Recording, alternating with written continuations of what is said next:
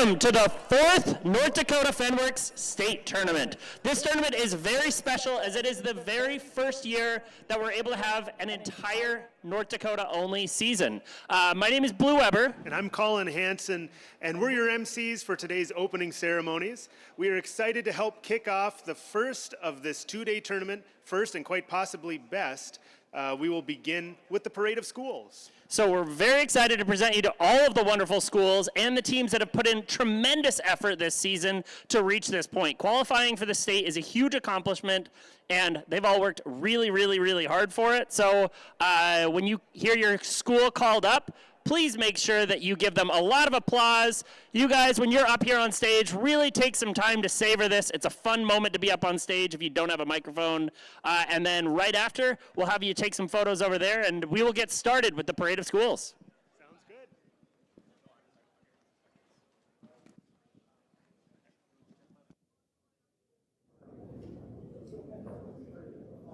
Our first school is Cavalier.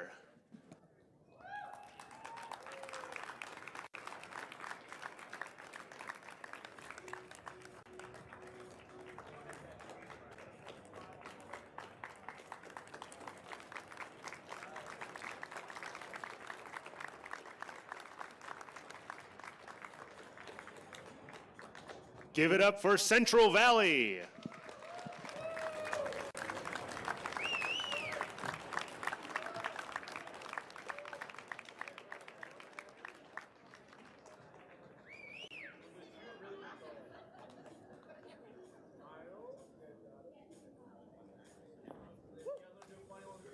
Next on stage, Dakota Prairie.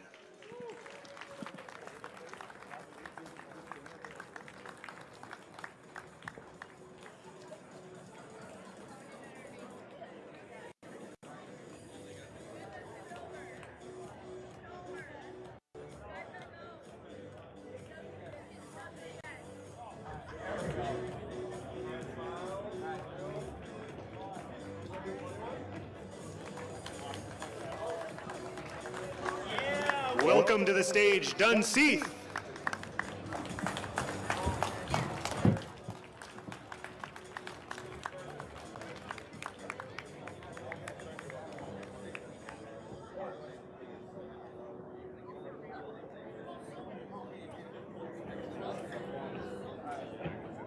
You guys got a great group. I'm going to try to squeeze you guys in just a little bit more this way, yeah.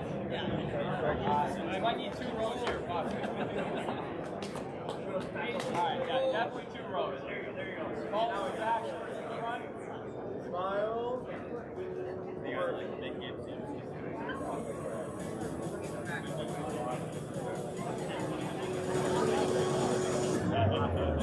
Alright, let's go.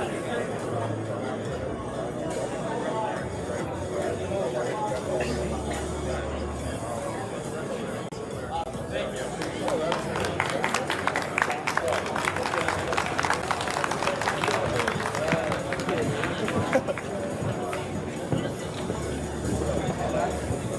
Up next is Fairmount.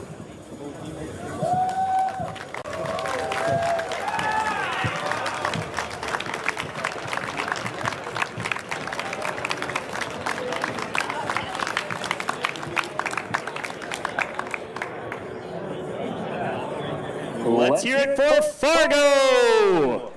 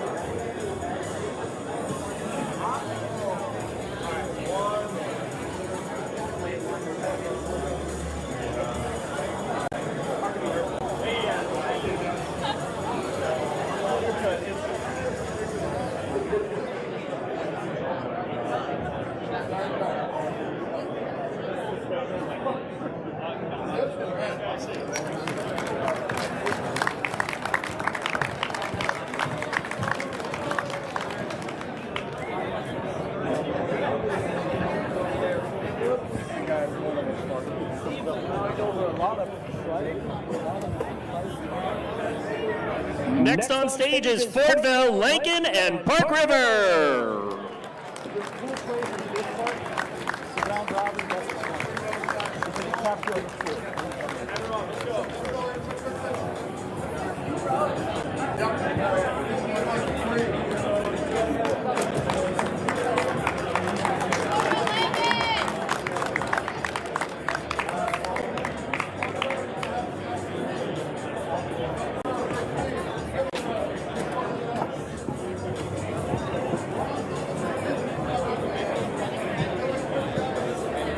Next up, let's hear it for Grand Forks Central. All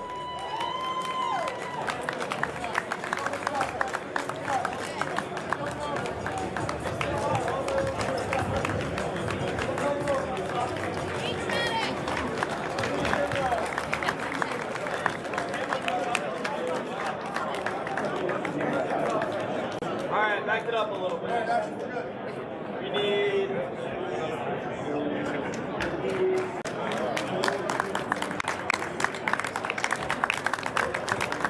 Let's have a round of applause for Grand Forks Red River.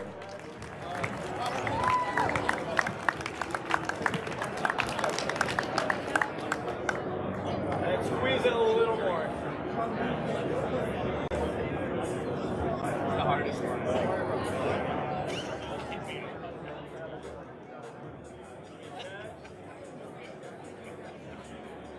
One more.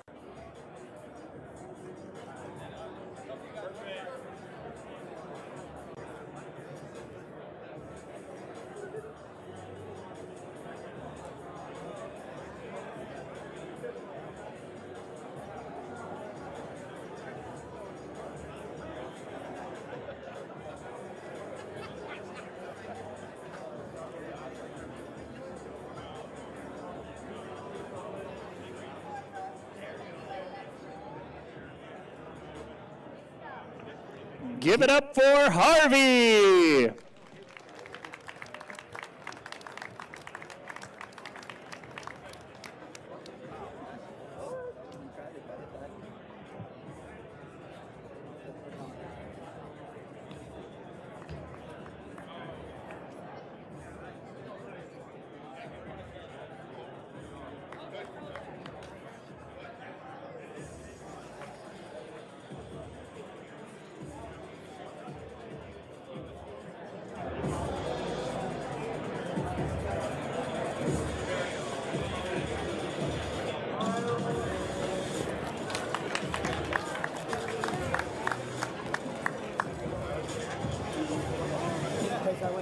Even though they are not here yet, we're going to give a round of applause for Hillsborough.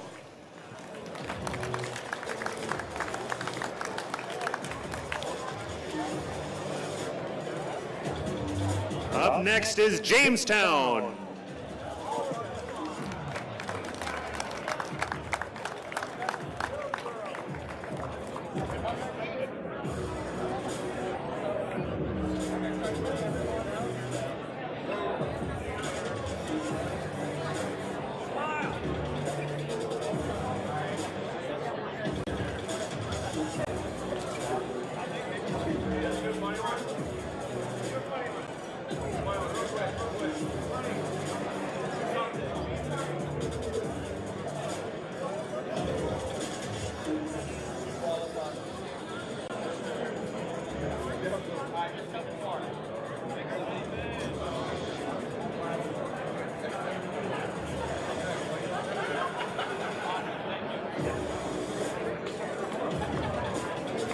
Welcome to the stage, Kenmare Bowbells.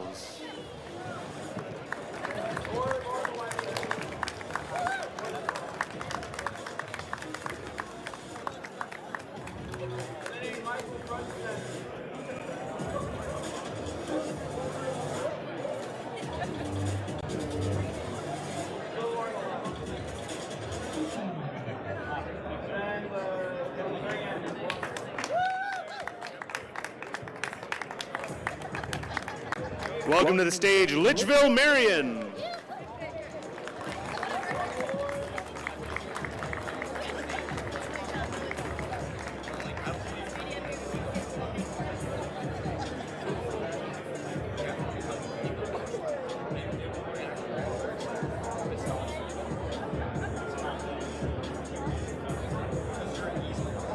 Mandans High School and Middle School.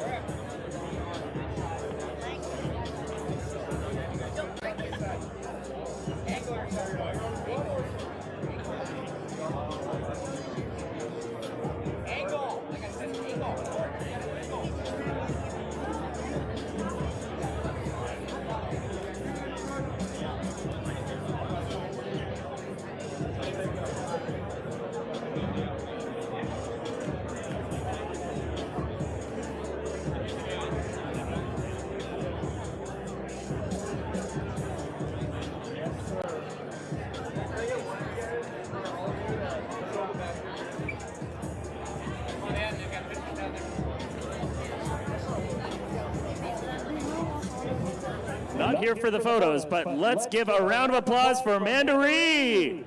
Oh, excellent. Welcome to the stage, Mandaree.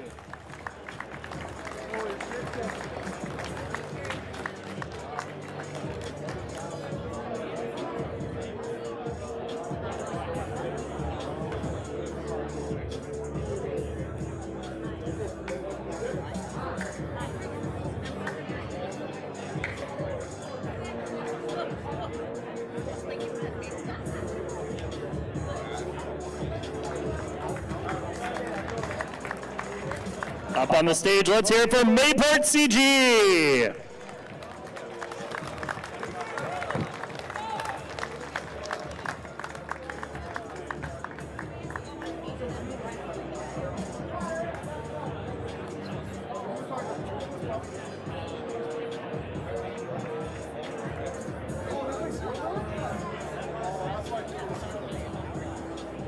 Let's hear it for Minot.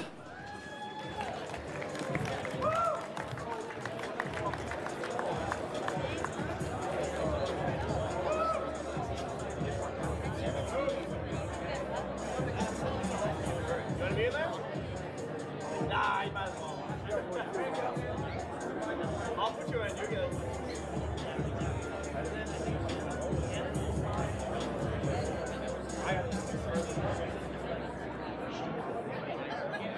Molly! I'm waiting, I'm waiting.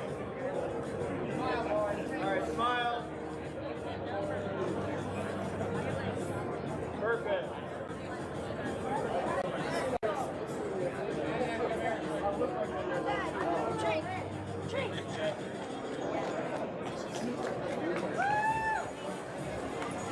Let's hear it for Newtown.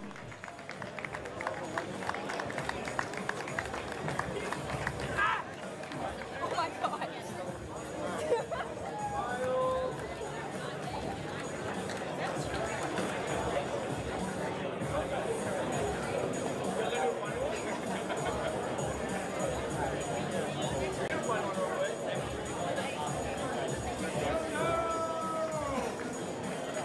Let's hear a round of applause for Northern Cass.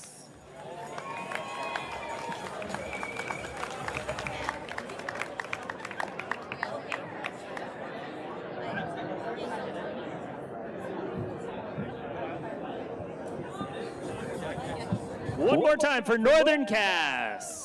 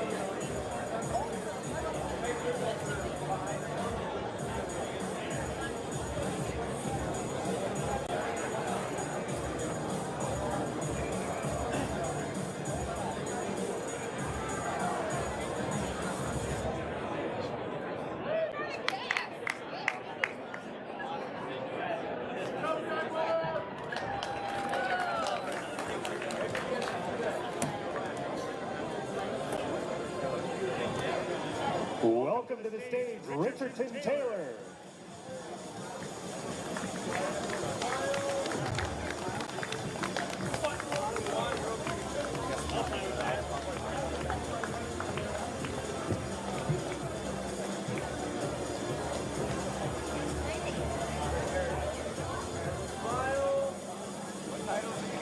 Coming on stage next is rugby.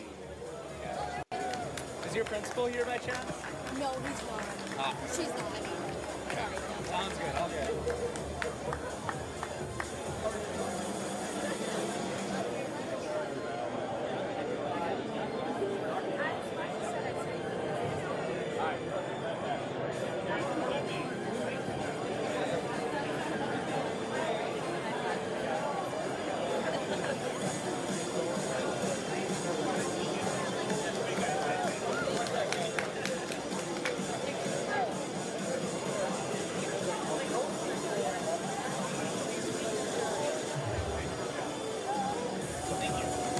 And now a round of applause for South Prairie.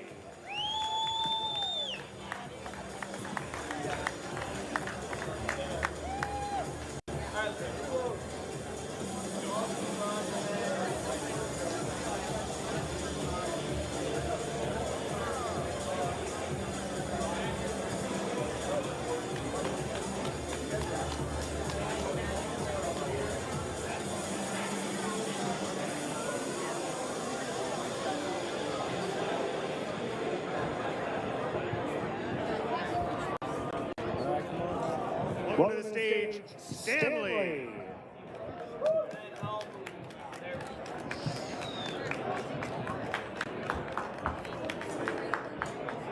Give me a smile. One more. Perfect.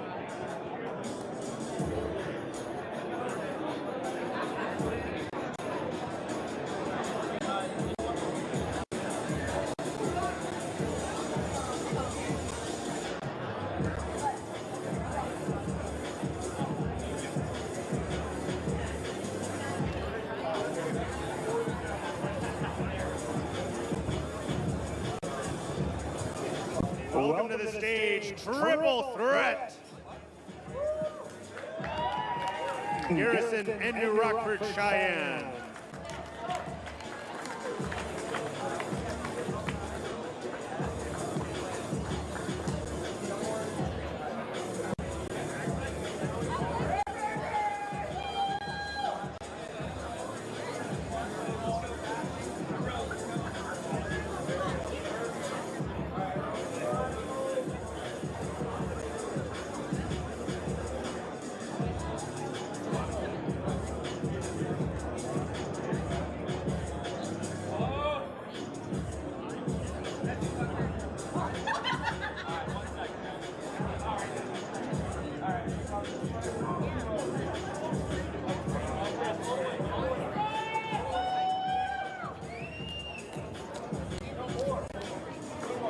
Up next is Trenton.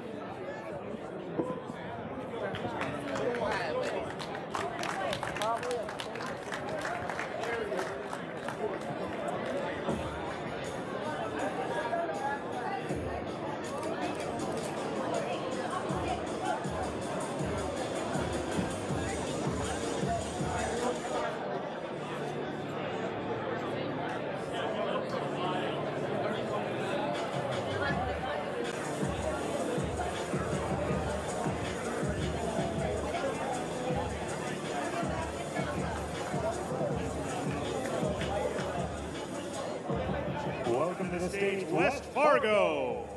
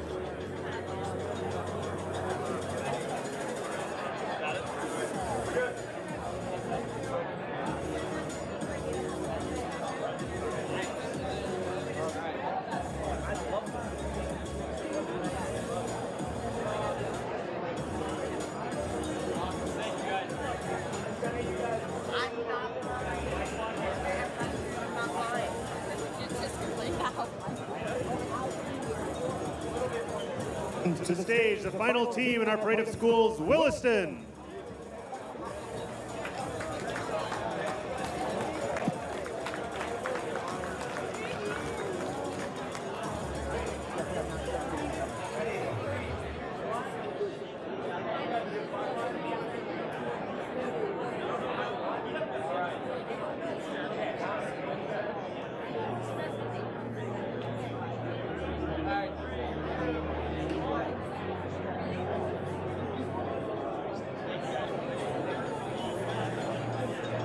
All right, let's give it up for all of our teams.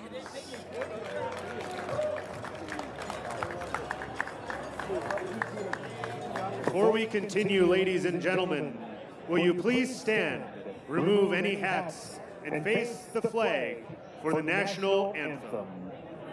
Scrunch in as much as you can. I'm gonna have everybody take one big step this way. Nice.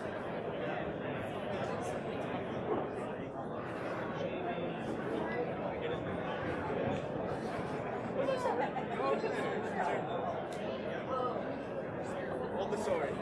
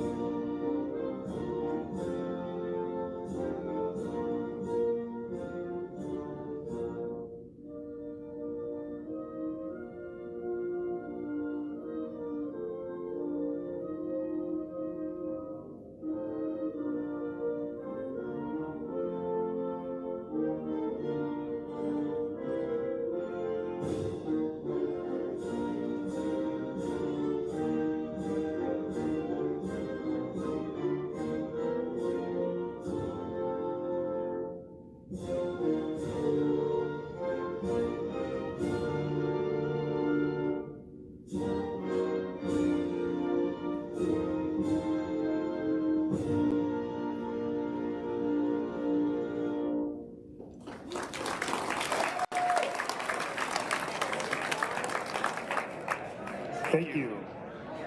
We will now pass it off to Caleb DeShock, the CEO of Fenworks, for some quick words. 2, 1. Do a fun one. Ready? 3, 2, 1. Good morning, everyone. My name is Caleb DeShock, and it is my distinct privilege to welcome all of you to the 4th annual North Dakota State Esports Tournament. We are so proud to have you in the wonderful city of Grand Forks, North Dakota.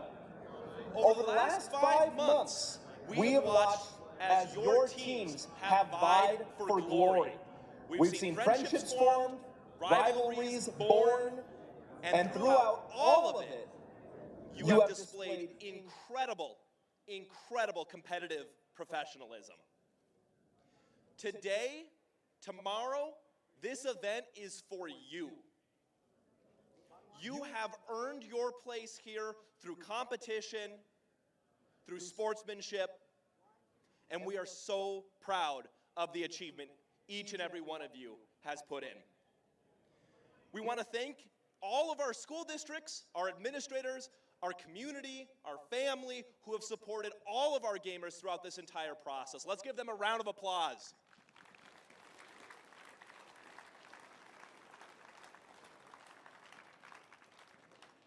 But mostly, we want to take a moment to recognize the incredible student competitors who have put their heart and soul into competition. This event is for all of you. So thank you. And one last thank you, we want to thank the University of North Dakota for hosting us here at our state tournament. They have done an exceptional job getting the facility ready so each of you can have a chance to vie for glory. Let's give it up to the University of North Dakota, and let's go out there and win some games.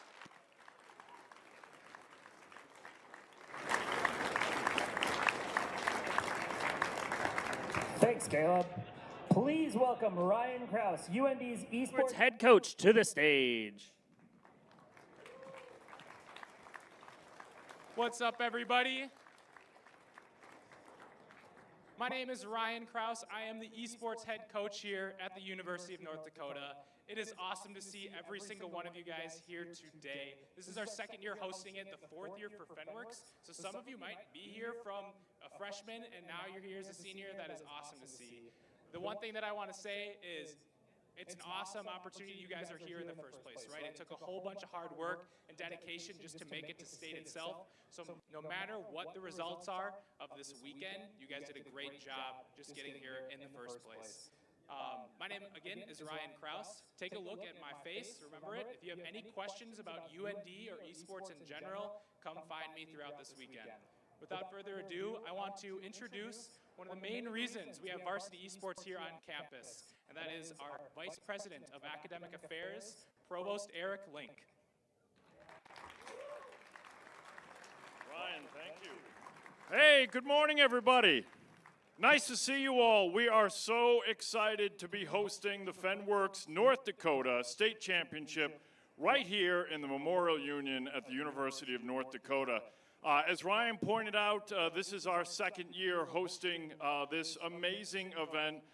Esports is in our blood here at the University of North Dakota. I hope that some of you, if you haven't already, get a chance to see some of our state-of-the-art facilities that we have here dedicated to esports. We have recreational esports opportunities available over in the Wellness Center. We have our varsity esports competition space, which we believe is the finest space of its kind in the Upper Plains area.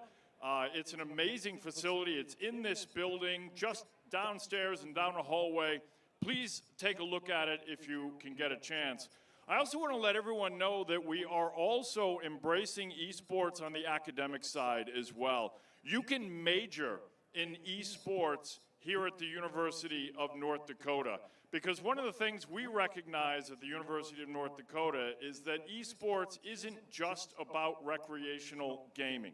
It's about learning business, it's about learning teamwork, it's about developing partnerships and relationships. Esports worldwide is a multi-billion-dollar industry. So we want to make sure that students have opportunities to engage with that industry at a professional level as well. So much going on here at the University of North Dakota. Now, for all of my gamer friends in the room, I'm going to keep the microphone for a minute. We're going to nerd out for a minute. All right. So I don't play most of the games that will be in competition over the next couple days here at UND at the Fenworks State Tournament because I'm all about role-playing games. So who's playing the new Assassin's Creed right now? Give me a shout out. Go! All 10 of us. All 10 of us playing the new Assassin's Creed Shadows. Who has finished the DLC for Starfield? Give me a shout out.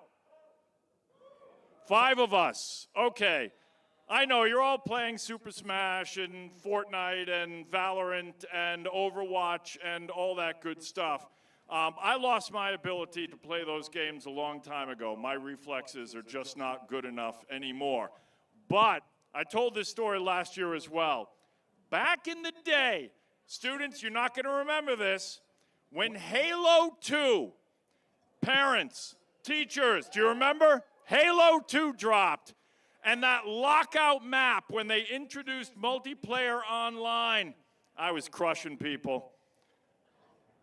Parents, if you were playing on the lockout map, we probably played each other under our gamer tags, and you probably beat me, but I gave it my best shot.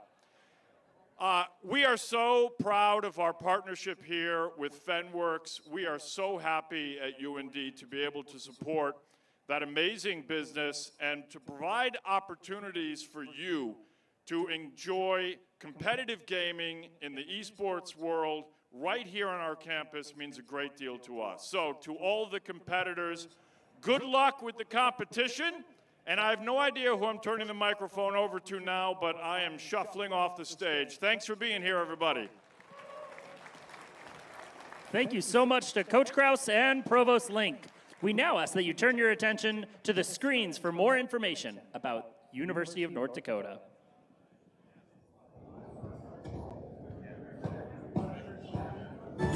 Here at UND, I have such great access to all my professors in a way that has been personal and more significant to me because I'm not treated just like a number. You're going to be learning from the best of the best. When I came to UND, I just really wanted to become a better leader. There are so many opportunities to grow, lead, and develop.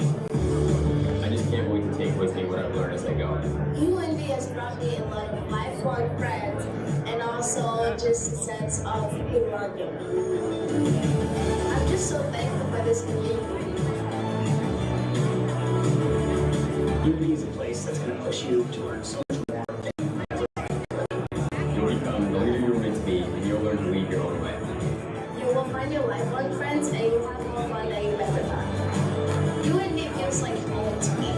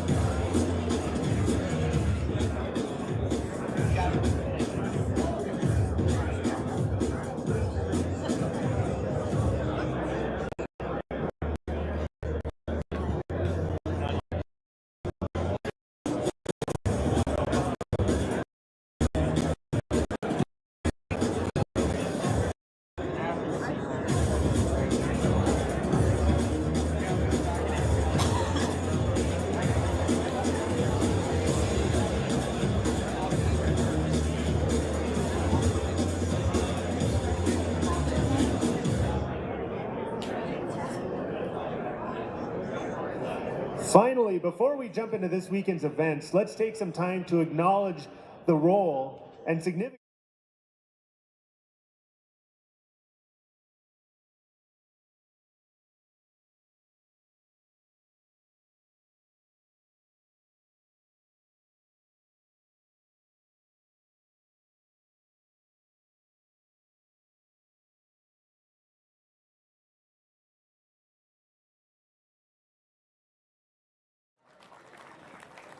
Hey, everybody. Good morning. I want to start by giving you a huge congratulations for making it to the state tournament. Whether you're playing esports, competing in a sport, performing in the choir, in a one-act play, or marching in the band, to make it to the state tournament is a huge achievement. Give yourselves a big round of applause. Congratulations.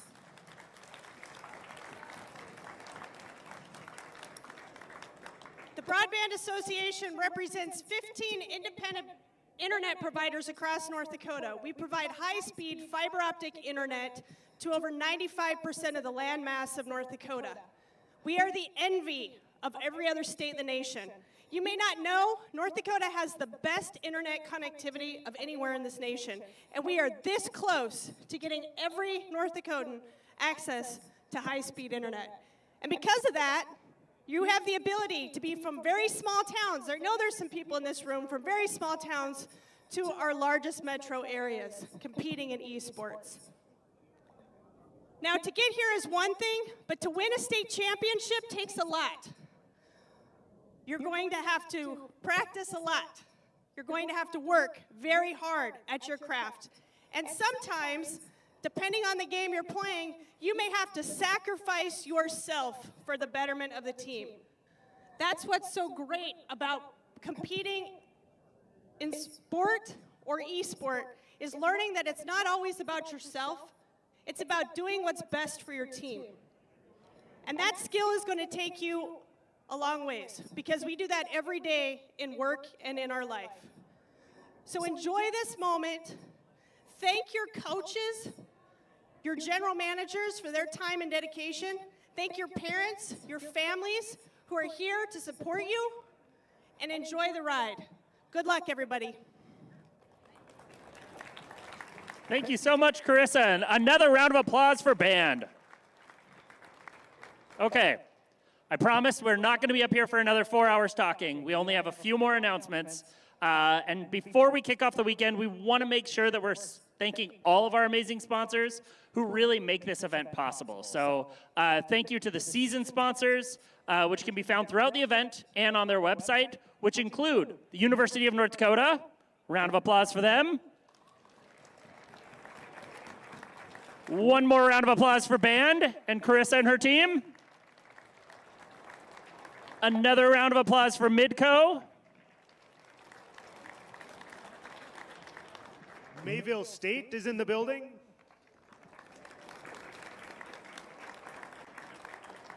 I'm going to take a guess here. I didn't hear ahead of time.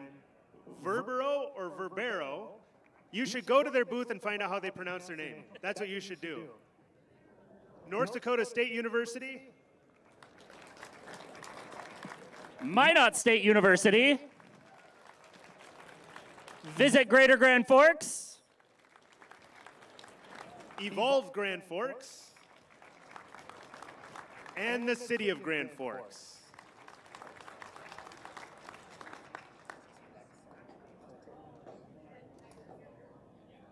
We also encourage everyone to check out our fabulous vendors here this weekend, stationed over there. These people have been behind the scenes cheering you on all season. We recommend visiting with them today and tomorrow to ensure you don't miss out. Okay, before we get started, I want everybody to look around you, see who's missing. Is it friends? Is it families? Who's not here? Well, make sure that you let them know that if they check out Fenworks Official on YouTube or Twitch, they can follow along with the fun. If anyone is interested in purchasing state tournament merchandise, you can find merch over at the Nemesis merch stand. Pick up a keepsake for your time at the North Dakota Esports State Tournament. Get it personalized with your name, gamer tag, or favorite gamer. These hoodies and t-shirts are first come, first serve, and available only at this event, so don't miss out. Okay, a few final housekeeping items before we really let the games begin. Throughout the weekend, if you aren't sure where you're supposed to be, you can always check the Fenworks website tournament page. It's your guide to all things state tournament, including schedule, maps, brackets, and more. You can find it at fenworks.com under the tournaments, as well as posted throughout the venue, and brackets will be updated after each match. If you've checked the website and you still find yourself lost, please check in at the help desk at the main entrance. It's right over there. Look for someone wearing a Fenworks shirt or a name tag. They will be able to answer your questions and point you in the right direction. Also, let's make sure that we're being very kind to our hosts here at University of North Dakota. So please be sure to clean up after yourself while you enjoy the tournament. There's trash cans located all over, and it's just nice to be nice people for that. Additionally, all award ceremonies will happen right after the specific game's title championship. So pay attention for that. All right, for all the parents and fans, thank you so much for showing up and supporting your competitor or competitors today. We'd like to take some time to give you all a round of applause for showing up. It's not very loud. Come on, a loud round of applause for yourselves. There we go. Yes. And if you want to watch your competitors' matches, please listen closely as we have some very, very specific rules to follow. Okay, these are very important to follow. Only GMs are allowed in the esports lab. There is not enough room to have other people in the lab, and the hallway is not available for standing in. So it's important to note that we will have all main stage games right here, streamed behind me. Otherwise, the other games will be shown on the TVs along the back wall for you to pay attention to. Only exception on that is that Minecraft today will not have spectator mode, and so you will have to spectate it in the viewing area. Parents and fans can watch that from the hallway. For those of you here for chess, you are able to go to the chess rooms and watch. Please have your phone off and be quiet when entering and exiting. We will have multiple matches going on in a room, so please refrain from making noise until you leave the room. For Super Smash Bros. And Mario Kart, you are able to sit and watch the students in the small ballroom. And as a reminder to all parents, fans, competitors, and GMs, if you're in multiple events, please make sure you are checking in with all admin running the game titles frequently, as they may move around your matches to make sure that you are able to play in the title games. The schedule is subject to change, so please don't leave the building unless it is confirmed by staff that you are done for the day. In addition, all games will start immediately following the previous game. Please be at your game location at least 1 hour prior to make sure we can have the quickest transition and most time for you to practice before your game. As a reminder, you can cheer for your team, but please don't degrade your opponent. All rules from the Fenworks season are still in place. There is a zero tolerance for trash talking. If you do this, it could lead to disqualifications from the tournament, so just avoid that at all costs. Good sportsmanship at all times. For all Minecraft players, we know there are some exploits on the server. We have been working to get those fixed as we are notified of them. If you exploit any bug on the server, your team will get disqualified. We will have admin looking out for these, so please play fair and square so we can have one great tournament. One really important note to make here, our biggest reminder for this tournament. In esports, privileged information is extremely important. So make sure to go cheer your people on, but don't say things like, he's behind that building, or he's coming up on your left. If anyone does that, once again, this could be subject to disqualification. Everybody understands that, right? I need verbal confirmation from every single person in this room. Everybody nod. We understand. We are not giving away any information about competitors. That wasn't enough nods. We're going to be here all day if everybody doesn't give me a nod. Nod. Sweet. Thank you. For our main stage games, we're going to have Zach, the Valorant Match 3, Red River Rough Riders A, and West Fargo University up here on the main stage. For the Esports Lab, we're going to have teams downstairs, so head down there and follow Josh and Stefan. Where are those waves? Josh and Stefan, where are you guys? Back in the back. For our Mario Kart games, we will have them follow Molly.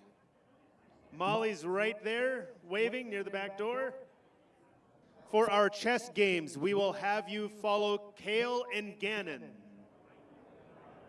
Kale and Gannon. There, we have Gannon. You're going to follow Gannon for chess. Well, with that, we get to make the best announcement. Yeah. Let the games begin! Life isn't one size fits all, and college shouldn't be either. The University of North Dakota is consistently ranked a best value in the Midwest. That means whatever you decide to study, you know it'll be worth it. A better job, less debt, and ready for whatever comes next. Because there's one thing we all have in common. We lead our own way.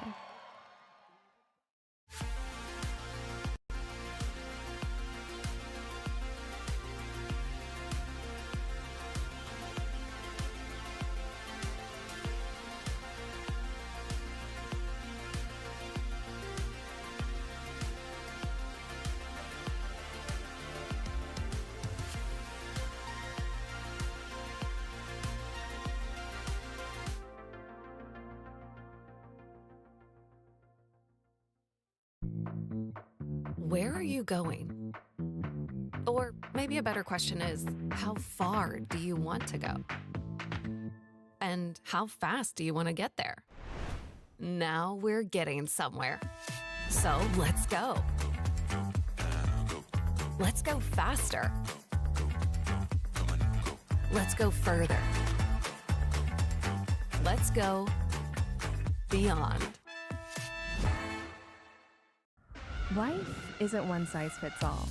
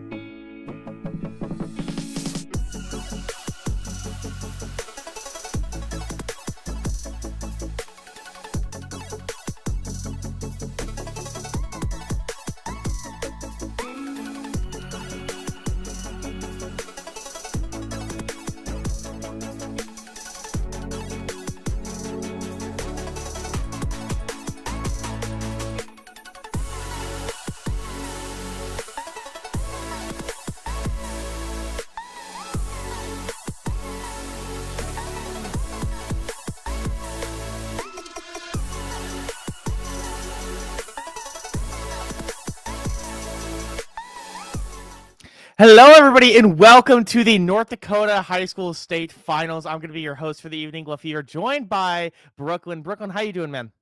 I'm doing good. We've got a fun game today. Obviously, it's a fun day. State tournament.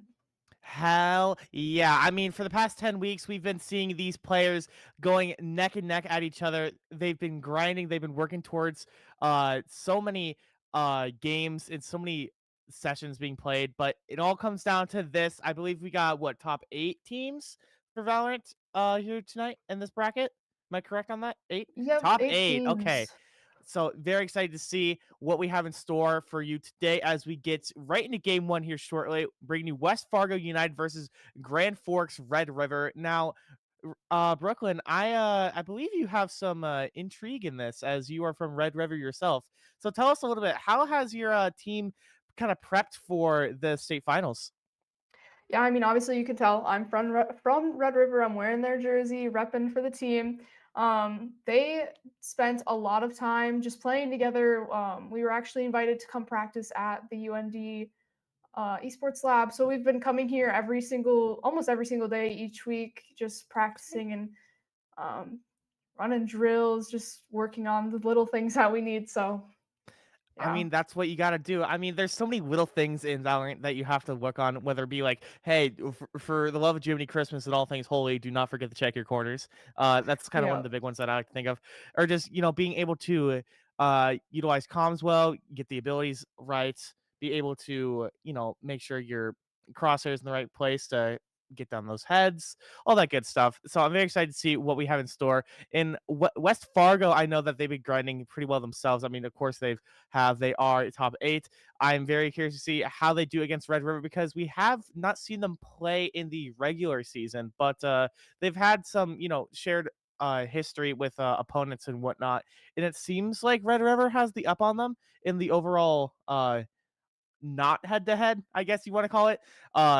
Of thinking about what we have to do in terms of thinking, okay, so we beat this team better than they beat this team, or we lost more gracefully than we have to this team. So like you got a little bit of a weird comparison there because again, it's hard to tell because you don't have the exact number for West Fargo in Red River, respectfully. They don't really know what each other wants to do super, super well. So I'm going to be very interested in to see how this best of 3 plays out because I believe this is all BO3, if I'm correct. Correct me if I'm wrong. Cool. Thank you. Best of 3. I'm very excited to see what we have in store because I believe both these players have a pretty similar history in terms of the past 8-week season, correct? Yes, it's pretty similar. I'm not 100% sure, but they're Right. pretty much. I think it's pretty even. Yeah.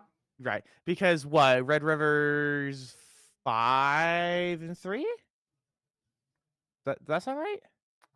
Maybe it was. Yeah, I think it's either 5-3 or 6-2. Either one of those. It's something like that. If I had the data, I'd pretty love to tell close. you. I'd love to yap and tell you the data, but unfortunately, that's been lost to the sands of time.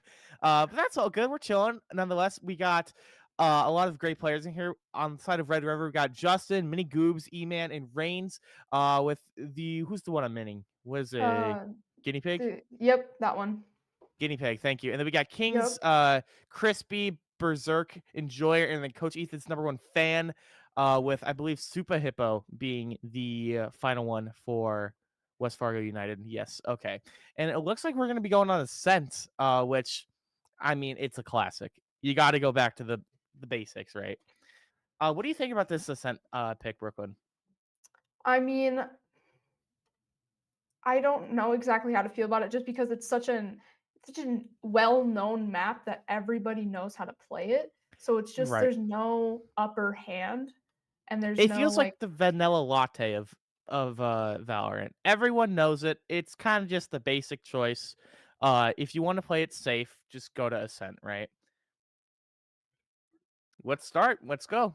I'm ready personally.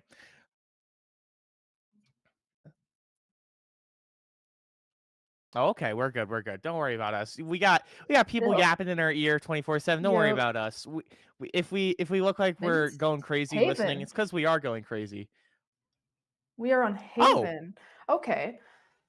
Well, that's a bit different, dare I say. Yes, that's a very different game Interesting. for As both sides now. Because I'm gonna be real with you, sports fans here. You're the fighting game players casting Valorant. All right, we were in for a wild ride already, but I will say, I do know Haven. I do know that. Why are we here, Brooklyn? Why do you think we're here? Why did we travel all the way to Haven? You know, I will not lie, when I was looking for this information, I went looking. Like, I went through and I checked every single map that each team's played on, how many kills they got, all that stuff. Oh, sure, we went like through it. For Okay. I went in deep. So Haven is not actually that surprising of a map for West Fargo. They've played 3 matches on that map, and so I'm not necessarily surprised that they went back to the Haven because they've been so Interesting. fond of the map. Right. I mean, I guess it's more of a comfort pick, isn't it? Where they can just play what they want to play and not really have to worry about anything else. I can for sure see that. But it does look like we are getting the typical Red River lineup that I've been told, where we got what Brim, Omen, Jet. Okay, sure. Sova, Cypher. Okay, and then we're seeing a little bit of a mirror coming in from West Fargo. Okay, I It looks like like the it. names are on the wrong side. We have the red as Red River, and then the Oh, teal I see what you're green saying. Yeah, is yeah. West Fargo. Yeah, but Oh, that's okay. we're chilling. Okay. I like what we're seeing here. Yeah, yeah. So the names are switched. Don't worry about that. We'll get that taken care of very shortly here. Probably. I'll probably yell at someone. It's okay. I mean, shouts to Brendan for holding down the fort. I believe he's there in person doing doing the Lord's work of just making sure nothing breaks and no PCs explode. But we are going to be able to get in bi-phase pistol round. Now we're off. We're off to the races, ladies and gentlemen. So welcome. Looks like we're setting up Welcome, fast. welcome to the North Dakota State Finals. I'm very excited. I'm very excited to get into this. Spikes here. And it looks like West Fargo is going to be leaning towards A, heavy. Okay. While Red River is looking towards the C push, which is almost perfect for them. I mean, Right? If they're already so committed to A, why not? I mean, Cypher could push up here, as long as he like doesn't like hard commit. Let's see. Okay. I'm curious about. What's up? Audio issue. Oh. I mean, personally, I hear nothing. yeah, I don't hear anything either.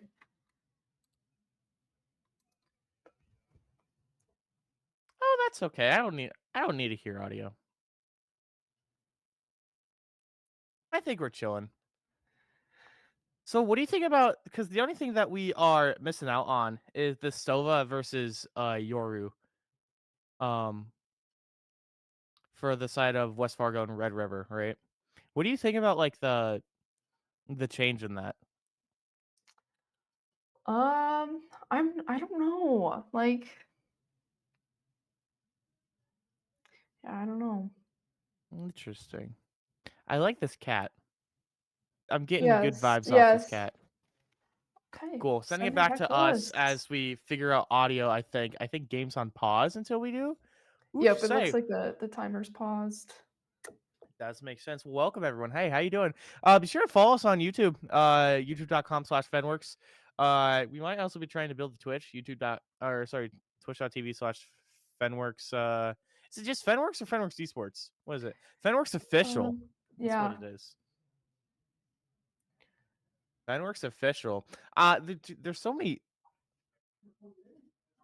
Repeat that. Looks like we're going back to us. Okay. We're back to the game. Yeah. All right, sure. I mean, I'm All about it. right. So how long have you been playing Val? I've been playing Val since like early 2023. Okay. Sure. Yeah, I was a hardcore Sage main. Hard stuck Iron for at least half a year. That's where it starts. That's where legends are made. Okay. Oh wow, it looks like West Fargo is fully committed to just staying on A site as we've been waiting throughout this time. Interesting. Okay, so we are. Yeah. Rumor has it we're back in game. So let's find out how. Yeah. Okay, Okay, so cool. yeah, as we can see, West Fargo is fully just stuck to A. Which, I mean, I guess is what you're wanting to do, but when we're going to be rotating to C, West Fargo gonna have a very easy time here. Not really a whole lot of contention. Or putting in the Push on clone, gonna be kind of fast. fine. Yeah. Very nice speed run. Let's set this up. Good smokes coming in from Omen there. Spike being planted already. Okay, then you're seeing the scramble from River go. Oh Lord, what have we done? We have made quite a blunder of full West Fargo committing to having A. to fully retake site after Spike's already down. They have full site control from, or Red River has full site control. It's not looking great for West Fargo right now. For sure. Or Red. Yes, because the names are switched. Yeah, I see. Super Hippo getting one down. Okay, very nice. Okay, sure. Back and forth kills. 1v1 now, both low. E-Man gonna get the kill on Berserk there, and Red River's taking first. Red River doing a very good job of making sure to kind of just hold down that fort. Very nice and secure that first round. Now we're going to be able to get up. I like the pick from the Vandal from E-Man here. Just to secure the round a little bit more. I like it. Yeah, I'm going to be so real. That first round, the names being swapped kind of messed with my mind. It's going to be... gonna keep it real, but that's okay. So Red River up one. Red River up one. Yep. It looks like they're going. Red River's just going straight for C again, fully pushing on. No ciphers at this time. It doesn't look like West Fargo entirely has learned their lesson. Maybe they'll learn their lesson after 2 blunders in a row. But it looks like Omen and Brimstone here are gonna have to gather on here. As long as we don't get picked by one of the Cypher or Omen here in the bottom of C site, we should be fine. Looks like they're gonna start pushing their way in. Okay, very nice. Okay, West Fargo gonna get a few picks here. Or Red River rather, right? Yes. Yes. Red River getting a few picks. Dude, I'm gonna get it one day, man. I don't know. Yeah. Yes, names are backwards. Justin with 2 at the end there. Insane play by him with the Stinger Classic. Very good play from him. The Stinger is actually an insane gun. Once It's just you know not how real. to use it. It's the running gun on the Stinger goes crazy. I've seen so many people lose to it. Well, because it's the mix-up, right? It's the mix-up. You think you're going to be just playing your corners. No, you just be a maniac and just run them down. It works pretty well. I like what I'm seeing here. Yeah, very smart play from Justin there. Give a nice mix-up. Yeah, what's up, Brennan? How you doing? Do you have a flip button? Oh, you do have a flip button. Switched. Oh, look at us. The names Rocking are the Sheriff. correct now. E-Man trying to find a way to peek through here. Let's see if we can No, find there's something. one on or in garage there. Right. Once again, holding C for the most part here. It looks like their cipher, the West Fargo ciphers, finally learned their lesson. For how long, right? We're still not going to come in here. Ooh, okay.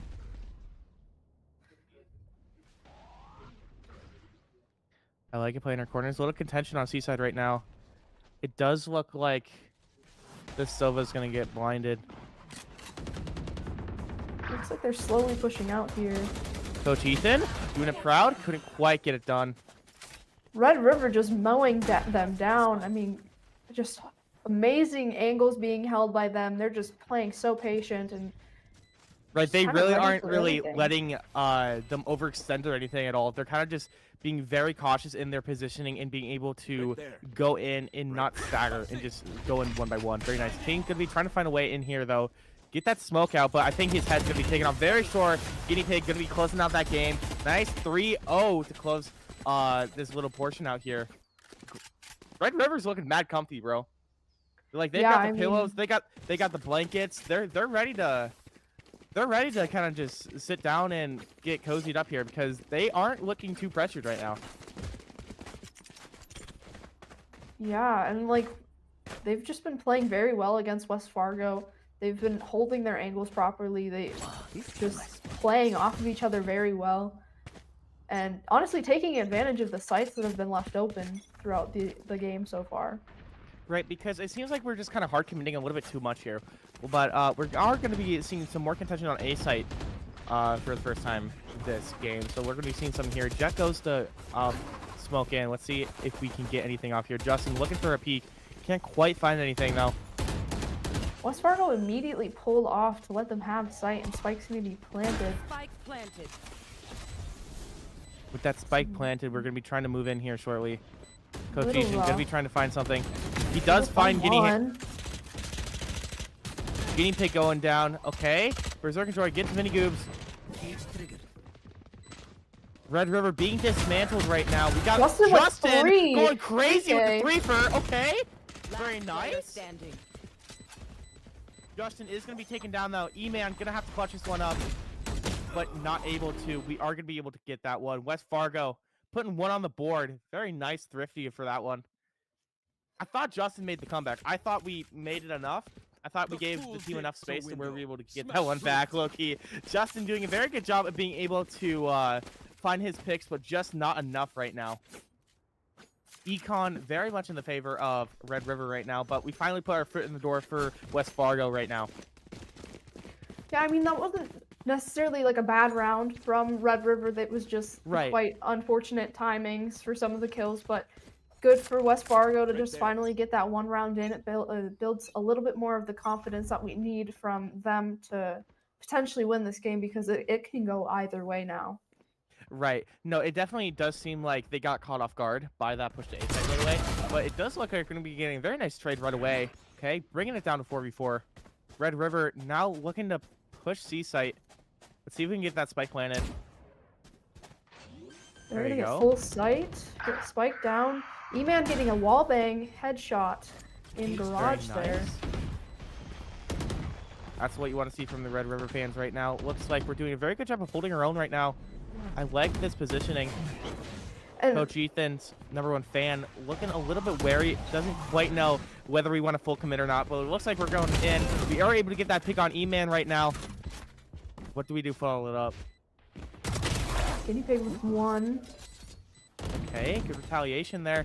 E-Man gonna be able to go down. Okay, nice. Red River. Very well Solid, man. played. Yeah. Yeah, I I like how mean, we were able to just reposition ourselves to just thwart them.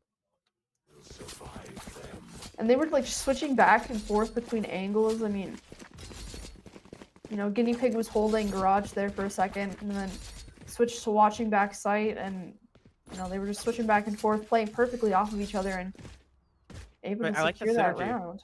I like that synergy It's that we're seeing. very well, like, planned out. Like, they've worked hard to master the synergy, and it's been working. And I can see that right now in their gameplay. For sure, as we are going to be seeing that Yoru clone going in there. Breach stunning down main there, or sewer, I suppose.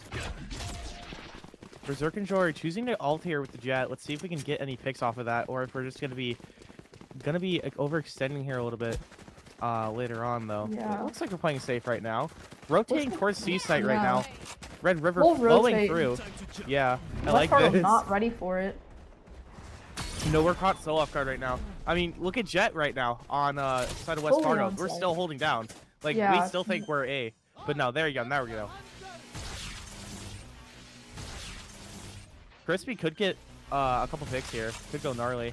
Super Hippo choosing to get that mini goobs. Very nice. Nice find from West Fargo right there. Crispy gonna be trying to find something. Justin We've choosing got this two very jet nice angle ults right now. And it's scaring He's me a got the little that judge we're out. gonna go head to head. Peeking this Into corner with the one. judge is so scary. Nice Justin for covering up that with that. Okay. Berserk and Jordan not be able to find anything. Dude, this judge is Looks so like scary. It's gonna be lethal. Let's see if we can find something. Justin being able to get that one on Super Hippo. Red River Not now ready. getting pinched right now. Yeah. Justin with Okay. a nice headshot, and they secure the round. E-Man choosing to clutch things out there a little bit. Very nice job from them. They were going to get pinched. Red River was looking rather in a precarious situation there, but being able to clutch that one out and just kind of turn the sides. Very nice.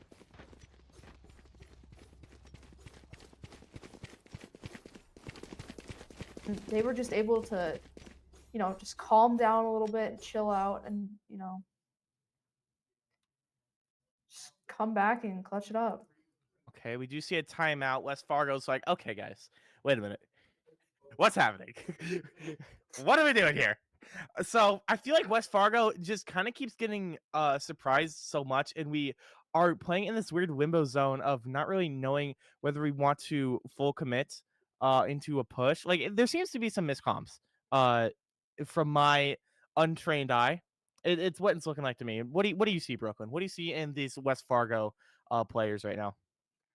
I'm just seeing a lot of just miscommunications, and when they obviously know that Red River is full pushing C after a rotate, they're just holding A for way too long. Like just that last round, they were just sitting there holding a site for just that no one was on for way too long, and it unfortunately led to them, losing the round. So Right. We'll see after that timeout. Let's see what happens after that. Thanks, Yoru, for buying for us. Very cute. Okay. But we do have a little bit of an econ diff, I fear. looks like they're playing a bit smarter this time though, with the 2 on C, 2 on A, 1 on B. Pretty classic setup there. Okay, sure. Almond pulling Red off River's. A. We're playing a little bit more split as well, though. I just had a feeling that Red River understood that they're gonna go into this timeout and be talked to and have a new plan, so they decided to change up their play style, which is pretty smart from the side of Red River. For sure, being able to kind of, if we know that we're gonna be mixing things up, you gotta match that, or else you will be caught off guard. It's just how things are gonna be going. So I really like how Justin right now on the side of Red River here, just peeking that long hallway. Berserk and Joy waiting for someone to push up. Right?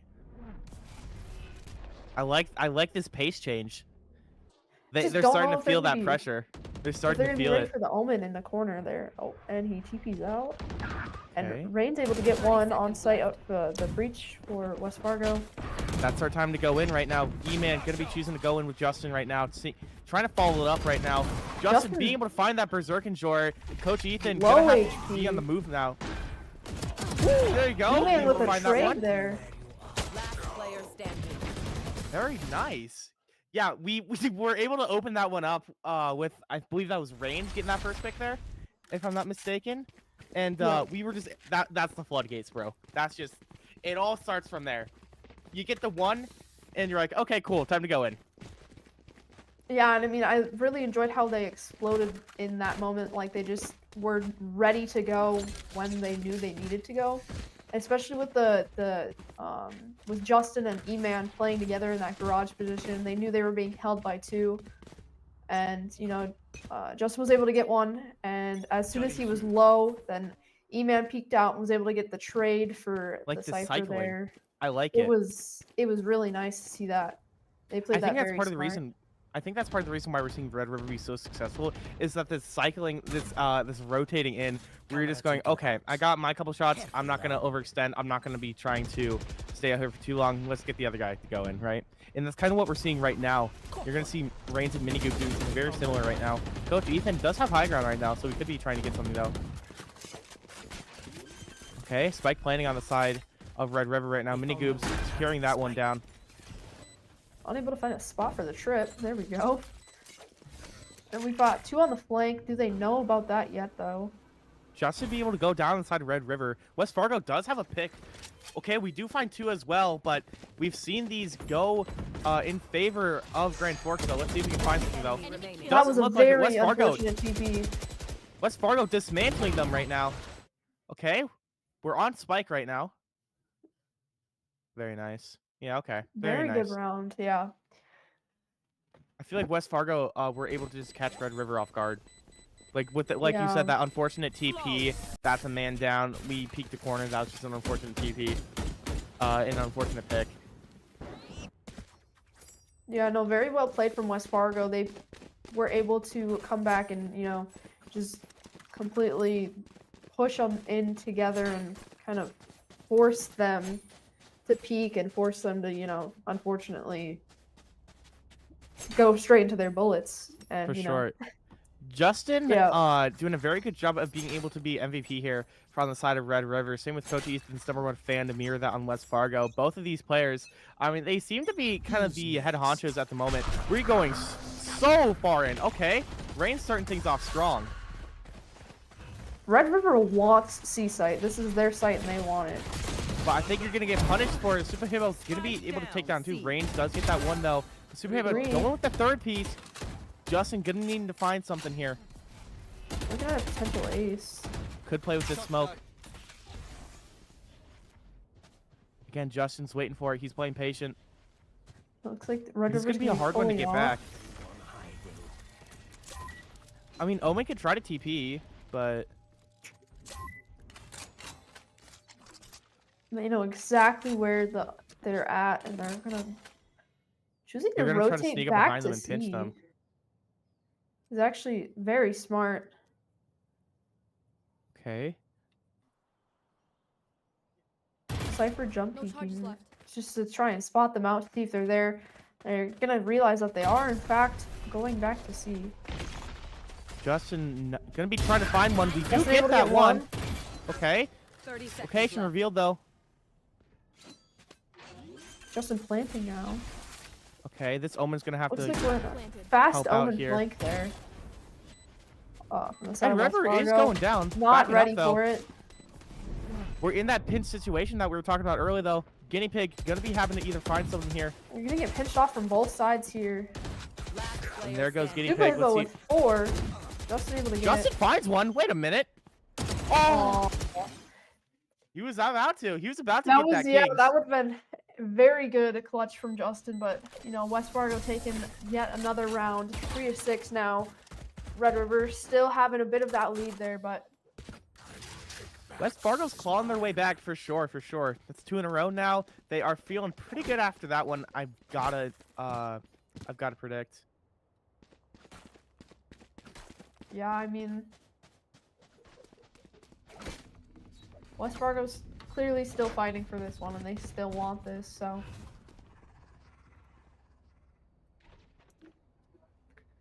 Looks Okay. like. What do you think Red River needs to do here to kind of, because they're kind of getting dismantled right now. What do you think could really be done on the side of Red River to keep that composure and keep their heads in the game right now? I mean, this is kind of a tough one because, you know, there's like other teams in the league that are like, oh, if you just play slow against them, you know, it's gonna be fine. But like this is just looking like one of those games of you kind of just have to play, and you gotta play smart, and you gotta, you know, be ready for everything because Mhm. it looks like West Fargo is just trying to play like mind games almost, sort of. Right. For sure. I can definitely feel that we are playing this very back and forth game. Red River was very prominent and dominant in the first half, but now it's looking a bit suspicious here if Red River is going to be able to clutch this one out, but only time will tell. We do get these smokes down from both of them. Very nice. Okay. Red River be trying to push down A site right now. Or Yari's caught off guard though. Yeah. Good. You know- We just need to rotate. Yeah, I mean, that was a really smart play from Reigns. Just holding out that beat angle. As you can see, it was really, Contested.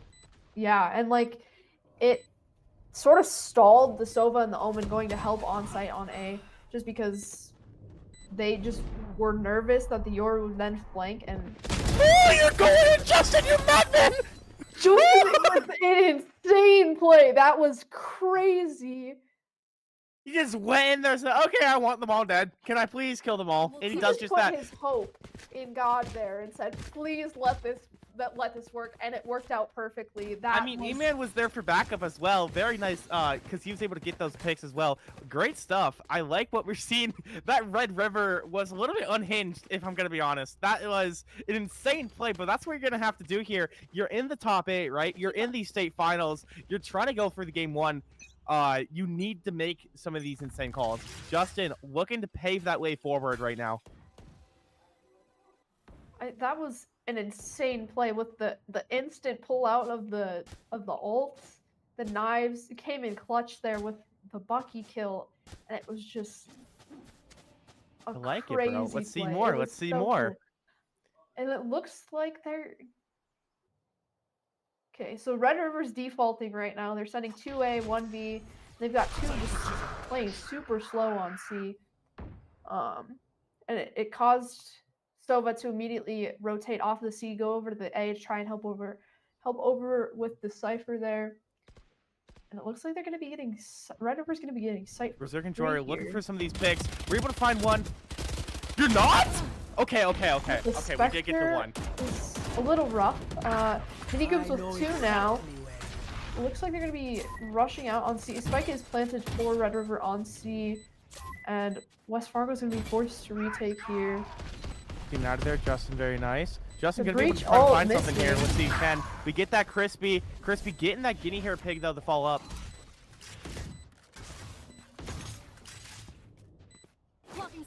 We're looking for something. E-Man might come in here though. Justin with the spray through that cage. Ooh, yucky. And then Minigoops with 3 kills there. Absolutely insane play by Red River there. They played that perfectly. That's probably one of the best defaults I've ever seen. It almost worked, it worked incredibly in their favor. No, that's just an insane like playbook. That's just what you said. You look for the default. You're like, okay, that's exactly what you want to look for, right? Yeah, I mean that was like best case scenario for them to have that happen is, you know, they default, they're playing slow on C with Spike, and you know the only person holding C immediately rotates off of any noise heard, you know, so very good for the side of Red River. Here. Okay, West Fargo looking to was doing a great job of being able to find a couple picks there in that last game, but couldn't quite capitalize on the full potential. Let's see if Coach Ethan could be able to find something there. As we're peeking through this window. Good smoke, but not enough to save Justin, unfortunately. No, Crispy finding 1 through there. It's pretty good for him. I like this Cypher gonna positioning from spot. West Fargo. It's what you want to see. So much contention on A side right now. Red River really wanting to commit to it. Looks like we are. Omen have Spike right now. We need to find someone to plant it. Dude, Coach Ethan is putting so much pressure due to him just being up here on that window. And crazy. And yeah, like... We're going for it. Getting planted now. It's planted. They know 1 is up heaven. Coach Ethan doing a great job not being able to Jinx peek didn't it. get one with. Ooh, Is okay. useful there. I see you. E-Man Coach getting the Ethan pick does on get the heaven. dismantled by E-Man. Yeah, okay, sure. What else we got All for can it? get Berserk breach Guard, getting that done, guinea which bear. is rough. E-Man with 2 now. No way. Okay. West Fargo, that's exactly what you're looking for. Very nice being able to play that so slow. Great job for Coach Ethan's #1 fan of playing so slow and not being able to peek. Because Red River knows you're up there, but them knowing that is working to your advantage. If you just don't peek, you exude so much pressure from them. Yeah, and I mean, like, that, it's terrifying. Like, you know what I mean? Like, there's so much Right, 'cause that he can peek out could at any time. happen. It could happen. There's just no guarantee. And it is swap sides now, so we've got Red River on defense. So, let's see. Good if first they're half. able- A very Good good first first half. half. So, Here. looks I'm like liking what I'm seeing here, Brooklyn. But They're one of the playing- things that we need for West Fargo to do is we need them to be a little bit more patient. We saw it work so well last round, right? With that patience of just being able to wait for those picks, wait for the overextensions on the side of Red River. And we are doing a great job at that. We just need a little bit more sauce on that. range is super low after peeking out. Looks like the river is not rotating just yet. Kind of playing slower, and it looks like they're gonna start making their way towards A. Okay.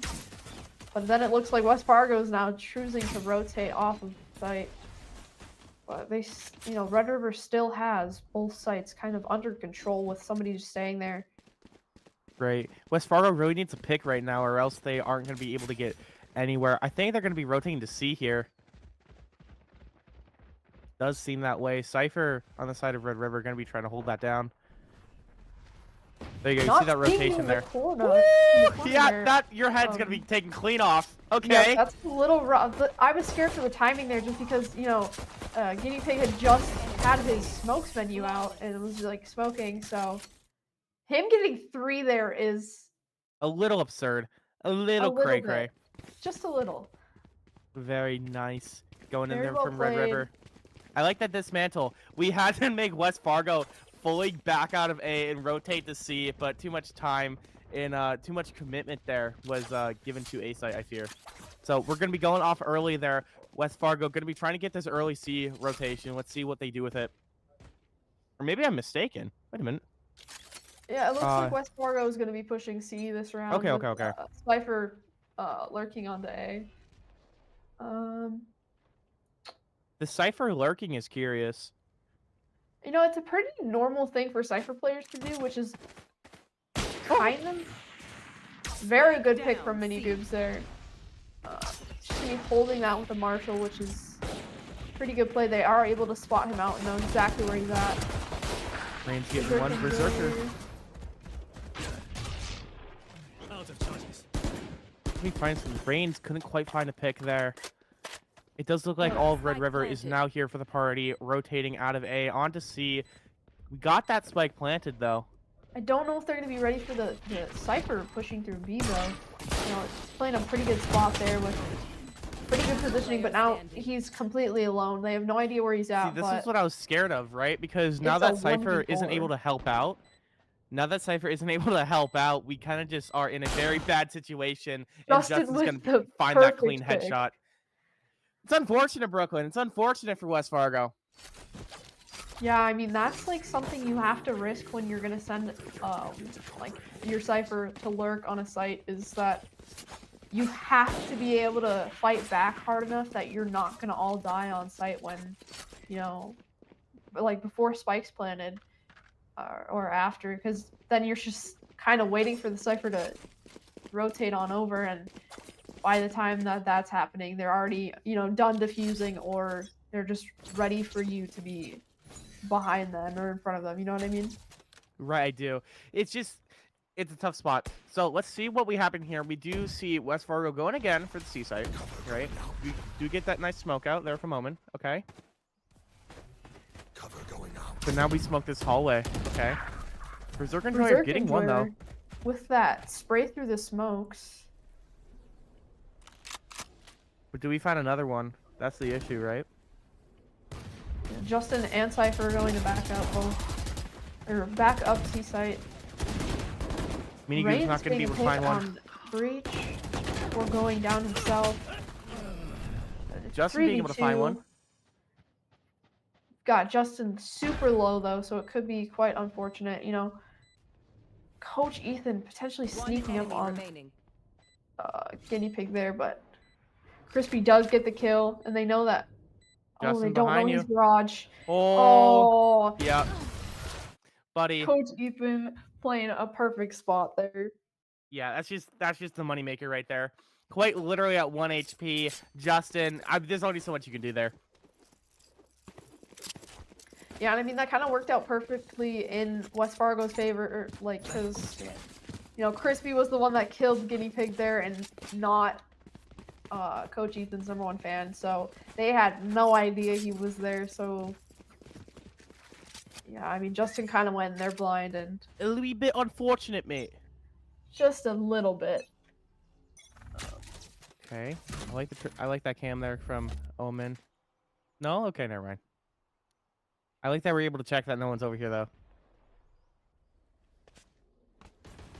Red River choosing to kind of do this normal formation that you were talking about earlier. Right here. Yeah. The 2-1-1. They're very spread out, which is pretty smart, because you know there's like never a guy really alone. It's like he's alone, but he has somebody in there like to run to back him up. Right. And even with 2 playing long there. Okay. 1 enemy 3 remaining. kills with his util now. An insane Okay, I like what we're Coach seeing Ethan here, getting Coach. one. Yeah, we're fighting back a little bit here, but there's only so much you can do. 8 health and a dream. Yeah, you're not doing anything here, bud. You are not doing anything. Red River being very dominant right now. Very great stuff from E-Man. He will find you.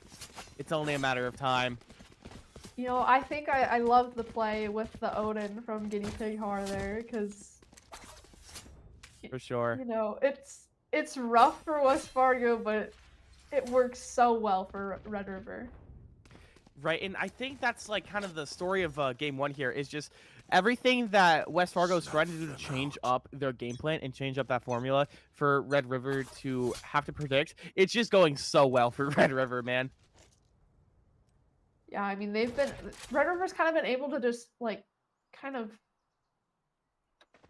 Prance around, really. like adapt very well to the different plays that they've been making. So See if we can find something here.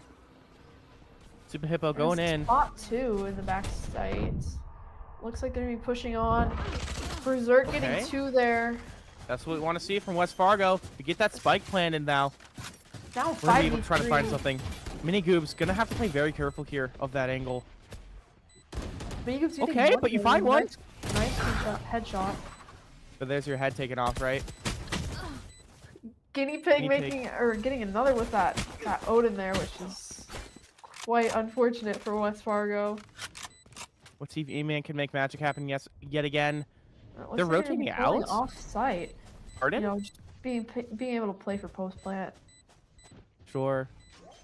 Cypher Surely we in go in now. garage. Surely we go in now. Let's see if Coach Ethan's gonna be able to find it. Yep, there you go. Nice spray. Just barely able to clutch that up. You know, that diffuse was almost done, but Coach Ethan able to find the person on diffuse. So Unfortunate that we were in the middle of that smoke. It goes here. I feel like we could have been sneaky with it, like. Yeah. But then, there's only so much you could do. You got 3 on you. they still played that very well for it being a 2v3. Right, for sure. Yes, this should go. Smoking A site very early from West Justin Fargo. pushing down. Coach Ethan was a clean headshot there. Looks like they're doing full Very rushing nice. onto site with Cypher ulting that body, so they know exactly where everyone's at. We got that. Very nice intel there. Gonna have to, because we know we got those rotations, right? So we know they're gonna be left side here. Coach Ethan waiting for it to capitalize off of it. Very nice jump peek. Not gonna be able to find anything off of it though, but still scary. You know, it's okay to not get anything off of it sometimes. No, because, it's you know, still just to exude yeah. pressure. Oh, Guinea Pig walking straight into Crispy's crosshair LOS. there. Yeah. Spike planted. Here. He-Man Okay, getting able to shot find at something from now. the side. I know Yeah, West Fargo's playing a little bit more scrappy here. We're playing a little bit more aggressive, and I like to see that, though. We got one coming up here right now. Minigoob gonna be able to find a pick here on... Two pushing him. Ooh, okay. Can't deal with that, no matter how hard you try. Not gonna find much of anything there. Very nice positioning here from Red River. But I don't know what you can do with it. Yeah, Berserker Droid getting one. Let's see if this Vandal can Yeah. make magic happen. 1v4, he might just opt to save here. You know, money's kind of tight as we could see through the buys. They were buying stingers and, you know, shotguns, so I'm gonna Yeah. opt to save that gun there. I'm about it. Because I don't think you're winning that 1v4, like you said, Brooklyn, so it might be better. We're clawing our way back. West Fargo looking to put some fight left in us. Yeah, but like you said, that econ looking rather dire on the side of Red River.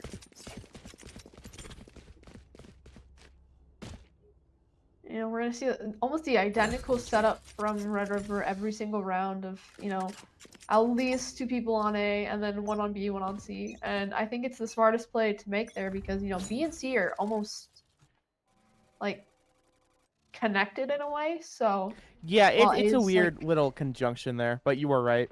like A's kind of cut off from the rest of the sites, like if that makes sense.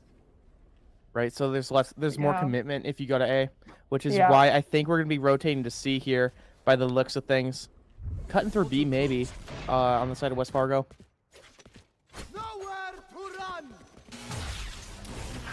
Hey, Berserker Droid getting that the range. ones in garage. That's huge. What else would we Justin do? getting an op pick from. Oh. Okay. Supa, get that revenge on Justin. The breach ult works out nicely for them. E-Man getting kings. Guinea Pig getting Supa. They're gonna just be collapsing on the site now. Very nice job, West They're Fargo not on the aware- back okay, foot now. There's not one aware. They're not aware of the one that's in the smoke currently. And I don't think they will need to worry about it as we just get shut down by Mini Goobs. Incredible work there. We are 1 away from Red River taking out this game 1. West Fargo needing to make some magic happen. Yeah. Okay, sure. So, West Fargo, we're having a hard time. We're doing a great job of being able to claw our way back. We're doing a good job of being able to get these rotations, but we can't really capitalize off of anything that we are getting, right? Red River is just so good at punching back at West Fargo that it's so hard to really get that lead in any of these rounds. Yeah, I mean, it's very clear that Red River is trying their absolute hardest to win this and absolutely just trying to fight back as hard as they possibly can and adapt and change their ideas to, better fit what they need to do to win this game against West Fargo. Right. Let's see if this timeout can kind of refuel that mental, right? Because that's one of the big things that you have to savor and keep in mind, especially for these BO3s, right? Is just keeping, okay, game 1, we're getting cooked just a wee bit. Not a whole lot, just a wee bit, right? You're feeling that fire, though, right? Especially on main stage. You're feeling that fire. I mean, you have to keep your mental as high up as you possibly can because it is a best of 3. Just because you lose one game doesn't mean you're going to lose the whole thing. So if your mental gets tanked first game after you lose, it's just kind of GG's from there. Right. So I think the best thing West Fargo can do right now is kind of resave that for game 2. But magic could be happening here as Coach Ethan is looking for this range pick right now. Don't go in. He knows he's there. Don't get that greed. Don't get that greed. See, he's waiting for it to come out. He can hear those. And he's going to TP out of there, which I think is the smartest move from Yoru to do that. Just get out of there and, kind of leave the temptation of trying to go and get that pick. Stronger than I would have been. I would agree to that every day of the week. Yoru playing this nasty off angle. Okay. Super Hippo getting 1 after Reigns gets 2 with the judge there. Spike down A. I like what I'm seeing here. A 2v2 right now. 2v2, both Omen and Cypher. Mini Goob's gonna have to clutch up here if we want to close out this game 1. Coach Ethan looking to make that push. Very nice. Good dismantle. He knows that one's going to heaven. 30 seconds left. Coach Ethan getting that nice smoke. Good angle here. Just gonna grab Spike and run. Honestly? Smart play. Why not? I mean, they're gonna be rotating to C. What a devious move. We're gonna just be able to go to C because we can't really contest it all that much. Okay, I see you, Ethan. Mini Goob's in a tight spot here. 2v1. He's gotta move quick. He's got to move fast. The Omen is low, but this Cypher is pushing up so far onto You win this Minigoob. Cypher 1v1 though? Oh my god, he did it! Go, brother, go! The reaction time is almost perfect from Minigoobs there. Plays that so well. You don't have a lot of time on that spike though. You're gonna have to go for this defuse. Taking down fast. Is he just gonna hold? Oh, Crispy if he ain't would have going for held it. that. Crispy ain't going for it. Oh, he does find it. Okay. Okay, though. Good job from West Fargo there. Playing that super smart. Oh, he got caught in 4K though of defusing that. Yeah, I mean, if he would have just started, or if he would have just held that defuse, he probably would have gotten it. But I Christian think played that so. super smart by just playing slow and kind of knowing when he was off and when he was on the spike. So he was just able to clutch that out a little bit faster. For sure.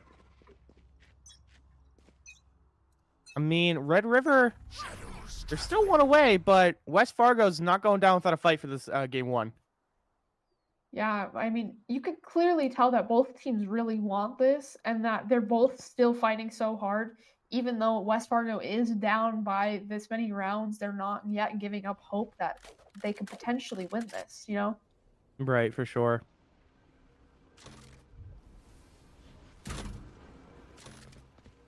Okay, I like what we're seeing right now. Going full rotation to A site right now. Cutting through B on the side of Red River. Red River is slowly making their way towards site. Guinea Pig right behind, or TP's to behind them, which is an insane play. Minigoob's able to find one. And Ooh, but it's not looking great. blowing We're just up mowing them down. Mowing And ladies them and gentlemen, down, Justin with 2 there. And it's gonna be just GG's from here. Red River's gonna take out game 1 on Haven. Perfectly played by them. very nice job from Red River being able to close out this game 1. Good stuff. I like the slow pace gameplay that we kind of were seeing us evolve into between these two teams. Dude, Justin, mad lad. 21-11 I mean, obviously we're gonna be used to seeing, duelists top fragging, but Justin with 21 there is absolutely, perfect for, Red River there. A wee bit crazy, I do gotta say. Production, are we cutting to break, or are we just gonna go straight into game 2? Oh, hi. Gotcha. So we're gonna be seeing a quick break. Okay, good. We will be going to a quick break, ladies and gentlemen, and then we will be bringing you game number 2 of this best of 3. So don't go anywhere. Game number 2 of this BO3 will be right back after this break.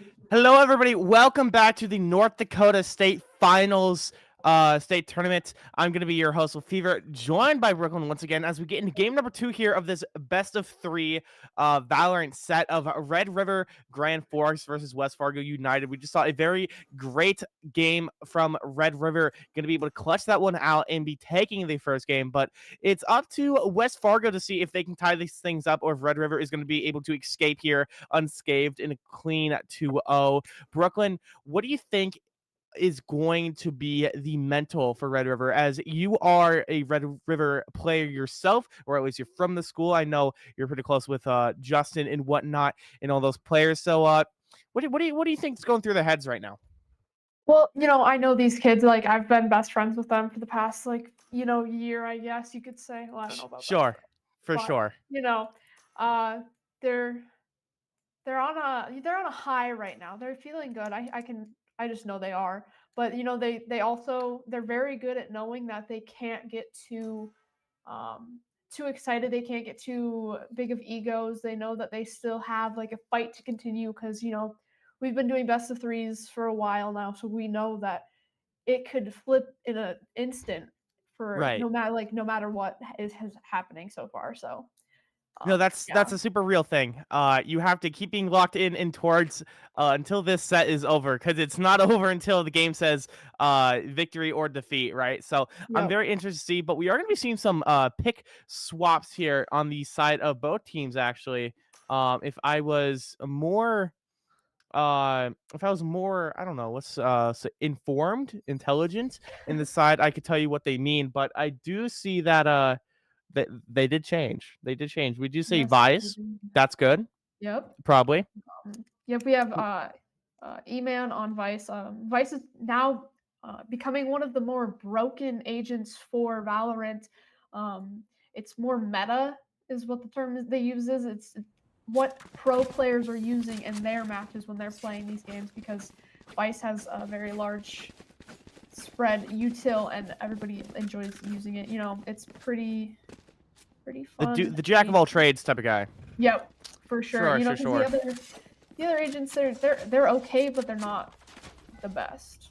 Right. They're not peak, but it does seem like Vice is quite peak. And also, we do see Duelist Neon going to be coming in here as well on the side of Red River. Yeah. That one's kind of a confusing choice for me because, I'm not really used to seeing that from Red River just because, she ain't from here. Yeah. Yeah, she ain't from here. But we are also on Pearl, which is interesting. Everybody hates Neon. I'm going to just say it now. Everybody hates Neon. Okay. Is she the Lux of this game? You hate Neon unless you play Neon. Oh, so she's like the Steve Minecraft of this game. I understand. Yep. I see. Reigns with an early pick on Super Hippo in the mid position. Nice play from him. I like this rotation and early site take on B from Red River right now. But Red River's playing super slow here. We can see that Sova's still sitting A. We've got Almond sitting at that mid position there. Obviously 3 holding B because that's where they were last seen, but they are making their way over to A with Jets holding their flank. Okay, I like what I'm seeing. It seems like West Fargo is a little lost right now. They don't really know where to play. Like, they're capitalizing towards A right now, but they feel scared down a player, I fear. I mean, it's obvious that they know that they're going to be... Oh, Coach Ethan with the TP into the secret there just to get that pick on Mini Goobs. Just kind of pushing him out. But we do see that Neon. Another pick on Kings. Very nice. Two from Reigns. Dessert getting guinea pig. Reigns. Oh my goodness. Before being taken down. E-Man and Justin there to clean it up though. Awesome play out by Reigns, getting 3 kills that round. Crazy start to the game. Very nice. Red River going very strong on that pistol round, and now we move into bigger and brighter future as Red River looking very promising here on this defensive side. West Fargo again, we saw them keep up a pretty good fight, right? We saw them take up a really good fight. But it's going to be hard when you're still in these pistols, right? And then Red River's, now more evolved with their utility, their weaponry, right? So let's see what happens here as we are going to be able to see this game getting started here. Very nice normal defense here as we see one on A. We got the Omen lurking. Mid, though, it could be looking a little bit rough for Red River and just not really holding that as strongly as they should be. Like with 2 split up on mid? Yeah, I mean, like they're holding good angles, but it's just kind of mid. You're outmanned. Kind of a hard. Oh, hang on, but Omen's behind. They could pinch. Doesn't seem like they need to though. Rain's getting that first one. That Vandal down on site though could be bad for them. Yep. Super Hippo gonna pick it up. Okay, I like what I'm seeing right now. Yoru super low. Guinea Pig finding one. Great utility from there. Going to clutch E-Man. Getting the other one. That Vandal back. Coach Ethan's. Coach Ethan. We're looking for a overextension here from Red River, but I don't think we're going to be finding it. We're going to have to back off. Half the spike. Let's see if we can get more of it. 3 that round. Nice plays by Red River. It's looking promising. Yeah, I mean, like I said it was a little bit of an iffy play from them to be holding mid like that. It made me a little bit anxious, but they played that out very well. They were able to back each other up and hold site. Even though they were dying on site, they were still able to just come back and, back each other up and work and play off of each other just so nicely to be able to secure the second round of this second game today. For sure. I mean, one of the big things that we're seeing right now is they are doing a really great job at rotating out of sight. And not really taking these, they're not really playing risky, right? You see the Omen, like he was behind the entire team. He could have maybe tried to get some good sniper or not, but he just chose to back off instead. Very nice. Yeah, I mean, like Red River, I really enjoy watching them play because you can almost see how their thought process works while they're playing, which is like super cool to watch. So I just really enjoy watching them play. For sure. I'm enjoying this West Fargo as well, just being able to be so tight-knitted as they are. They're really playing this a lot more safe and defensive than they did in Game 1, which is really cool to see. But it does look like E-Man, no matter how hard they try to build up that wall, he's going to be able to come in crashing down, taking off 2. Rain's getting that one, just getting the other one. And now it's a 1v3. This Brim is not long for this world. And then we get those weapons. Very nice. Nice Vandal pick. And we're off. Good 3-0 lead at the start for Red River. Not really contesting a whole lot on the side of West Fargo. I don't feel like West Fargo is completely out of this game, though. I mean, we can clearly see that they've changed up their play style from before. They were pushing super fast Game 1. They were, like, just kind of playing almost a little bit chaotically, but not a thought-out chaotic. But now we can see they're kind of more working together, and you can see that their plans are, thought out more, and they're playing smart. And, like, they're waiting out that recon from the Sova there, and Sova's going to push up, and gonna be met with 4 players. Ooh, and we do get that head. Mini goobs. Gonna be finding that one. Very nice. And then you see, here's the great thing, right? Here's the great thing. You see Red River backing off now. He gets his one, but now he's gonna be a little goblin and just hide behind everything. He's doing such a great job. Get his one, get out. Great stuff. That's what I like to see. Now we're going to see West Fargo slowly, it looks pretty fast to me, actually. They're going to be fast rotating over to B site where they have a player still sitting there. Very nice, Super Hippo. Nice pick on Guinea Pig there. Very nice. Fast rotating. I love it. I love it. Coach Ethan looking to take the head of things right now. Let's see if we can find anything here with this util. Unfortunately, he has a Bucky. I think that means yeah. So, I mean, not super bad. It could be worse. Right. But definitely not the ideal situation. But not looking too great when you got Red River mowing you down right now. Nasty picks. E-Man able to get Coach Ethan, who's pushed up into their spawn, or pushed up farther onto site. Okay, in E-Man finding it as well. Great stuff. Very well done there from Red River. Looking clean, unscathed. I like what we're seeing right now. The econ diff is huge, though. Yeah, it's looking a little bit rough. I mean, like, Red River's sitting at a nice couple thousand each, at least 5K for most players, you know, able to buy next round for sure, and, like, they're kind of almost, like, set up perfectly, while West Fargo is struggling just a little bit more to, you know, have the money for next round. So they're going to be on a bit of an off buy next round, potentially, which could be, honestly, a game changer at this point. For sure. Able to get that snipe. Very nice, Justin. Be able to get that Berserk Enjoyer. Great stuff from him.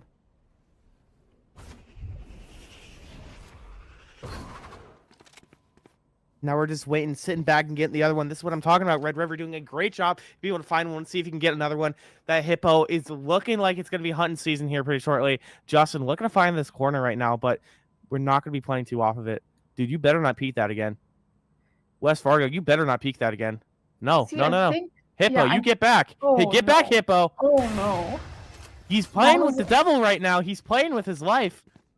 That was almost really bad, because I feel like the thought process there was super. He jump peeked it before, and he's like, "Oh, he's gonna move," and then he tried to jump peek it again, and that could have been really, really bad. We ain't moving, bro. Why move? We're in a great spot. We get another one though. Coach Ethan's number one fan getting that mini goobs. We do even it up on the headwise, but Rain's gonna be coming in clutch. They're getting that pick onto the Hippos. Now rotating out. E-Man gonna be entirely behind them, choosing the ult there.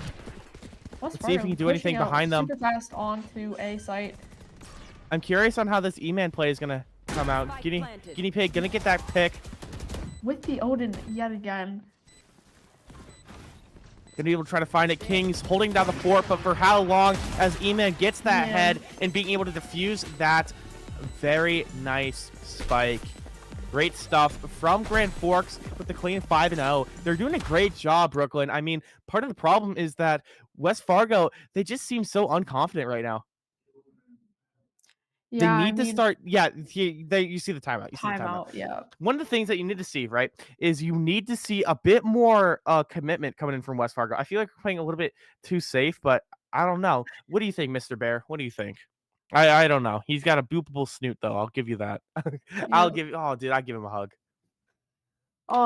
Yeah, for sure, though. I mean, the unfortunate thing about this game is you can really tell when a team is struggling and when they're kind of down in the dumps and not very confident. And this is kind of like one of those times. I mean, you can see that West Fargo is still trying, they're still pushing, but it just falls apart so fast. They're going to have to try to find... Dude, they're so huggable. They got little armor. So cute. They've got... Dude, they're guarding that door. What are they doing? Oh. The tack. Can you buy them? Can you buy some? Yeah, I mean, they sell, like, plushies on the Riot Games website. And they've got some, cute stuff. Tactibear. Oh, bless up. Yo, he's awesome! Tactibear! Oh, he's cool. Oh, they're cool. The penguin, too. Cute. Dude, they chilling. Where even are we? Where do you find these? I don't... This is, like, stuff you just have to know about. I guess, man. I don't know about all this, but I do know that we're going to be seeing West Fargo try to push this B site right now. Justin looking for this clear headshot. Let's see if he can find it through the smoke. And we get that. Berserk and Jory going down. Let's see if he can find another one right now. The smoke going to be fading out real soon. Coach Ethan now kind of stuck right now. Going to have to get out of there somehow. Kings, you better not peek that. Kings. Oh. Look, okay, I don't care who. Nobody peek it. Don't do it. Like, when people in-game tell you don't peek the op, just don't peek the op, because it never goes the way you're expecting it to. I can expect it to go one way only, Brooklyn, with your head gone, like a chicken. Ooh, like you're not going to be able to get it. The kill on Crispy, and then he's going to be pushing out on them. Oh. Ooh, a little bit a little bit too confident there. Rain's going to be putting down a peg there. But West Fargo is not to be trifled with like that. You can't just go in there and diff them like that. You still have to respect them and respect their space, especially Coach Ethan's number one fan. I mean, he's got to be a number one fan for a reason, right? Okay, see, he's got to be the number one for a reason. Just demolishing minigoobs there. He's making work there. He's making work, but now he's trying to rotate to A site, right? But here's the thing, E-Man, he's going to be coming in here and try to find a pick here. We're behind right now. Kind of nasty. Do we know they're behind, though? I don't know. I kind of want to see this angle that he's pushing up very slowly. Let's see if Eamon finds it. Woo! And your head's just gone. Let's see if Justin can find something else, but it's not going to be enough. With a clean 6-0 coming in from Red River right now, they are looking very prominent and dominant. Why aren't we defusing? They're probably deciding who to give it to. Oh, it's sure. It's hard to decide all the time. That's fair. That's fair. It scared me though. I was like, hey, fellas, there is a bomb to be getting rid of. Yeah. Ooh, we're flying around. Where are we going? Okay. Okay, that was cute. That was cute. Oh, that was beautiful. That was actually gorgeous. Whoever's like a bird. Yeah. There's a shore. Oh. This map looks is like a nice part of town. Like you put up a little couple beach chairs here. There's a train. I'd lounge around here. Okay, I'm about it. We see Guinea Pig with another Odin. They're fast pushing on the A here. Very nice. Let's see what happens out of here. Ooh, Even these spikes. Guinea Pig with the 2 on. With the Odin is crazy. Coach Ethan's looking for this play though. Stuck in the corner. And Spike's down on site, so they have no option but to push onto this site. And that's what's going to hurt them, Brooklyn. I mean, right now, Red River's in such a great defensive advantage. Mowing down number one fan there. Let's see if we can find some Kings. Looking to try to fight back, but E-Man not going to let that happen as we do get that 7-0 flawless game right there. It's looking tough. I mean, what did we talk about, Brooklyn? What did we talk about? We talked about how West Fargo needs to save their mental for game 2, and I'm gonna be honest with you. It didn't. It doesn't look like it. It doesn't look. I think we let it get to us. I think we let that game 1 get to us. He's fishing. Oh my goodness. Okay. Yeah, I do definitely think that they are not as confident. What was I gonna say? Probably talking about what type of bait he's using. Yeah, definitely. You know, he's doing great fishing. Oh, it looks like Yoru's gonna ult just to clear out some sight there.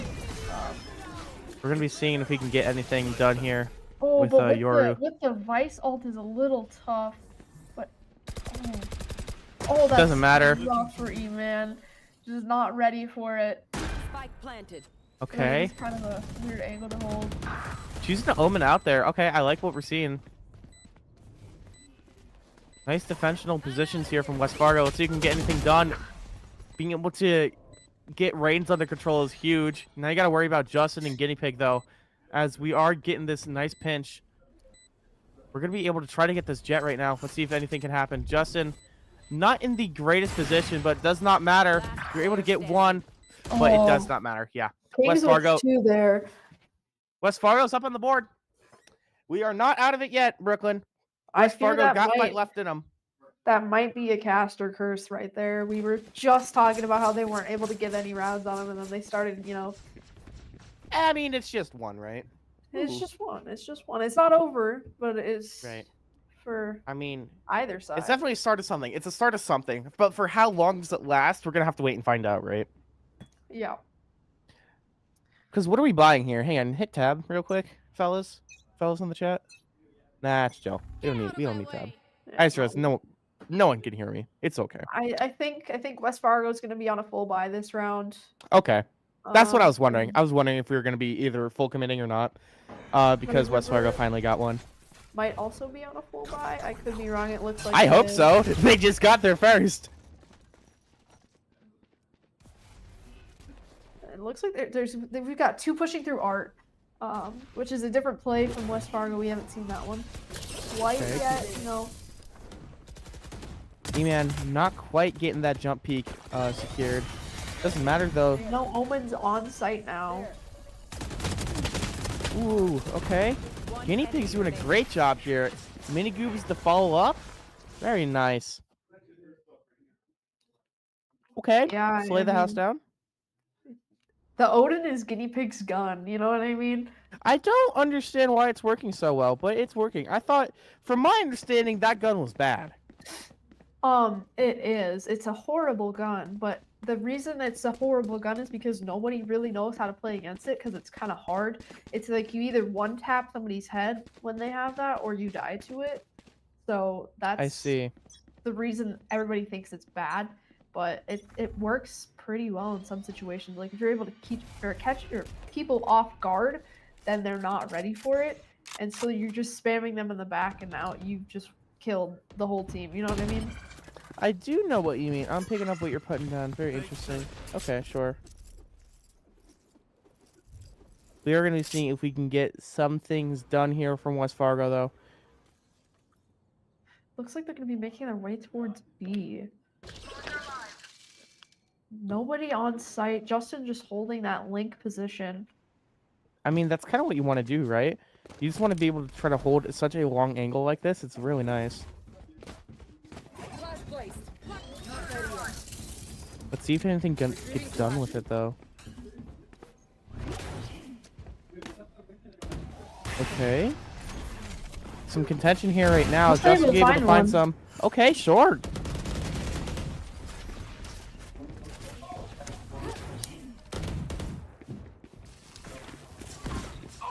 Justin finding another kill. They just sent that breach all through, but Mini Goobs and E-Man are right there just to clean that round up. Making it What you like to 9-1. see. Okay. It's looking hard. It's looking hard to come back from this. I mean, I'd make a deal with the snake if I was Are they playing soccer? I think so. Yes, yes, yes, That's yes, ma'am. so fun. I love that. I didn't know there was so much info you needed to know here. And it's all about silly little snakes and bears. I didn't realize that they had all this on the map here. I knew there was guys hitting around, but I didn't know like they were all this, you know? Yeah. And a fun fact, apparently the penguin's name is Dan. Oh. So shouts to Dan. Shout out Dan. Any Dans out there? Shout out to you. And do you look like a penguin? If so, can we be friends? Don't take that as a bad thing though. If you look like a penguin, you're cool. No, yeah, for sure.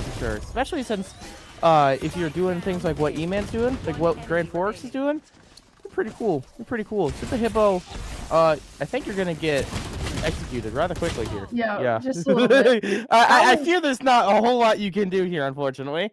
I want us to look at the map real quick. They all died in that art position, which is a little bit rough for them. We had one die main, which is actually really good for Red River, but quite unfortunate for West Fargo because they got so stuck there because, you know, the Odin there is a little bit rough. You can wipe out so many people in just a matter of seconds with the Odin, so it's kind of a tough thing to fight, especially since, you know, Guinea Pig's been holding that angle this entire game, and so they still haven't been really ready for it.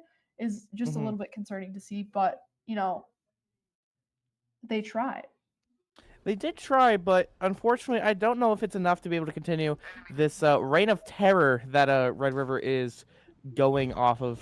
I'm starting to think I know what makes this river red, and it is blood right now as West Fargo going to be trying to peek, but Justin not going to be able to let that happen anytime soon.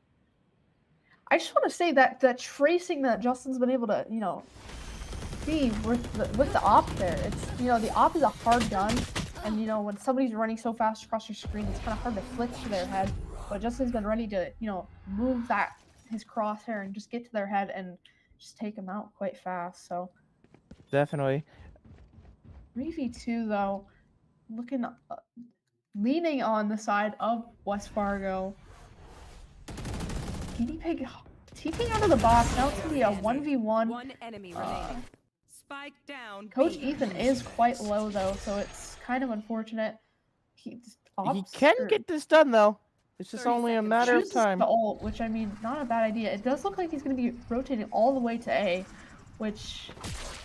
You gotta run very quick if you want to make this pull off. I mean, that's honestly so smart. Like, I just don't think E-Man's ready for it. Let's see how it plays out right now. Yeah, E-Man is rather lost. He's like, are we on B? Are we on A? I think he knows we're on A now. So, like, the only bad thing about this is that Coach Ethan's #1 fan is unfortunately extremely low. Don't peek that corner. Don't peek this corner, Ethan. No! You! Oh! That's E-Man able to unfortunate. clutch up. Even That's though they're bringing it unfortunate. up. That's quite sad. Well, E-Man is clutching things up. Nice clutch. Nice clutch. Very nice clutch. 11-1 now. It looks like we're seeing the end times here. It really does. It does. Switch sides happened, so now we've got West Fargo on the defense and Red River on attack. Red River only needs 2 more rounds to clutch up or to close out this match and, you know, secure the win for today. So Okay. it's looking a bit tough right now. But, you know, there's always a chance. You can never say, oh, we've lost this game. There's always a chance you can come back. Right. You definitely can come back from dang near anything. So let's see what happens. Is that Bunny holding it? Okay. Is he holding a knife? It appears he's holding a knife, yes. Pistol round now. Looks like Red River's just going to be full sending it down the B site. Just trying to push in as fast as possible, get the spike down. Justin's going to trip that wall there, unfortunately. And then the Vice is going to peek out, getting the kill on Justin.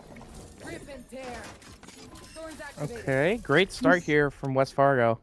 I mean, we see that fast rotate from West Fargo already on site, and it looks like Guinea Pig is choosing to play back a little bit more.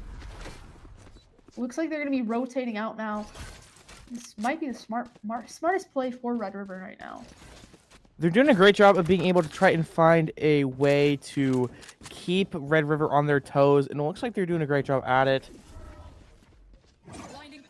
Looks like West Fargo is... They were almost about to send 4 to the A site, but then that last-minute util from the Vice made them, like, change their minds, and they only have 2 now sitting Art, which is smoked off, so it's a bit tough. Not ready yet. Yeah, Rain's on the flank here, not able to find one. A bit rough. 1v5, 22 HP. It's not looking winnable. Well, hang on. When they're behind you, hang on. Okay. Yeah. I was like, how much time is left in here, right? That was gonna be the real kicker, but like, we did get the 1. You know, not terrible. Not terrible. Could be better, could be worse. For sure. Oh, he's on a date. Oh, you know, he's just at dinner, actually. Okay. Yep. So tell us about this econ right now, Brooklyn. What do you see? What do you see? I did not what catch did you see? numbers. Oh, I did okay, not. you're good. No, it's after what just happened, I think Red River's gonna be opting to save potentially. Yep, they're gonna be saving what they have right now. And West Fargo is more than likely going to be on their buy round. You know, it's gonna be a little bit more powerful. Yeah, we've got Coach Ethan with the Spectre, so it does look like We are going to be committing here a little bit. All rotating fast towards B, though. Let's see if Grand Forks can find one of these. Spike is being planted, though. Spike planted. And it looks like Red River's just holding these angles and holding sites without peeking out, so they're able to just kind of let them walk into it. Like, walk into them, you know what I mean? I do know what you mean. We're just kind of waiting for them to overextend and walk in. But it does look like we are going to be able to get some nice trades here. Coach Ethan, Summer Fan, going to be able to close this one off with that twofer. E-Man not going to be able to try and find anything. He keeps finding himself in these situations. He's doing a great job at the... But not quite. Not quite. That one could have been... Yeah, we could have had magic happen here in that one. Coach Ethan with the 3K that round. Looking good for West Fargo. They are slightly coming back. Like I said, it's never over unless it says defeat on your screen. You know what I mean? I do know what you mean. It's hard though. This is looking a bit wary. But all good. Let's see if we can clutch this one out. Looks like Red River is going to be opting to go through and push through A just to try and, clutch something up and just close out this game. They are going to be on their bye round this round, so they're going to be having Vandals. They're going to be able to, fight a little bit more. Just going to be alone on site, tripping the wall.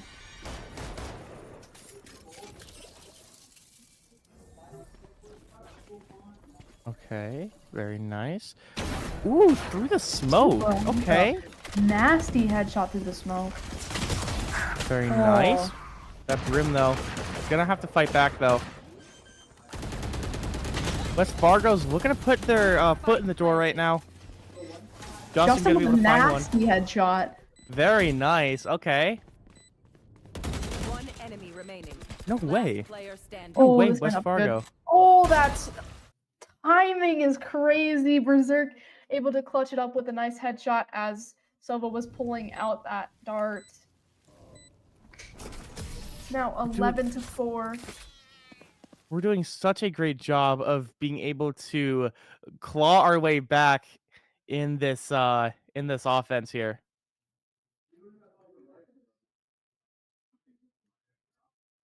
Yeah, I mean, we can tell that West Fargo isn't done with this game yet. They're still fighting back as hard as they possibly can. The econ's a little bit rough for Red River right now. West Fargo on a bit of a better buy. Yeah. Interesting. Okay. Let's see what we have here.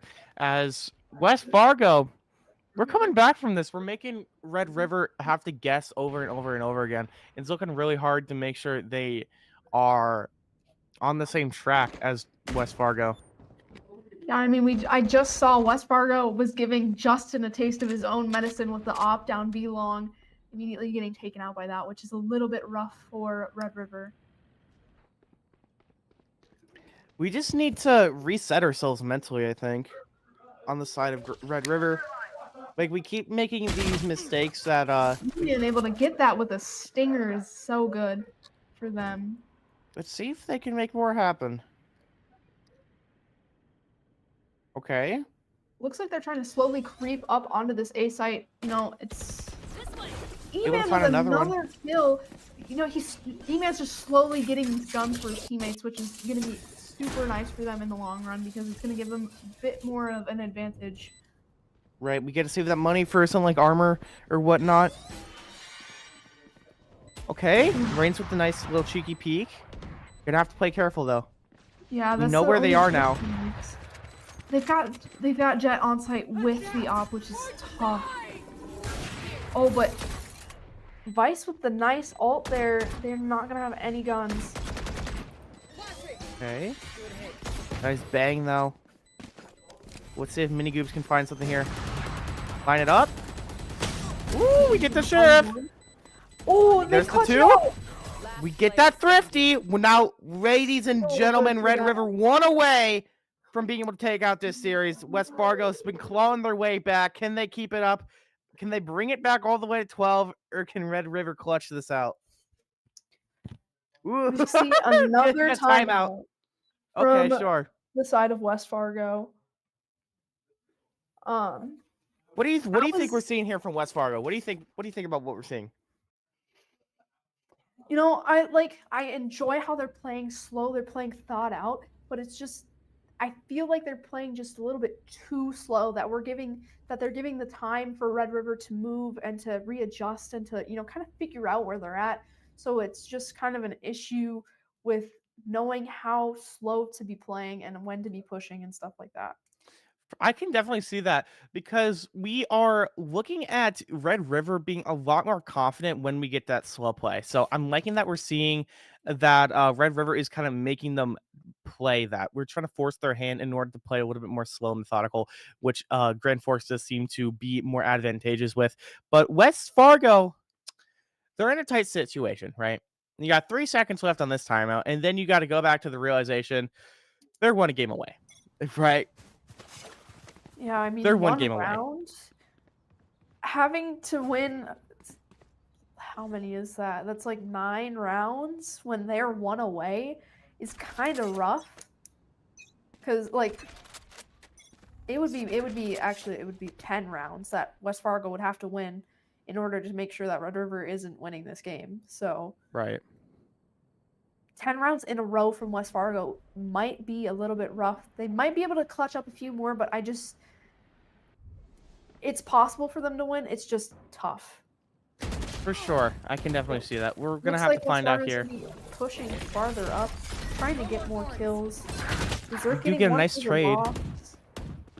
Okay, nice trade. Let's see if Reigns can go anything. There's a smoke. Hippo wasn't gonna be ready able to. for the smoke player. We were not ready at all. Super Hippo gonna be able to bring this into an even man advantage right now without taking some health though. 28 in a dream. Mini Mini Goobs Goobs. with a nice headshot there. For Berserk Enjoyer. This is not. Oh, Justin able to back him up there, which is so nice for Red River. Vice really low on the side of West Fargo. Coach Ethan's fearing the pressure now as his _1 fan is gonna be in this do or die situation. Guinea Pig planting this spike. Yeah, it's a 3v2. West Fargo is, down to 2 players. They're down 12-4. Spike's planted. Looks like they're gonna Vice ult on site. We're gonna be taking away all their primary guns, just forcing them to use, what pistols they have. If any, let's see what we have. Mini Goob's gonna be trying to find a very nice. Ooh. Okay. And Red River's gonna take this one, playing that very smart. Mini Goob's able to just run out of that ult just in time to take that pick on Vice. Very nice job from them. Red River being able to close it out. I love that comeback that we were able to see that West Fargo was trying to go for, but not quite being as fruitful as we wanted to, as Red River could not be stopped, ladies and gentlemen, as they get the nice 2-0 over West Fargo. Shouts to Red River for going on further into this bracket, as I believe it is going to be a single elim, but only time will tell in this top 8. But I think we're going to be taking a quick intermission until we see our next Valorant game. So we do not go anywhere. We'll be back with another Valorant game right after this break, ladies and gentlemen. Life isn't one size fits all, and college shouldn't be either. The University of North Dakota is consistently ranked the best value in the Midwest. That means whatever you decide to study, it'll be worth it. A better job, less debt, and ready for whatever comes next. Because there's one thing we all have in common. We lead our own way.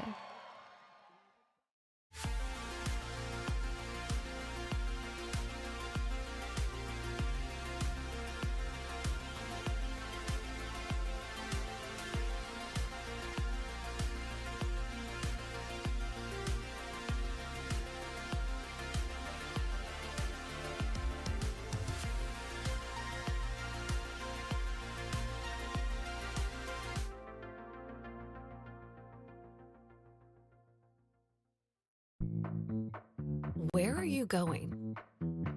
Or maybe a better question is, how far do you want to go? And how fast do you want to get there? Now we're getting somewhere. So let's go. Let's go faster. Let's go further. Let's go beyond.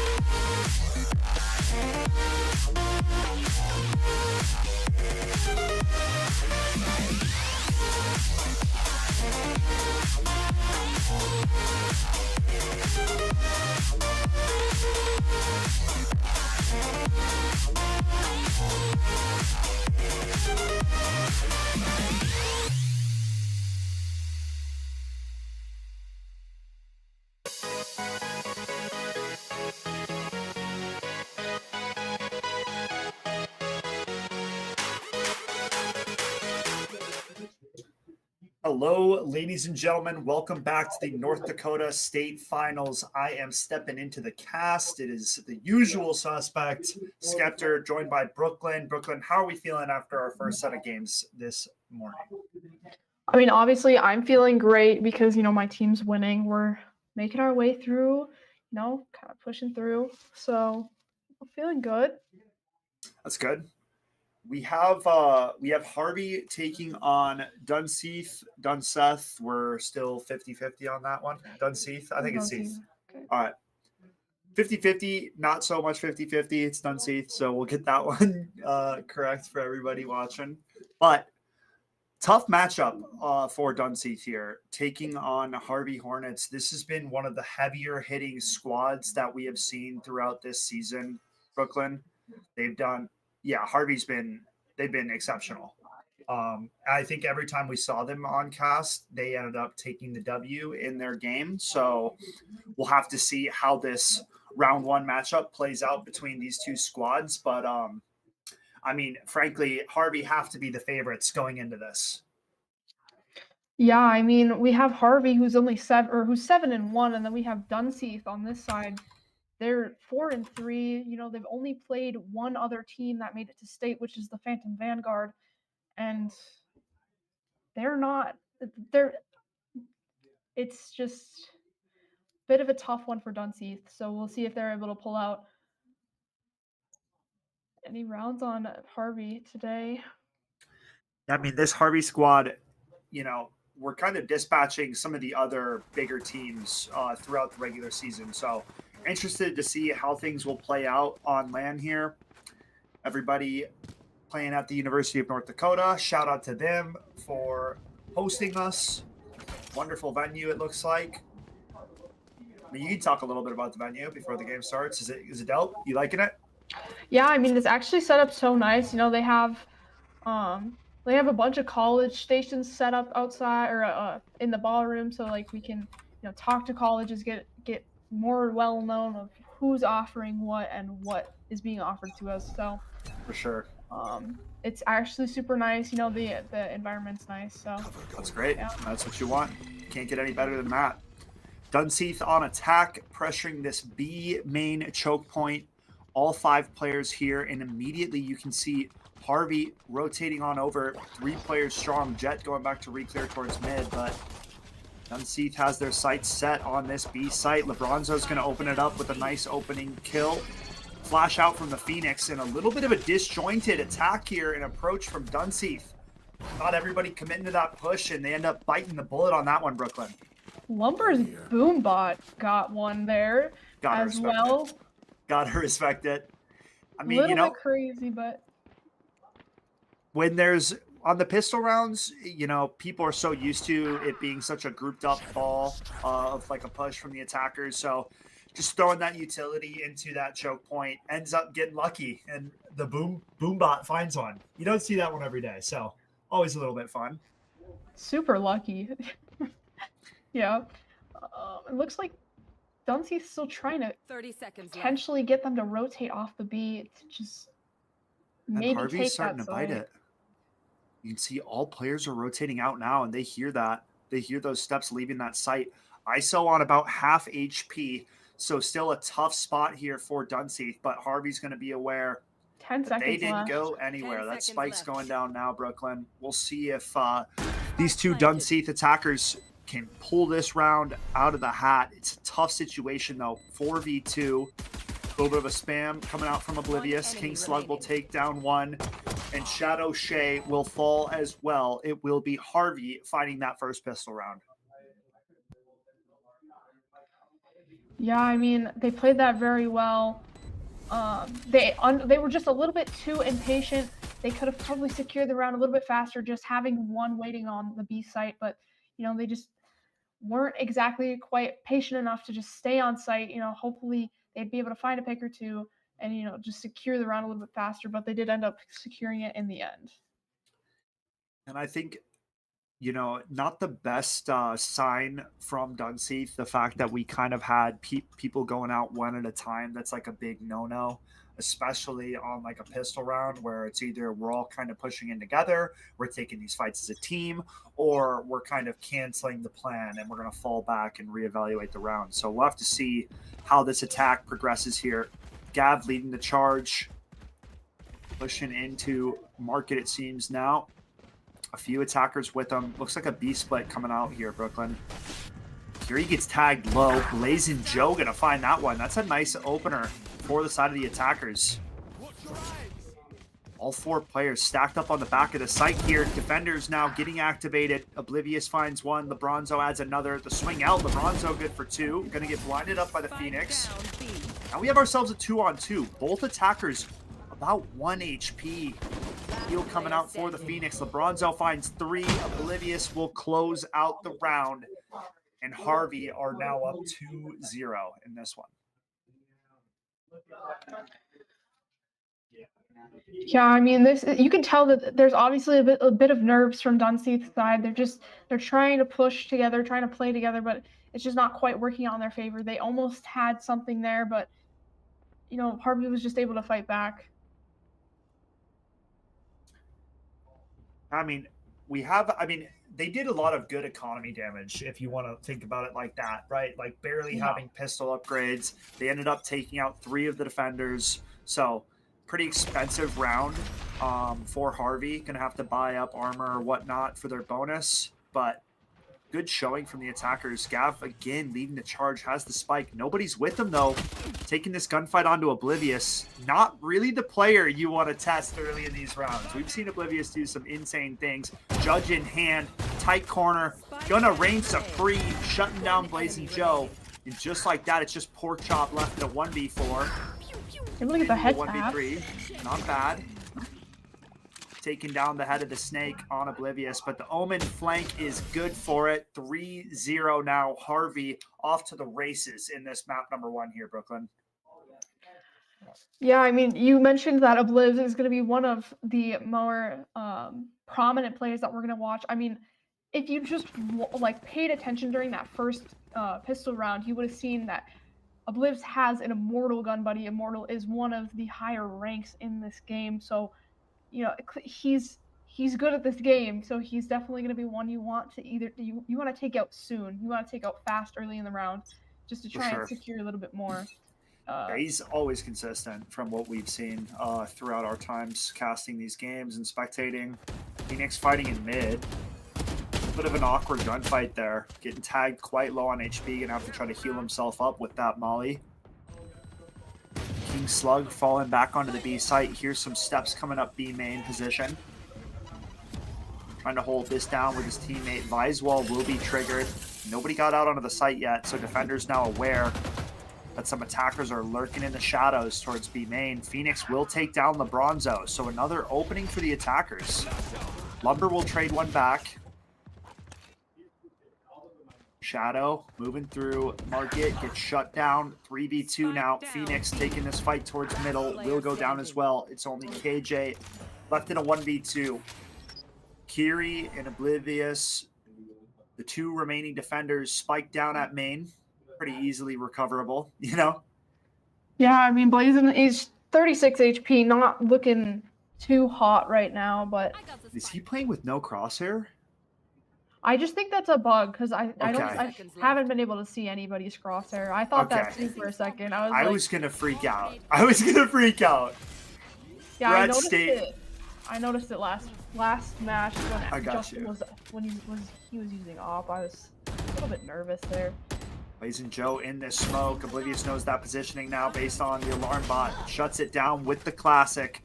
4-0 now. Harvey starting out on the right track here. And I mean, we knew these guys were going to be the real deal. One of the teams that can potentially take this entire tournament here, Brooklyn. And so far, they are showing us just that early on in this game. Yeah, I mean, they're 7-1. There's no doubt that they're going to be a hard-hitting team. They've only lost to Minot. So they've been showing out this entire season that they are somebody that we should be looking out for because, the season isn't over and it's not confirmed of who's going to win. So anybody could take it at this point. It could be, it could end up being this team, one of these 2 teams that we're seeing right now. Nice shot from Kiri. Top middle shutting down Gav early in the round. Attackers now kind of slowed down to a halt.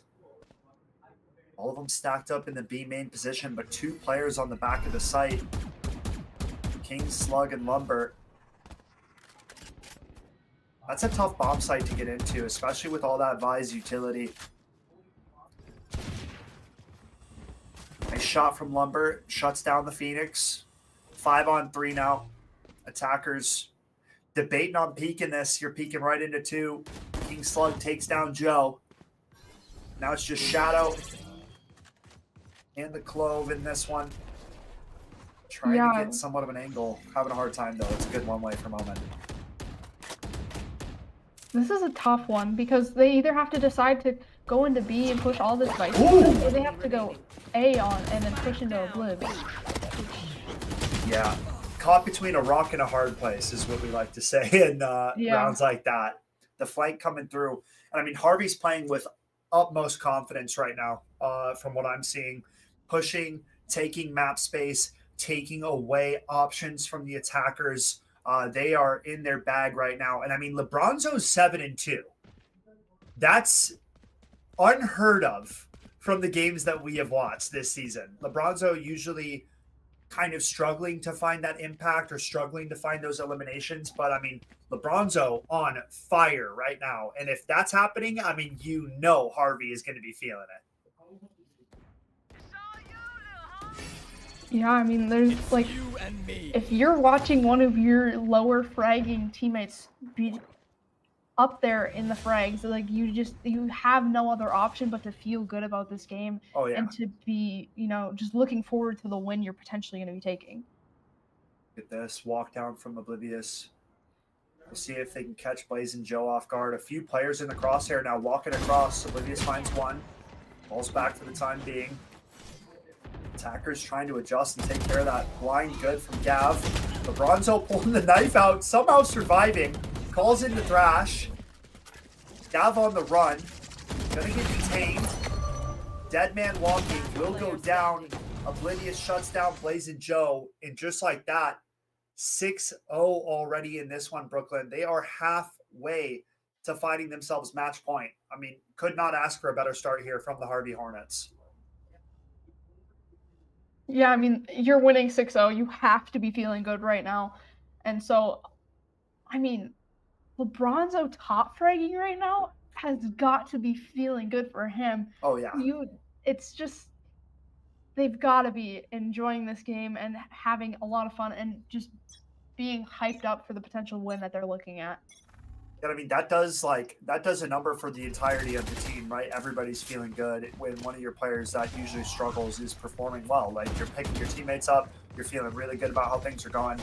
Attackers trying to flip the script though, looking for a fast hit onto the B site. Rolling Thunder channeled, called in. King Slug swinging out. A few players are blind. Slug finds 2. will get away safely. Rest of the attackers stuck in main. Slug finds a third now. It's just Blaze and Joe who's going to falter. King Slug gets 4 on the round, Brooklyn. And I mean, the defenders have them right where they want them right now. Yeah, I mean, a 4K from the Vice there is just crazy. Like, we've been seeing these frags just moving back and forth between who's going to top frag because they've just been working together and just been able to get so many picks just by playing off of each other so well. Yeah, you're right. And I mean, like you're saying as well, it's a different player each round from these defenders, right? Like somebody's stepping up each and every round is what it feels like right now. Early pressure towards middle of the map. Lumber already up through B main. If they're not aware of this, he could find some people not ready. I mean, he gets 2. Tough start here for the attackers now. Spike dropped back in spawn. Have to fight to recover this. LeBronzo from top mid, and yeah, the attackers are just getting picked apart. Gav now left in a 1v5. This is not a spot you want to be in. Will fall. 3K for Lumber. And I mean, Harvey Hornets looking unstoppable right now. What do you got? I mean, what's the switch up? I don't know. I'm just Dig kind deep. of... This was just a little bit expected because, you know, we have Harvey at our number 2 seed going into state. And I think Spike Seekers was at our number 7. So, I mean, it's just a little bit expected, but I can tell that Dunseith is trying their hardest. So it's kind of nice to see that they're changing things up. They're not just giving up and only just rushing one site. They're trying out different things, trying to get that 1 round in because, you know, 1 round is all you need to, like, take off. You know what I mean? Oh, yeah. Yeah, I mean, it's very hard to kind of keep trying to be confident and say confident things when you're getting held off the board every single round. Oblivious with that operator in hand will shut down Gav. Has the Blade Storm available as well. Did pop it. So knives are out for the Jet. Attackers positioning mostly known. ISO gunfight goes right. Phoenix adds another. And all of a sudden we have ourselves a 2-on-2. Well, 2-on-1. Oblivious likes having the man advantage, so he quickly took out 2 of those attackers. Now it's just Shadow Shea. Spike down towards elbow. Tough position here. Wait, his own clove just smoked him off. It's a little bit interesting. Just a little. Just a little W play. You know, maybe it would have worked, you know? I mean, those defenders stayed with that spike. That was nothing but a death walk for Shadow Shea here. 20 seconds now. Trying to wait out, see if these defenders have left, but they're both here, Brooklyn, so this is not looking good for Mr. Shadow Shea. Will falter, and now we look at a 9-0 deficit. Harvey well in control of this game. And I mean, you know, I don't want to be a guy to jinx things, but I mean, we could be looking at a 13-0 based on what we've been seeing here. Yeah, I mean, Oblivs has 12 kills and only 1 death. Like, we need to be getting those, like, deaths up for Oblivs in order to be, you know, potentially... Finding rounds, yeah. Yeah. I agree. You're not wrong. I mean, Oblivs is cooking. Harvey as a whole looking good right now. Actually, a couple days ago, I did have a coaching session with Oblivs, and we talked a lot about kind of strategy, about kind of the way he should be calling for his team. And right now, I mean, not saying that it like has looked super strategic. They're just kind of gunning everybody down, right? They're just taking gunfights on repeat, and they're just winning like that. Phoenix finds one in the back line, 3-on-3. Very close round here. Phoenix positioning known. Finds King Slug. Kiri goes for the teleport. Phoenix on the swing. Aim going huge this round. Just LeBronzo. Position revealed after the back of that Dizzy. Getting swung by the Phoenix ultimate. Dunseith. Yeah, huge round. Phoenix finds 4. I mean, they get it done. You know? Phoenix put all care in the back pocket in the rearview mirror and just absolutely ran it down. He's like, you know what? I'm not going down without a fight. And I mean, just took out 4. And sometimes that's what you got to do.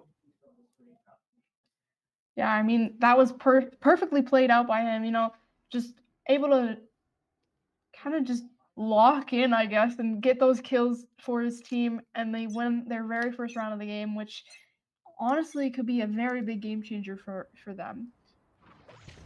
I mean, that's where it starts, right? We were looking for that catalyst to start these rounds in the right track for Dunseith, but look at the defenders immediately pushing up the back lines here. Oblivious already behind, flanking towards middle. Lumber right behind him as well. Both duelists in a very difficult spot here for the attackers. Everybody up at top mid. Gav will find the first of the round. Kiri has a firing range of targets to select from. Finds 2, looking for more, will get taken down. All of a sudden, it's a 2v3. Oblivious aware that ISO was in middle, takes him down. AJ towards top mid. King Slug trying to regroup with his teammate, shuts down Blazing Joe. And just like that, it's only the Phoenix left in a 1v2. Gonna have to show us some more spectacular plays if he wants to put up the second round on the board here for Dunseith. Defenders already clearing towards the site. Phoenix playing back towards CT spawn. The swing out, King Slug whiffing on the shots. Oblivious tags him to half HP. Phoenix holding the flash. Half on the defuse. Oblivious fully blind, will find the elim. I believe he's got time for the defuse as well. Should be round number 10 going up on the board for Harvey. Nice try coming out from the Phoenix, but not going to happen. Oblivious too quick on the trigger. Yeah, I mean, obviously we know that Oblivs is a good player, but still that was kind of crazy to watch him be full blind and just be able to strafe out of the way of the bullets and just then be able to reset and get that kill in the long run.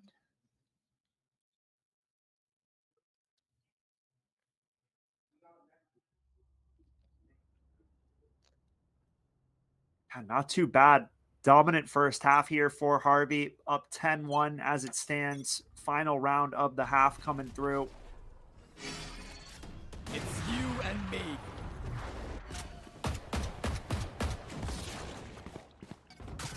Shadow Shade finds an opening. First blood here for the attackers. Not a bad start. Killjoy lockdown coming into the site here. Offline on market. Phoenix taking a swing. Looking for the fight. Oblivious takes down Pork Chop. Shadow Shade finds another onto LeBronzo. Man advantage for the attackers here. Phoenix shuts down Oblivious. 4-on-2 now. Lumber with the off in hand finds one. Popping the showstopper. Not going to connect. One jumping up close left. I don't think he's ready for this push. Blazing Joe was spotted. Slug's got to support his teammate here. They're kind of disjointed. Spike ticking away. Blazing Joe makes it a 1v3. And Dunseith looking good to find their second round of the half to close this thing out. They will. Aim high, really stepping up towards the end of that first half, but still a long way out of being on that path to success, you know? Yeah, I mean, obviously losing those 2 rounds is a little bit painful for Harvey, but I don't think they're getting too scared about it, but getting 2 rounds against Harvey is pretty decent for Dunseith, as they've never even played against this team before, so they're playing a whole new team. And most of the games we're going to be seeing, they've played against like similar teams, or just teams that are actually in state right now. So right, this is kind of a whole new world for Dunseith right now. Yeah, I mean, Harvey's played against the cream of the crop, right? They've played against nothing but the best teams in the North Dakota Valorant League. We have a few players towards B main here. Phoenix has a shorty in hand. A tough play to expect. The blinds come out, dash in for the jet. We'll find one before getting traded. Oblivious quick on the trigger, finds 2. All of a sudden, it's a 4-on-3. AJ flanking through middle. Attacker's not ready for this. Could have some backs turned. Omen not ready for it. Shot's not going just right, but will recover and find that elim. Back into a 3-on-3 state. King Slug makes it back into a 3-on-2. ISO about half HP. Killjoy at 74. Swing from King Slug goes down. Umber's going to Roomba close. We'll shut that down. Now it's just Blazing Joe with 14 HP and a dream. Gets taken care of. 11-2. Harvey Hornets are 2 rounds away from closing out our first game of this series. Yeah, I mean, they're trying. Dunseith is trying pretty hard. I feel like we can all see that is that they're trying to make something of this. They're trying to get those rounds and they're getting the kills. You know, they're trying to use their util to the best of their ability. It's just not working out quite the way they're wanting it to. Wind out middle. Attackers with that weapon advantage. King Slug will take down Pork Chop. Olivia's trying to lead this charge. Door gets closed on him.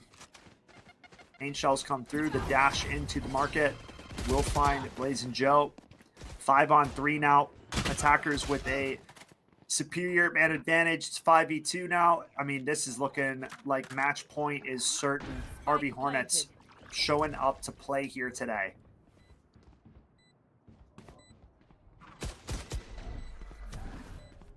Gav will find one on the LeBronzo. One enemy remaining. Position known, stuck at main, 1v4, impossible situation for the breach. Will go down. It is 12-2. We are now looking at match point favoring the side of Harvey Hornets here, Brooklyn. I mean, this is tough. Yeah, I mean, Blizz is 20-3 right now, which is, I think, one of the best KDs we've seen all season. Yeah, without a doubt. Like 20 kills and only 3 deaths is absolutely crazy.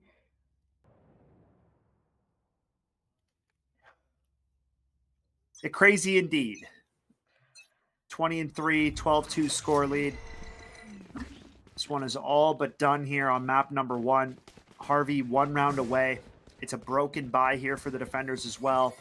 Buying what they can, trying to combat their way back into this one. Aim high will find a first blood onto Oblivious, so that's where it's going to start. Very good opening kill for Dunseith. Taking out the main problem causer, but 2 quick elims flip it back into favor of Harvey now. That B site is wide open, Brooklyn. Kiri takes down another, swinging into top mid, finds a third, and just like that, it's a 4-on-1. It's Blazing Joe left in a world of hurt, trying to find a way back into this game perhaps, but I mean, lifeline at stake here. At top mid, attackers seem to be somewhat aware of where this Killjoy is coming from. Has a slight window to kind of creep through here, but Kiri's going to spot him at that last second. They now know exactly where this Killjoy is. Kiri is running behind you. You are a dead man walking. They're going to knife you too. This is disrespectful. Oh, that's tough. 4K with a knife to end it out. Yikes. That's tough. Got to sting. Salt in the wound, if you will. Not too shabby. A 13-2 victory here in map number 1 for Harvey over Dunseith. Crazy performance coming out from the Hornets. I believe we're going to take a brief step away before getting into map number 2. So stay tuned, folks. We have Harvey versus Dunseith, game number 2, coming right up after the break.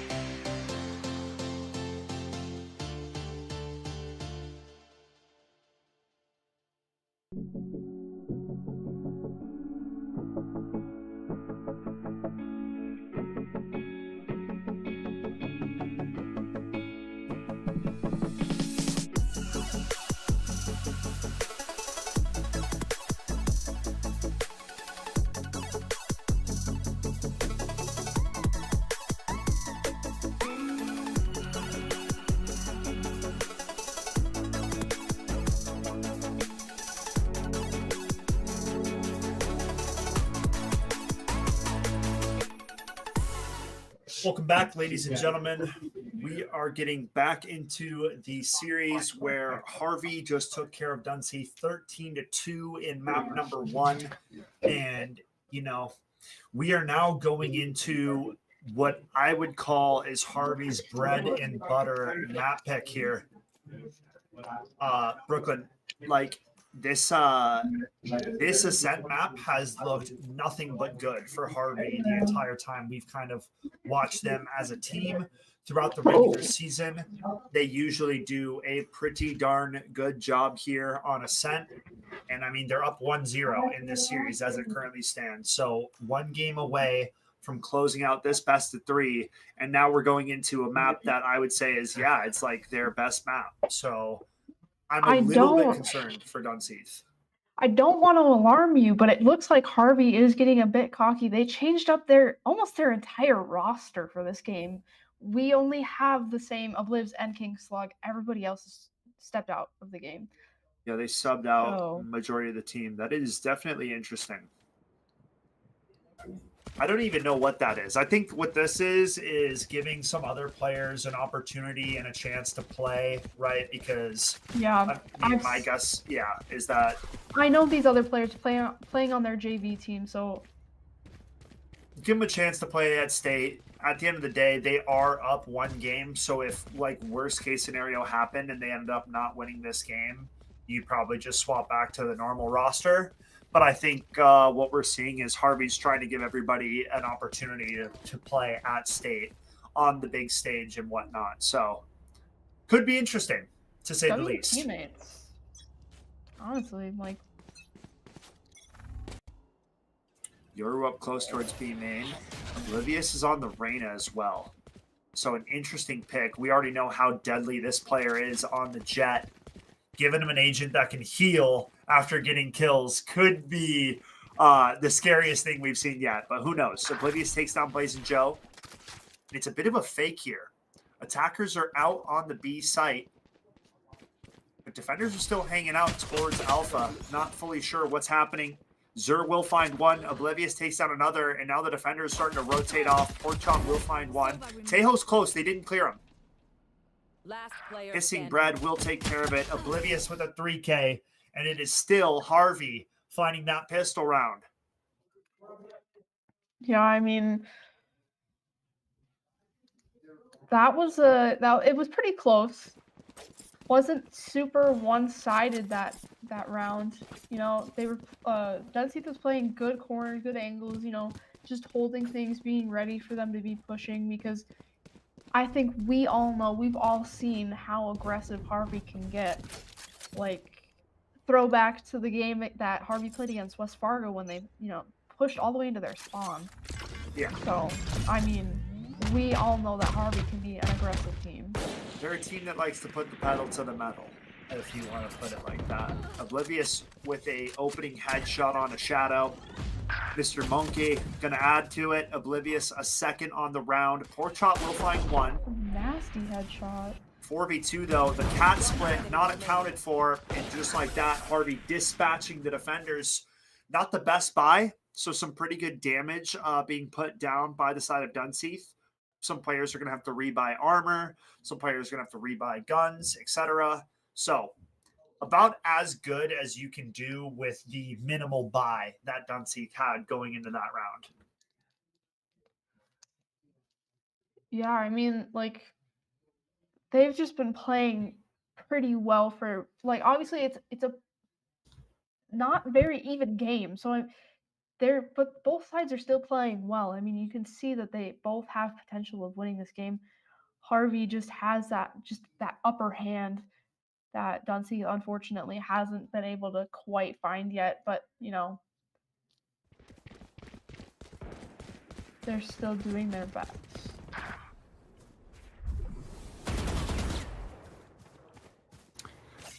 Early push coming out. Oh, King Slug, no scope headshot.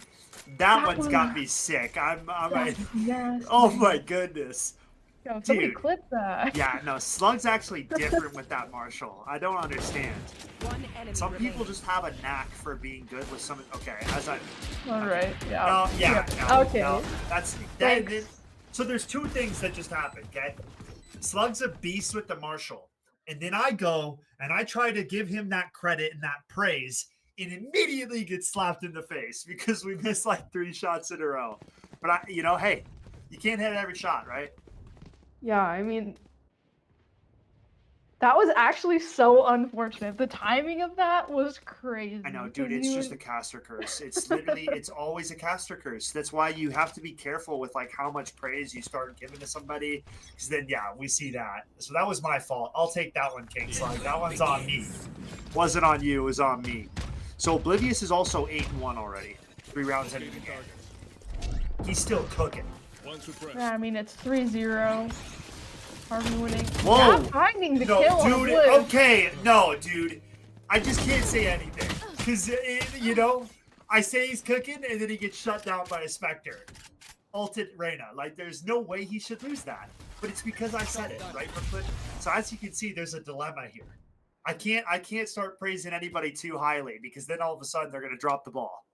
Okay, Clove has a very decent flank on the Sova here. Oh my goodness, man. It's too funny. Looks like Harvey's gonna be pushing out onto the A site, being held by several different spots, but just smoked off. Gav able to find another one. He's like getting another headshot on the Yoru. Gav has 3, but they don't know that he's worked up his way into their heaven. Sir finds 1v2 now. 30 seconds left. Peek through tree. Tags up the Sage. Will find her. Clove is tucked in close though. Not ready for it. Shadow Shay will find the last of the round. Dunseith putting up their first on the board. I mean, Dunseith's getting their first round fairly quickly into this game, so maybe it might have been a bit of a rough decision to make that big change of swapping almost the entire roster out. Like, I get it. Having players play is super nice, but you could be risking of having a little bit of a worse game played. And obviously, rounds don't exactly matter, but at the end of it also kind of does.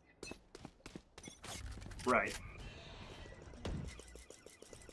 Tahoe drone gonna scan a couple towards A main.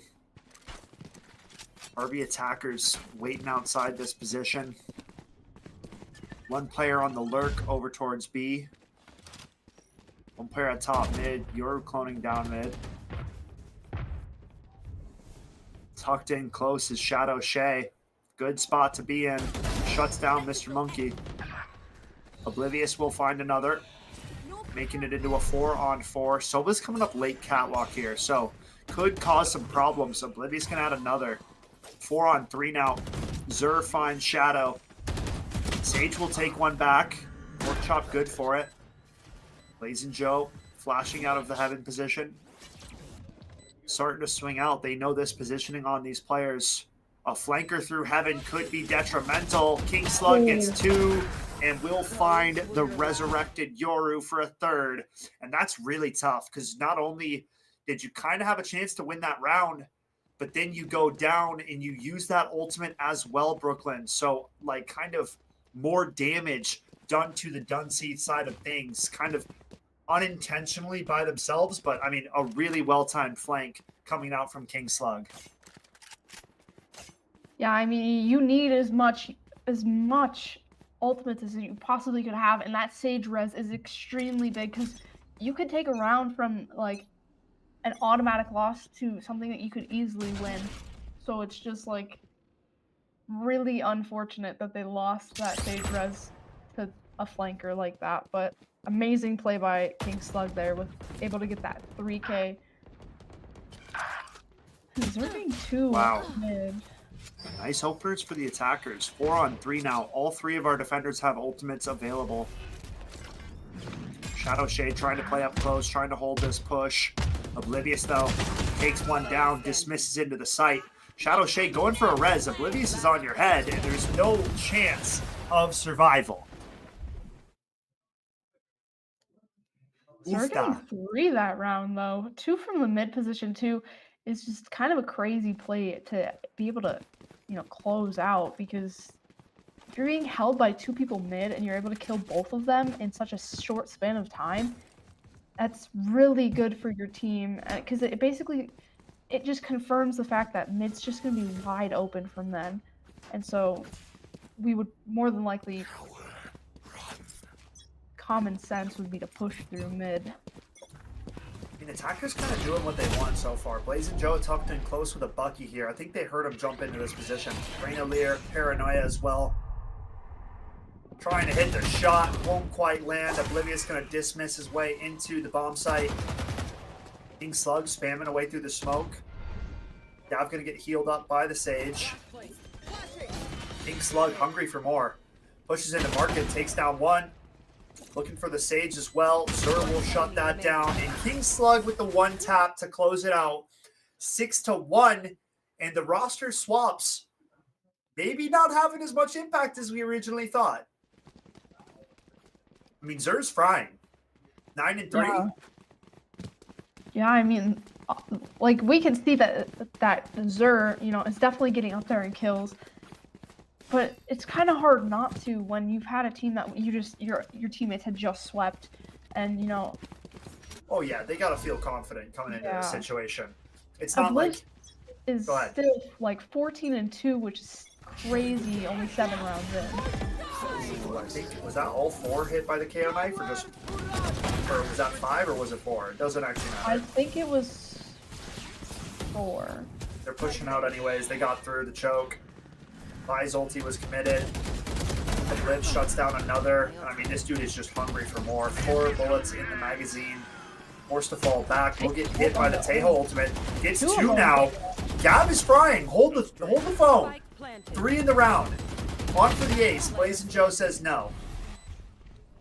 Hissing Bread in a 1v3. Gonna get droned out by the Tejo. Gonna get spammed away. Flashed. This is not where you want to be. Defenders will find their 2nd round of the game. So not bad. A very solid retake from Dunseith. And a very good ultimate coming out from Gav on the Tejo.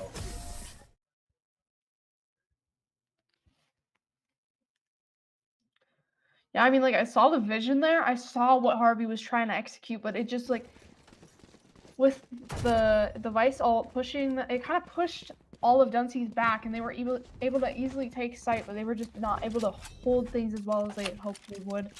And so they were unfortunately taken out. It was really unfortunate for Oblivious to be hit by that Teo ult. I don't think he thought he was in that. He was close to the edge of it and maybe thought that he wasn't going to get connected with by it, but in the end, that Tejo ulti is not kind to anybody on the enemy team. Okay, Zur. Oh, a nasty headshot. Who up top of Lives shuts down Gav. Now it's a 5-on-3 here, Brooklyn. This is looking tough for the defenders. Blaze and Joe will trade one back.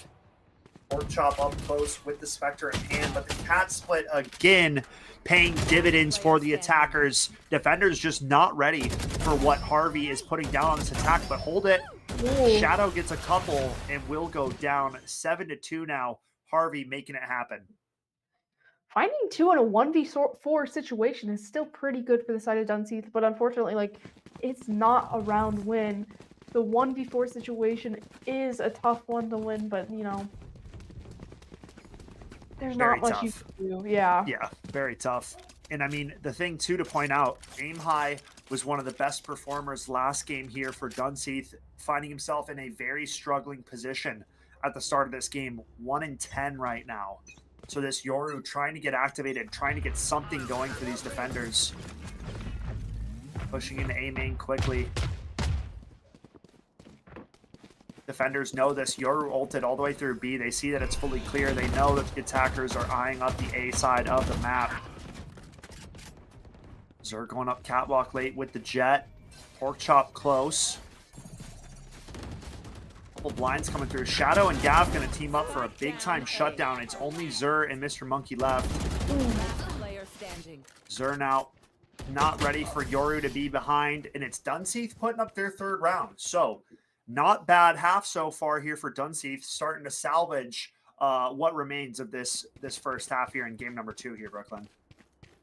Yeah, I mean, they've already, I want to say that last game, it was 7-0. And, you know, like, they were just not getting much traction, and we can just already see that it's 7-3. Dunseith isn't quite out of this game yet, and there's a slight possibility that, you know, Harvey just starts losing these rounds more and more, and so that we see Dunseith just start grabbing more rounds and getting up there, and they could potentially even take this game. 2 players pushing through B main. Zer trying to shut it down, finds the KO, and out of those 2 players, not the one that you want to find, as he's just going to get brought back up to his feet. Now it's a 5v4 here. Dunseith with the man advantage. Mr. Monkey not ready for that B main push. It's taken down. Oblivious finds 1. King Slug adds another to the tally, and now it's a 3v2. King Slug and Oblivious make it just King Slug. Finds the first. 1v3 situation. Stun comes out from Tejo. Here's him pushing close. Takes him down. The readjustment almost there. Not going to happen. Beautiful round coming out from Pork Chop. Finding 4 in the round. And Brooklyn, now we got ourselves a 4-7 game. Only 3 rounds out are Dunseith. So, very good position for them. Yeah, I mean, they're getting there. Dunseith is gaining a little bit more confidence as we're gaining more and more rounds. I think they're starting to realize, oh, we just need to take out these few players early out in the round, and we're easily securing this game for more rounds, more wins. You know what I mean? Like, this could potentially go to a game 3. I mean, as it stands right now, much closer than where we were last game.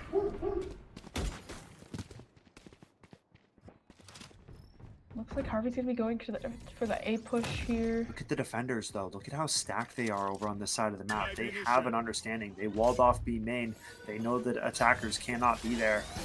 So stacked up on this A side of the map, ready and waiting for this push. Droning on out. Gav at the heaven position, just waiting on a timing to swing out. The blind is good. The shots are clean. Gav shuts down 2. Oblivious doubles down himself. Now it's a 2-on-3 situation here, Brooklyn.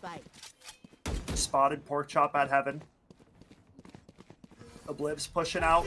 Goes for that spike plant. King Slug now left to cover. The Vise ultimate comes through. Nobody ready for this flanking KO, though. This could be the unraveling of the round.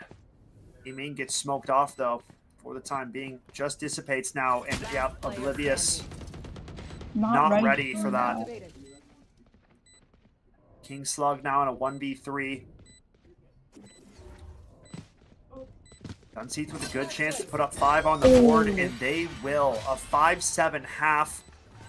What a way to battle back into this one from the side of Dunseith, now only behind 2 rounds as we move into the second half of this game. Very good bounce back and very good comeback for Dunseith. Yeah, I mean, like I said, it might have been a bad idea to be switching out half of your roster for these other players. I mean, yeah, it's nice to be able to get more players in the game and, you know, letting them experience what state's like, but at what cost? You know what I mean? Like, for sure. I mean, that's the question. I think they're now on defense, so that is the harder side. So the fact that Harvey did win out on that first half, getting 7 is huge. Usually it's much harder to attack on Ascent than it is to defend. We'll have to see what Harvey has in store now going into the second half of this game. King Slug getting bombed out of main by Tejo, holding close with this Sheriff. Reyna close as well. Dink's aim. He's down to 3 HP. Will get healed up. Blazin will find 1. Oblivious doing what he's known for, taking headshots. A 3rd, looking for more. Tejo close, will shut it down. 3-on-2 now. Defenders with a man advantage. And I mean, that's what I'm talking about right there, right?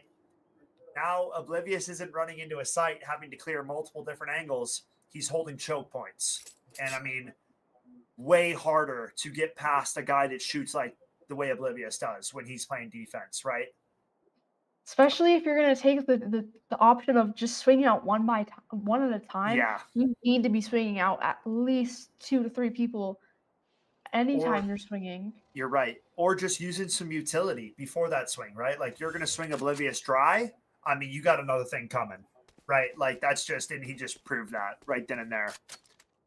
Attackers have reset a little bit. Gav will take down Mr. Monkey, making it into a 2-on-2. 30 seconds Sage left. healing him back up. Both players at the B main position. Bombs coming in market and stairs.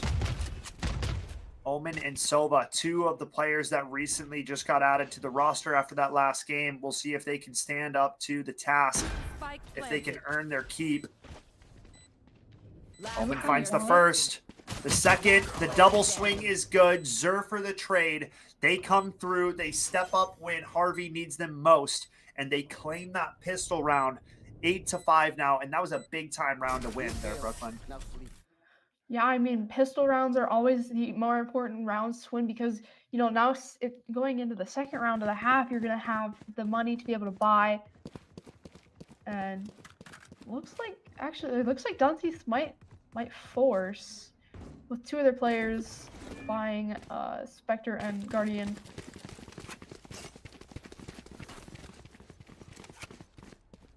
I mean, this is an interesting situation here.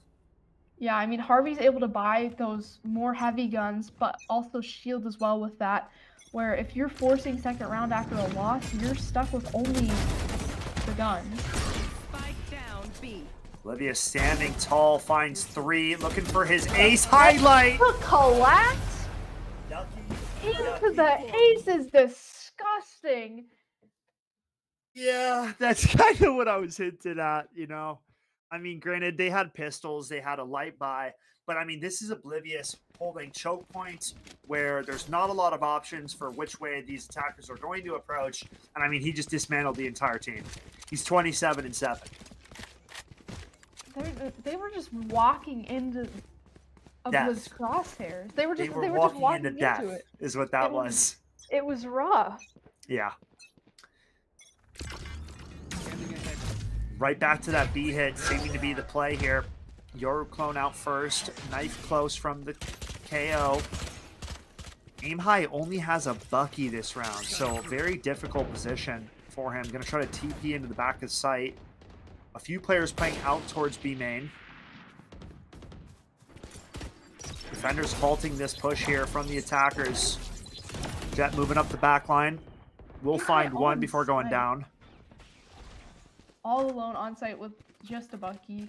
Yeah, I think they know he's here too. You can see Omen's just holding this. I think they heard that teleport, so they are aware that this Yoru's in the back of the site. They will shut it down. Yep. Now it's a 2v4. Tejo 1 HP.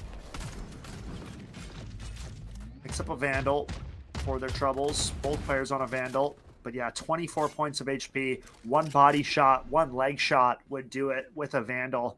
King Slug moving in the back line. Spots Tejo. Can't quite land the shot. Ooh, the quick scope though. Nasty. We'll find it. 4-on-1.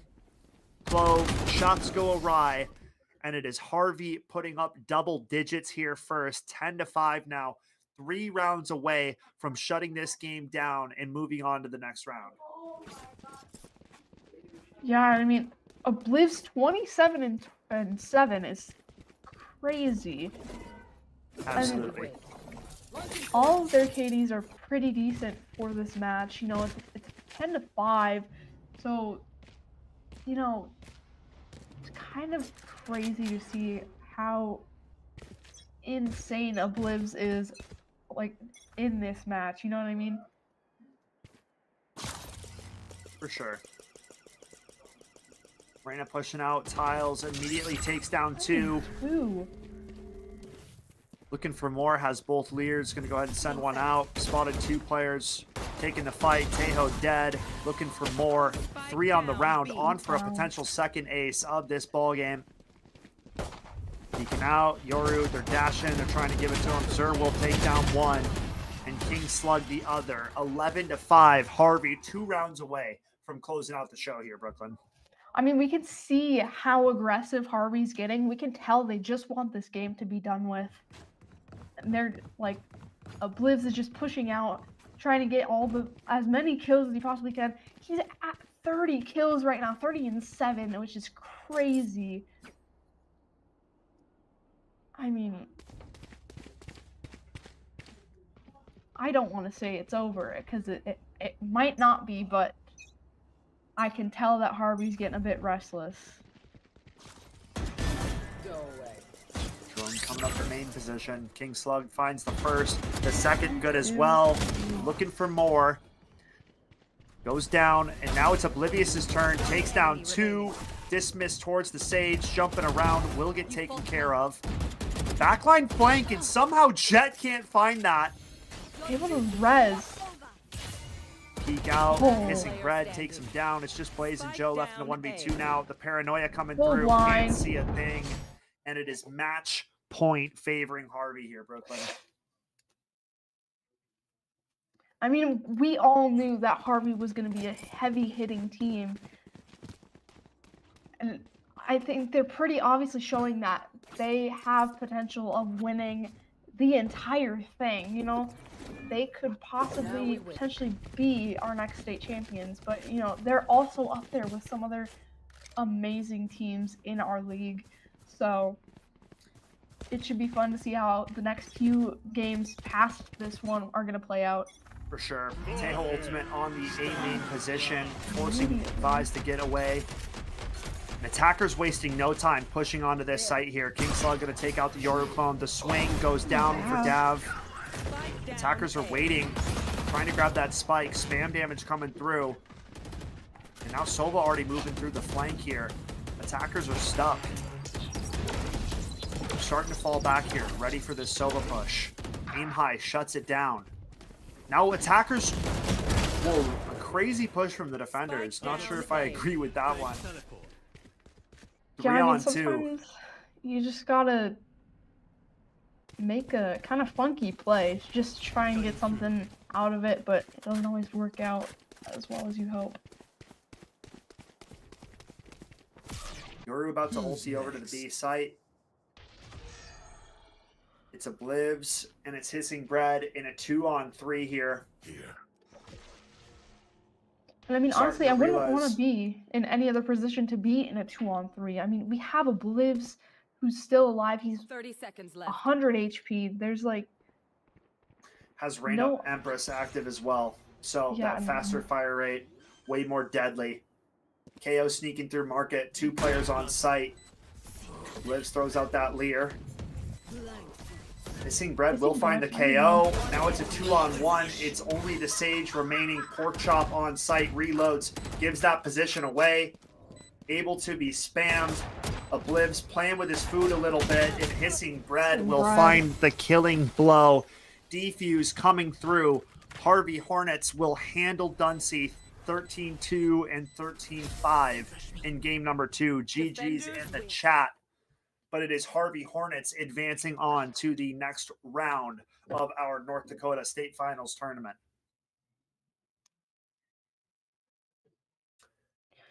How are you feeling after day 1 of Valorant? That was a good game. I mean, Oblivs making an amazing showing with 33-8. You know, pretty crazy. I don't. Yeah, insane performance. Yeah. 33-8 is no joke. Harvey cementing themselves as a team that we are going to have to watch as this tournament progresses.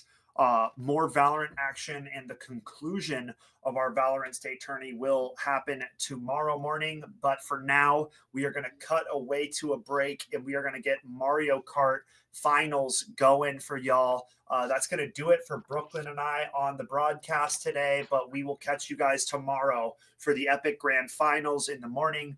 We appreciate all of you guys being here, and we hope that you guys enjoy the state tournament and the rest of the day 1 show. Life isn't one size fits all, and college shouldn't be either. The University of North Dakota is consistently ranked the best value in the Midwest. That means whatever you decide to study, you know it'll be worth it. A better job, less debt, and ready for whatever comes next. Because there's one thing we all have in common. We lead our own way.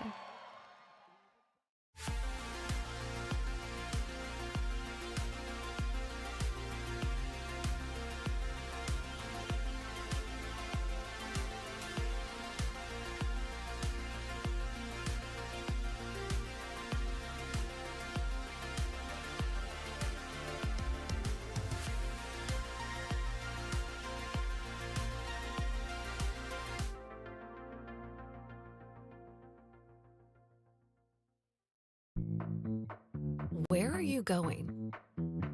Or maybe a better question is, how far do you want to go? And how fast do you want to get there? Now we're getting somewhere. So let's go. Let's go faster. Let's go further. Let's go beyond.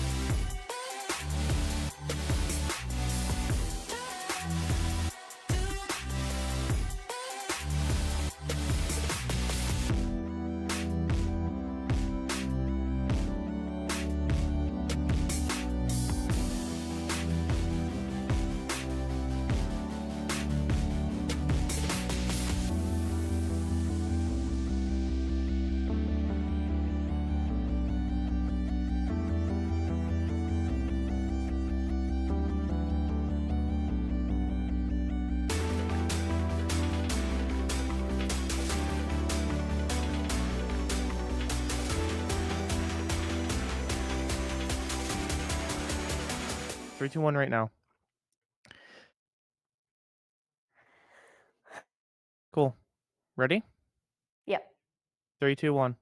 Count us in. Ladies and gentlemen, welcome back to the Fenworks North Dakota State Finals. Not Bedwars. I'm trolling actually. We got Mario Kart right in our front of our faces. Actually, believe it or not, I'm gonna be your host, Lefevre, joined by Violet, and we're currently seeing lap 2 of Mario Stadium. Actually, believe it or not, it's quite an interesting kerfuffle we got here. You know, the players they're off to the races pretty early here, which is great. So I'm excited to see what we got. I don't know if we're actually on to game right now, or if you're still looking at our wonderful faces. But only we're off. Okay, cool. Well, Violet, what do you think of these players right now? Well, considering the fact that, we're just getting into it, I don't really know what's going on. And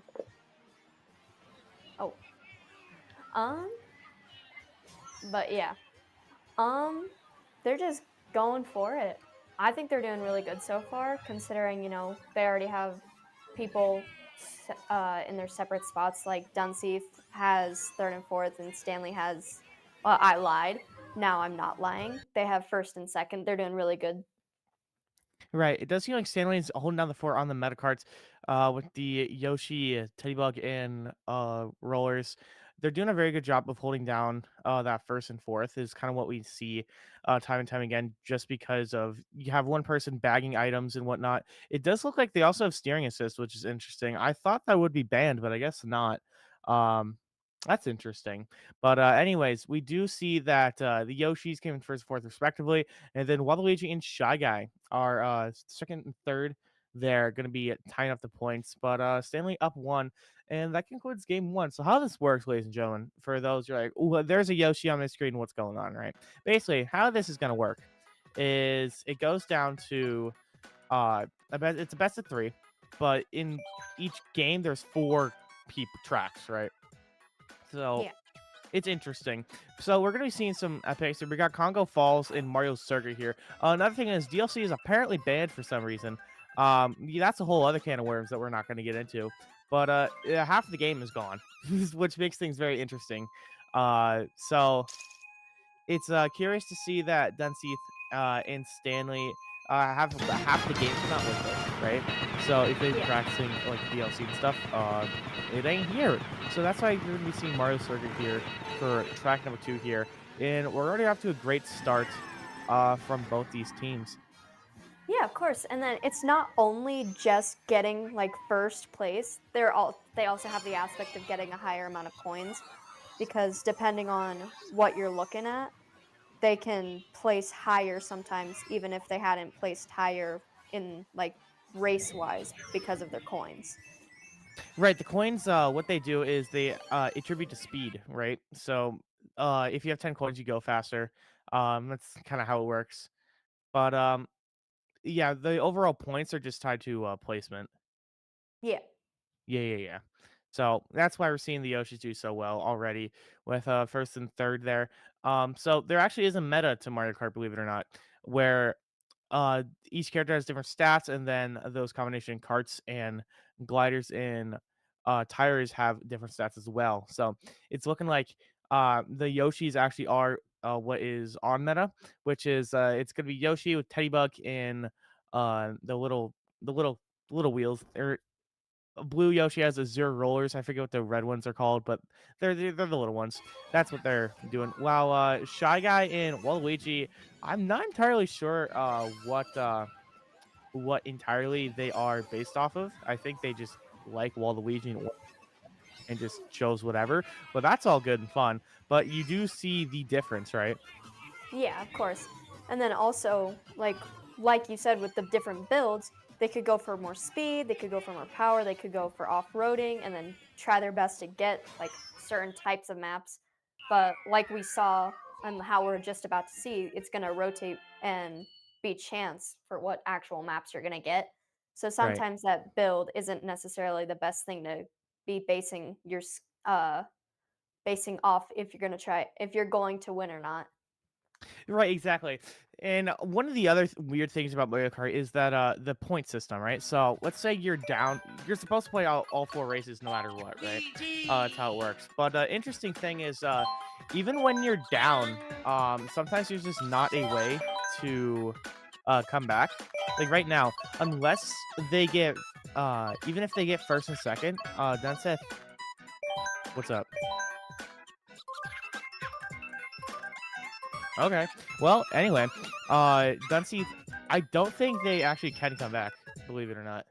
Um, Based Un- off of even yeah, if we get the unfortunately. points. But so I think these are ready. Yeah, because I get playing, all three maps out, even if there isn't really a chance of them coming back. But, I mean, it is always good to believe that you can do it regardless of where they're sitting at now. Right. But maybe there's something I'm missing to it, but and also it gives the kids more chance to play and whatnot, so that's always good. But it does look like the tides have been turning here as Dunseith is Luigi's on the road there, being able to take that first place right now, so that's great for them. Yoshi's soon to follow though. We got some nice defensive items and whatnot. Yeah. They're taking our words to heart. They're going for it. They Right, want that exactly. win. But see, even if these Yoshis just get second and third, second and fourth over and over again, or third and fourth, I don't think they win. Dunseith doesn't win. Just because they've already had. I don't know. We'll find out. I'm not the greatest math guy, and truthfully, so we're gonna find out whether you get the points or not. So Super Horn coming in there from Pink Yoshi, not gonna be happening though. Good defensive item there from Banana to Red Shell. This Shy Guy's doing a really good job of bagging, which basically means that you are sitting in the last place to get those better items to kind of just chuck at the second and third place. So great job for them. We do get the four mushrooms there from Yoshi, which is why we're going to be able to see uh, them overtaking Shy Guy, but only for so long. And this is the very first time I've ever seen Bullet Bill. Yeah. I mean, it's also really good to see them coming back and using that to their advantage. Right. I actually don't know now. This has got me mad curious of whether or not they will be seeing if Dudsith can come back from this because they did get the first and second. So let's actually see here. Do they actually have a chance to come back? Oh my god, they Oh, do. I like being wrong, right? Because I like being wrong because then I make you all believe watching that there's no hope for Dunsith. But there totally is, brother. There totally is. So I like it's what I'm seeing right now. Royal Raceway for the side of Stanley's being chosen, and oh, NES Rainbow Road for oh the side of God, not Dunseth. Rainbow Road. I hate Rainbow Road. I like the NES version or SNES version rather. No, Yeah, I like I'm this version. I'm so bad at Rainbow Road, regardless of the version. It's so Ooh, bad. unfortunate. Well, I'm glad that see you get to sit here being cozy up on the mic. Wow, we don't have to worry about anything. We don't have to worry about driving. That's up for Stanley and Dunseth. So let's see what we got here on the final track of game number 1 here. Yeah, for sure. Like Okay. I'm excited to see what they're gonna pull out because who wins this specific match will determine who will win this set, and that'll be good for either school regardless. Right. Let's see and find out. Yoshi did fall off actually, which bit of a blunder, but that is okay. It might look like Dunseth is actually going to be able to steal this one away from the Yoshis, just like Yeah, Baby Mario. they're kind of It's cooking right now. absolutely getting hit by that thwomp, no bueno. These mushrooms can only help out so much. The ghost coming in. What do we steal from there? We'll never know. Didn't steal anything actually. Okay, sure. I guess I've never seen a Boo not stealing anything. Well, I mean, also they can't steal anything if they don't have anything. Right? I guess I've just never seen that interaction because yeah, I call me crazy. I don't play Mario Kart with 4 players. Usually there's 12 on the track of CPUs. Yeah, that's totally understandable. But we But do see like, Luigi holding in first with Bomb, interestingly enough. And Shy Guy with Red Shell, very defensive right now. I like it. yeah, they're just getting ready to, nerf Stanley if they even attempt to take one of those second or first spots. Right, They want exactly. this win and they want it bad. For sure, for sure. And one of the big things is blue shells aren't going to really be coming into effect here, just because how Mario Kart's coded is that uh, blue shells are based off distance. So if Luigi just gets to stay relatively close but not too far off, they get to go away scot free. But it does look like Yoshi does get that second place. So I actually don't know who wins this. I think it's still Dunseith. Let's Maybe? find out. Let's find out. Actually, this is All gonna be right. mad curious. Drum roll. Everybody drum roll. They Oh, stole it, bro. Dunseith! They stole Let's it. Okay. go. Very nice. So Dunseith takes game 1 out of this BO3. Very nice job from them. Yeah, for sure. They did a really good job. Like they were kind of falling behind in those first two races, but then they ended up coming back and ate the other team. For sure. I like that we're seeing that. What else do we get? Production. Do you know this is I might be trolling. So please correct me if I'm wrong, but this is just grands, right? This is grands right now? Okay, cool. That's what I thought. Because I'm assuming it's round robin or something for the rest of the tournament. But this is going to be the only game of Mario Kart we will be seeing. So yeah, okay, very nice. And this is 150cc for those who are wondering. So that's going to be very nice. I'm curious to see what Stanley does in order to deal with Dunseith's comeback. They're going again with Royal Raceway, which is going to be very interesting here. As Maybe- they tried that before, but it didn't get picked. Yeah, But that maybe Rainbow that's- Road, it Oh, hurt them. Sorry. Yeah. No, you're good. Maybe Raceway is just like their golden child. Their of a comfort map. zone for sure. No, I Yeah. can see that. But you were right, Violet, of Rainbow Road being a scary demon in of itself, as they definitely did struggle with that, and you saw that. So curious to see what happens in this new set, right, of races. sure. Well, only time will tell, as Dunseith gonna be taken to Stanley's comfort pick of Royal Raceway. Yeah, of course. Like I'm excited to see like what they're gonna pull out because I know, well, I have a feeling actually that Stanley's just gonna go all out for this Sure. next couple races, because you know But- each team wants to win state. So Right, exactly. I mean, they did so much to get here. Might as well try to pull it all out. Well, another thing that I'm noticing is Luigi's doing a very good job of being able to cut these corners and getting a lot of mushrooms. So I love what we're seeing because of that. Like using the mushroom right away just to get the acceleration going. Very nice. And I like Shy Guy not using the mushroom during the gliding portion just because it won't affect your stats. It's very nice. Make a nice cheeky little shortcut here from the Shy Guy if we try to find it. But it looks like we're saving this mushroom. That Luigi is what I thought that Shy Guy would do right there. yeah, for sure.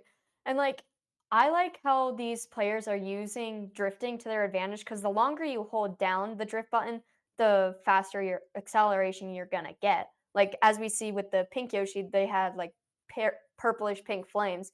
That's the best you can get out of a drift. For sure. We're seeing some nice things coming out. Like they're swapping places really fast. They're doing a really good job trying to keep up their places, and they're doing just that. But also they're trying to push forward, and sometimes they do it, sometimes they fall back for Dunseith. Right. Let's see if they can get this blue Yoshi under control right now, because that's really the only big problem that Stanley is doing a very great job of keeping Dunseith under control, underneath their thumb. Yeah, of course. And both teams are doing really good in their own aspects between keeping where they're at or trying to go further ahead. Right. So I'm curious to see what is going to be happening here. Okay. We see the mushroom in play for Pink Yoshi here. That could be a little huge. Yeah. You got I think defensive banana there. 4 mushrooms from the side of Yoshi. I think we pop them, bro. Come on. Yeah, there you go. Look at that. Stanley being able to take first and second. Very nice job from them. Yeah, they're gonna pull out all the stops they can. For sure. Okay, there you go. Nice 5-point lead there from Stanley in game 1. Golden Goose did prove fruitful there on the side of Stanley. Yes, I think it was just the princess, the raceway. Right? they're I waiting think we're for on it. something here. They're As we cooking. do choose Yoshi Valley into Thwompa Ruins is the counter pick that Dunseth is going for. Yeah. That might be another golden goose for Dunseth's end. Gosh, I can't speak. No, you're all good. I get it. Because you just got done playing Mike. Seath? Seath? Like hate Sith? Hope Seath Mall. Okay. Okay, sure, buddy. Production's yapping in your ear, don't worry about it. Because, well, see, here's the thing, right? It's kind of like, it's not Welsh. It's something. Yeah. Where it's spelt Sith or Saith, but it's Seath. Yeah. I don't know. And maybe Interesting. from here. Maybe from here, but I Maybe. don't know how to say it. Dunseath is apparently the correct pronunciation. You know, I'm gonna take their word on it because I'm just one man, right? How am I gonna dictate the pronunciation of it? But I can dictate Exactly. that Shy Guy's doing a very great job being able to snipe out that Yoshi and take first place with a red shell as well in hand. We're keeping them nice under control. Unfortunate little bonk there from Luigi. Yeah. And they're also using a lot of drifting to their advantage because personally, I would just drive the corners, but this is a race, so they're pulling out all the tricks they can, like taking that shortcut there with Pink Yoshi, jumping over. That was a great one. Yeah. Fun fact: it also is slower to go onto the walls here. Yeah. It's just how it is. I have no idea like the math behind it or like why specifically, but I do know that it is faster just to full mini turbo around the corners. Yeah. Right. But yeah. Luigi going for that double box, but only having one slot. Right. Unfortunate. I think Yoshi does have these double mushrooms though that could be quite fruitful because we're going to be seeing him take that same shortcut again that you commented Yeah. on before, so we can see him take that again. Eggman gonna be capitalizing off it as well. But Of the course, Yoshi of gonna course. get thwarted by the red shell here. Gonna have to use that mushroom now. Unfortunate. Very unfortunate. It looks like Stanley is falling a little bit behind here. But Orange Shy Guy is trying to get this second place under control. But Pink Yoshi is putting up a really good fight for it right now. We do have a mushroom to Yeah. go for it. We do have a red shell. We do get another one. We could use it right now before Shy Guy gets the item There we box. We do go. just that. And now Pink Yoshi Yoshi's just has gonna to find jump. something. But the Oh! banana on the shortcut was devastating. Gonna be ruining Stanley's day right there as Dunseath is able to close out first and second place. Unfortunate that they lost this round, but they do have, another race, or if it comes down to it, 2 more races, because they're at 11-11 right now.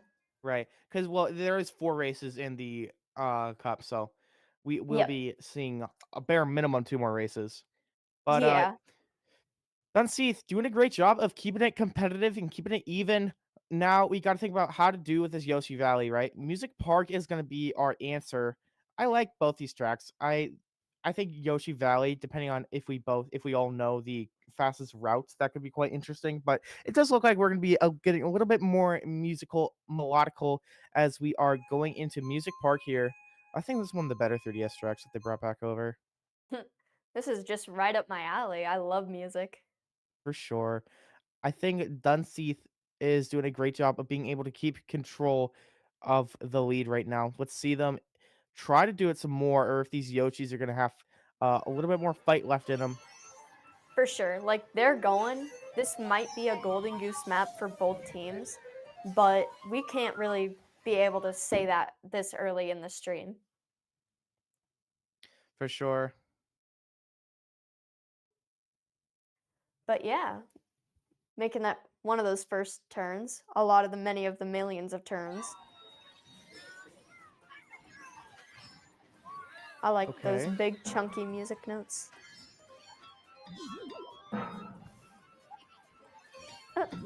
We did get stomped by the full note there. I don't even know. Like, where'd they come from? Actually, that's a quarter note. You're right. A whole note would have the hole in it. You're correct. But like maybe it is a whole note because like when they open up their mouth, it could be a whole note. You know what I'm saying? I think there's an argument to be made here. I suppose, in a sense, but as a music and band nerd, I can't let you disrespect my quarter notes and my eighth notes like that. Okay, it's not a half note. How about that? Shake? Okay, I'll accept that. Shake? Okay, shake. Like But they're yeah. so big, man. Like I feel like they can't just be quarters. No, they're They're not so quarters. or halves. I don't know. They're just so big and plump. Hey. Like where'd they come from? Like how did they get here? How do they breathe? How do they eat? But yeah. How do they what's the anatomy of these notes here? Like where does this take place in the Mario universe? I'm not really sure the music notes is the There's issue here, though. wildlife here, like with piranha plants and whatnot. There's wildlife. Yeah. Well, we are watching Stanley kind of fall behind on this map, so it seems For like sure. Dunseith really did pull out one of their advantage maps on this one. So Right. straying away from the anatomy of music notes, they're No, doing for really sure. good so far, keeping up and keeping the pressure to make sure that Stanley can't steal it away from them this time.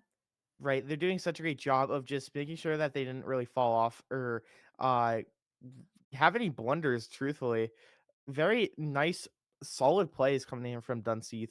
Gonna be able to close Yeah. that one out. And I think unless Stanley gets a first and Um, second here, it's cooked. Right? Yes. Yeah, not looking so hot. Right. We'll see if they can clutch up that first and second because I think how it works is there's a tiebreaker game, right? Yeah, for sure, for sure. Do they want this Yoshi Valley? They've picked it 3 rounds in a row, so I'm thinking that they want it. Let's just pray that they get it. Mount Wario gonna be Maybe. picked from Dunseith here. Ooh, Oh. but the Yoshi gonna be coming in clutch here. Okay, sure. Yeah, they got their Yoshi Valley finally. Okay. I like what I'm seeing. Oh, for sure. Like, they're gonna pull out all the stops that they can for this map, for sure. Because this is deciding who wins, right? Yes, This track alone. I mean, home field advantage says Yoshi wins, surely. But we're gonna be taking definitely. this shortcut right here. Is the fastest way. I like how everyone knows this. Very good, very good. See, we've done our homework here. But it Yeah. does look like Stanley is a bit more comfortable here, securing that first place lead right now. But Luigi with the mushroom does have something to say about it. Yeah. They're all taking that drift, making sure that they can go as fast as possible, but sometimes just driving around these curves with these open fences is a better option because you don't want to accidentally go flying off because that gives another competitor the chance to zoom past you. Right. But we do see Shy Guy take that small shortcut and get a little bit of a boost. Luigi doing the same thing as well. Very nice. With Shy Guy choosing to get rid of that blue Yoshi's red shell right there. Okay, I like what I'm seeing. Yeah. Luigi taking a different route. Interesting. Okay. Going through the caves. I don't think I've ever seen this route, if I'm going to be honest. Oh, it's banger. I don't think I've I'm ever not seen good at that. it, but it's banger. Okay. Oh, and he gets red shelled. Okay, we do have one of our own to answer to. Let's see if we can send that out and send that flying to anyone. No, it goes into the wall. Unfortunate. Okay. You almost Stanley hit doing a great that. job of tying this up. Yeah, they almost hit that banana though, but they were able not to. Cha-ching. Because if Dunseith just gets a second or third, they're fine. They just have to make sure they're above one of Stanley's, and we're doing that right now. Yeah, they're Okay. doing really good. Like keeping up and making sure that Stanley can't steal this win away from them. But at the same time, Right. Stanley's working hard to get that back. Okay, very nice. Luigi being able to pressure that pink Yoshi right there. They're going Height for the race drift. right now. I like Oh. the corner cutting that we're seeing that Luigi taking right now. We need to get this double item box to try to find something for this pink Yoshi. Oh, he Luigi hits the bonks wall. his noggin. Let's see if we can Uses- find anything with these mushrooms. Using the mushrooms. Oh. He bonks his noggin once again. Oh. He gets that second place, though. Ladies and gentlemen, Dunseith is going to be your Mario Kart State Champion. Very nice job from them. Sniping it from Stanley. Great stuff. All right, they did really good. Both teams alone had their own playership that works really good together. So I'm proud of both teams for one, making it to state, two, making it this far against all the other teams, and then finally making themselves the state champion. Right, for sure. I cannot wait to see where these players go, either like next year or whatnot, because they both brought it really competitively and really close, and it was such a treat watching them. But Dunseith is going to be your state finalists with Stanley taking that second place. Very nice job for both of them. But ladies and gentlemen, that is going to be the end of our Mario Kart portion of this broadcast, because right after this break, we will be bringing you some Minecraft Bedwars. So right after this break, you aren't going to want to miss the Minecraft Bedwars Grand Finals. Don't go anywhere after this break. Life isn't one size fits all, and college shouldn't be either. The University of North Dakota is consistently ranked the best value in the Midwest. That means whatever you decide to study, you know it'll be worth it. A better job, less debt, and ready for whatever comes next. Because there's one thing we all have in common. We lead our own way.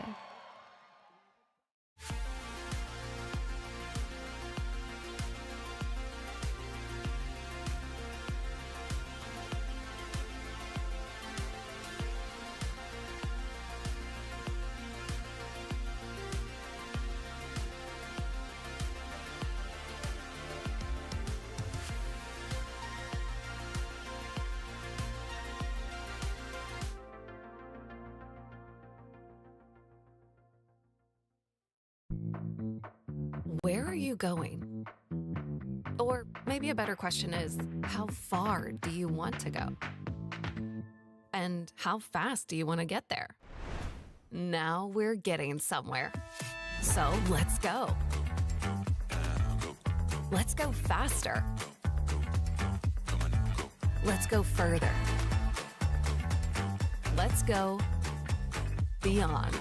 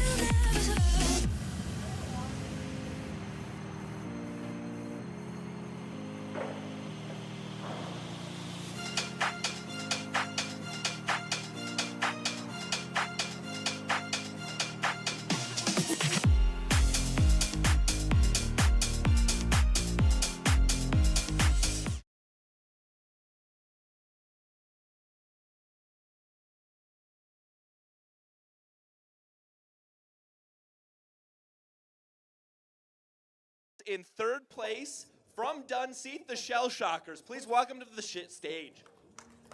Did Dunseith get third and first?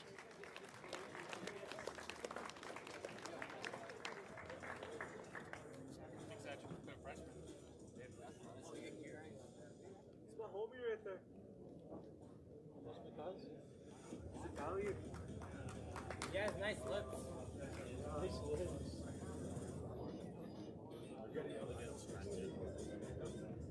We made him lost around affected. This time I won't break pots in front of you.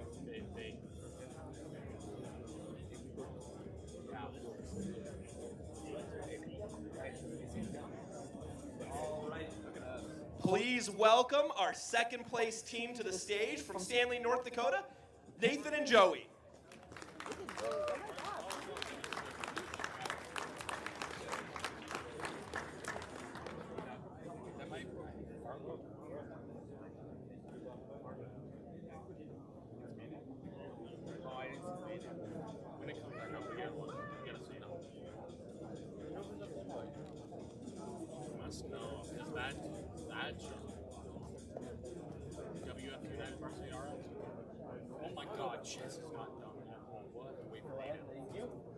And please welcome to the stage our champions of North Dakota Mario Kart from Dunseith, Drift Dynamos.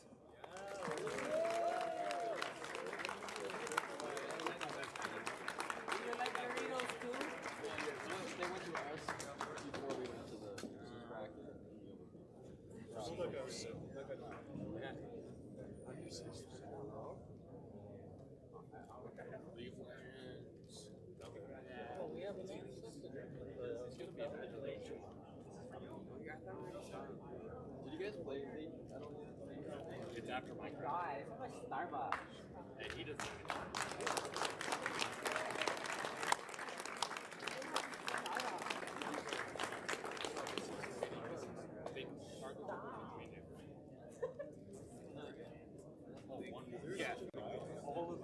Let's give one more big round of applause for all of our Mario Kart participants and our champions.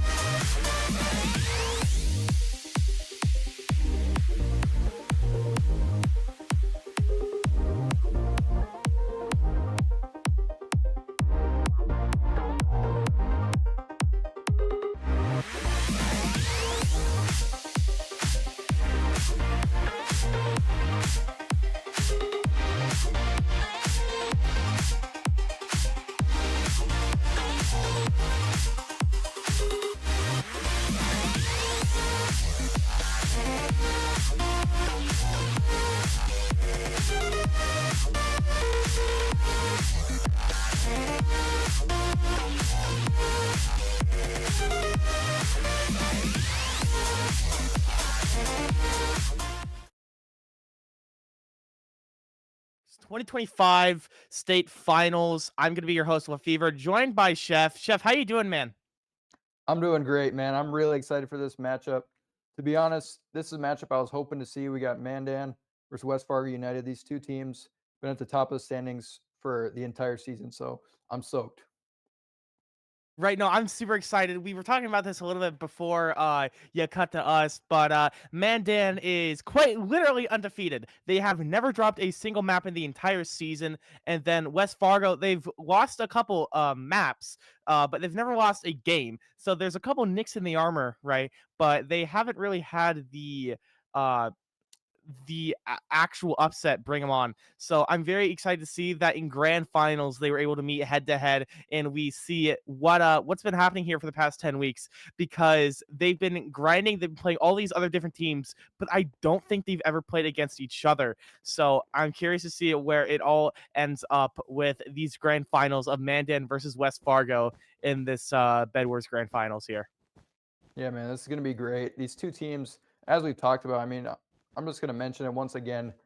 They've been so successful all season against every team they've played. We've seen Mandan with the TNT use. They just barrage all over their opponents. So dominant. Right. Haven't dropped a single map like we mentioned. And West Fargo is similarly really dominant with the TNT use, like we've said, but maybe we've seen some other strategies from West Fargo because they've been forced to. But really, Mandan has only had to just go straight through their opponents pretty much strictly with TNT. Right. Both these teams are pretty much cut from the same cloth for the most part. They have similar game plans, but a little bit different execution. But we are going to be seeing what happens here, as Mandan already does have TNT before they even have gotten onto Yoshi's Island here. Insane work coming in from. And what do you know? West Fargo doing the same thing. These speed buildings are insane coming in here from West Fargo, already making a great start. Being able to take out the person that had the TNT, more ammo, taking back to the base. J-Man for himself, and it looks like Fly Guy here, or what was that? What's that name? Yeah, I believe. Yeah, Fly Guy. Okay. So I think Mandan is red right now. Mandan I think will be red, yes. Okay. So the colors are swapped up in top, but you don't need to worry about that. We do have Endstone placed down, which is going to be quite interesting. Let's see if you can get anything figured off. We got 3 placed down. That bed is exposed right now. We do also find a way to get 2 players down. Fly Guy going to be trying to find this bed break. I think you just tank it right now, but not going to be able to find it. So close yet so far away. Not going to be able to find it. Fly Guy fighting desperately to take that bed, but just literally West Fargo just fighting just as desperately to defend it. And a 3-on-1 with that bed exposed, it's a tough spot to be in, but they did well to defend the bed. It looks like we're in Lego Fortnite right now. Yeah, I'm not sure Chef. what we're seeing here. We had seen actual castle. We're trying to build a moat around. That's a bit of a new one to me. But Fly Guy going right back into it. Holding nothing back right now. Going on for that like next Mandan push. Fly Guy going with a solo push while his team just kind of, I'm not sure exactly what they're doing, but they got a plan. They got a wool fortress so far, and they got a plan. So we'll see. This is quite an interesting one. I cannot lie. We do see J-Man kind of in a bit of a pickle, but more ammo does fall to his doom. That TNT, that's a lot of fall damage, actually. Yeah, I'm surprised we took that. I'm surprised we're taking these. Yeah, you're seeing these people. Ooh. I don't know about this one, Chef. A little bit of a slip there. and then Fly Guy getting shot by an arrow from Mr. Puggles. Mr. Puggles, I want to mention, he's impressed me all season. Very skilled in all the matches we've seen of him. Right, for sure. Definitely the marksman of the group from West Fargo. If I've had to like give them roles, he'd definitely be the marksman, right? Very good at holding down the fort, and a great addition to West Fargo's plethora of teams. So one of the things I want to notice is we already have glass down on the side of West Fargo. I'm not sure if Mandan has anything other than the big old moat and the big old castle walls, but we're gonna have to check on them eventually. They got that wool up so quickly we weren't able to see if there's really any other materials under it. But the TNT, if it does come down, it'll tear through that wool. So I would like to think Mandan has maybe some other materials under there, but we'll have to see once that first attack comes in from West Fargo. I will say, as a person from Minnesota, right, seeing these North Dakota players just go for each other's throats 24/7 at all times, it's quite a change of pace from what I am typically used to in Bedwars. But I'm gonna be honest, quite a welcome change. I mean, these players back and forth, back and forth. You're seeing them clash here nonstop. West Fargo getting that nice 2v2 in favor of Mandan, it looks like. So now we're going to be seeing if they can push on this West Fargo base. And you see all these builds already, just tons of different scaffolding that they can reuse. And like these attacks are going to be so much more versatile. Because like we saw earlier, when you fall from that top red level, they just landed right on the blue. And it just saved their life really. But just makes it a lot more versatile of attack. Yeah. It wasn't at the cost of so much health. Yeah. It wasn't probably what they were planning, but it definitely had an effect on that. Glass exposed right now. West Fargo looking to find something here. Okay. Drop down. More TNT coming through. The glass is doing its job. I don't know if we have another player up top still. Doesn't look like it. But this pressure, just over and over again, this pressure, it's really going to be good for Mandan, I think. Yeah, I mean, they haven't allowed West Fargo to really exit their half of the map too much. We've seen it a little bit, but really just focusing on that defense and keeping that glass alive is going to be the most important to kind of counteract that TNT. And it's worked so far, but you know Mandan's coming back. For sure. We're going to be seeing a little bit of parkour here, maneuverability around the base, because West Fargo, we don't look like we want to engage too much with them, and Mandan's just looking to kind of book it straight to the other base, but getting caught off guard here. Mr. Puggles going to be trying to fight right now. Mr. Ammo, or sorry, more ammo, please, rather. Going to be trying to put some TNT down, not quite. We've got the Mandan support coming through, really trying to navigate this honey. As you see more ammo getting slowed down, that's what the parkour is for, to really place those blocks, get your speed boost going, so you don't have to navigate through that honey, that slowing honey. And Mandan's doing a pretty good job here. I'd say both teams are doing a pretty good job, but Mandan definitely has the pressure so far as we see the TNT coming through on the top of Fly Guy dropping down. But we know that glass is there, so I'm interested to see what they try to do to get past that. I think it's the constant pressure is what we're looking for, right? Because you have so many resources going for it. We're going to be seeing if we can break some of this more glass. We find a way to go through it. Not quite enough to break through this glass like we want to. We need more, but it's not going to be coming in enough. Yeah. I thought that wood block was exposed with the TNT right on it, but maybe the mechanics of the game decided that wood block should stay alive. So I really don't know. Interaction, yeah. I think you're onto something there about, since it's like all surrounded by TNT, by glass, that maybe it's like getting protected because the TNT is like getting pushed or whatever. But Yeah, I really don't know. Maybe not direct contact enough. But there's always those intricacies in every game, really, to where you think something should go one way and it goes another. But I'm sure Mandan won't be too phased, as they'll probably have another attack soon. Right, it's just like Rocket League, right? You think you're gonna get the jump reset, but no, actually, you're gonna just get demoed out of nowhere. It's just how it works. What incarnation is this? Are they up there, or was that previously? What? What? That is high up. I got a couple questions, and all of them. I got a couple sentences, right? All of them end with a question mark. And I think I'm just gonna leave it at that. All the way up to Yoshi's head. I've never. We can put a halo around him because he's just such a good boy. But like, other than that, I don't really know what we are quite doing there for Mandan. We got Puggles taking a fight against J-Man here. J-Man stays alive, but he's low on HP. And Puggle's Mr. gonna Pug- turn his focus Ew. over to Fly Guy. West Fargo having that armor upgrade and also the resource advantage is what I'm seeing right now with like these golden apples and these iron armor as well. We're seeing them be a lot more rich in these resources right now. Yeah, kind of just run and gun for Mandan, really only focusing on the TNT, it looks like. Not a ton of upgrades as Puggles able to take out Fly Guy there. Oh, wait, whoa. Wow, we got a bed destruction. Okay. Mandan's, their fortress was taken. Okay, sure. That looks like a TNT explosion if I've ever seen one. What happened? What in...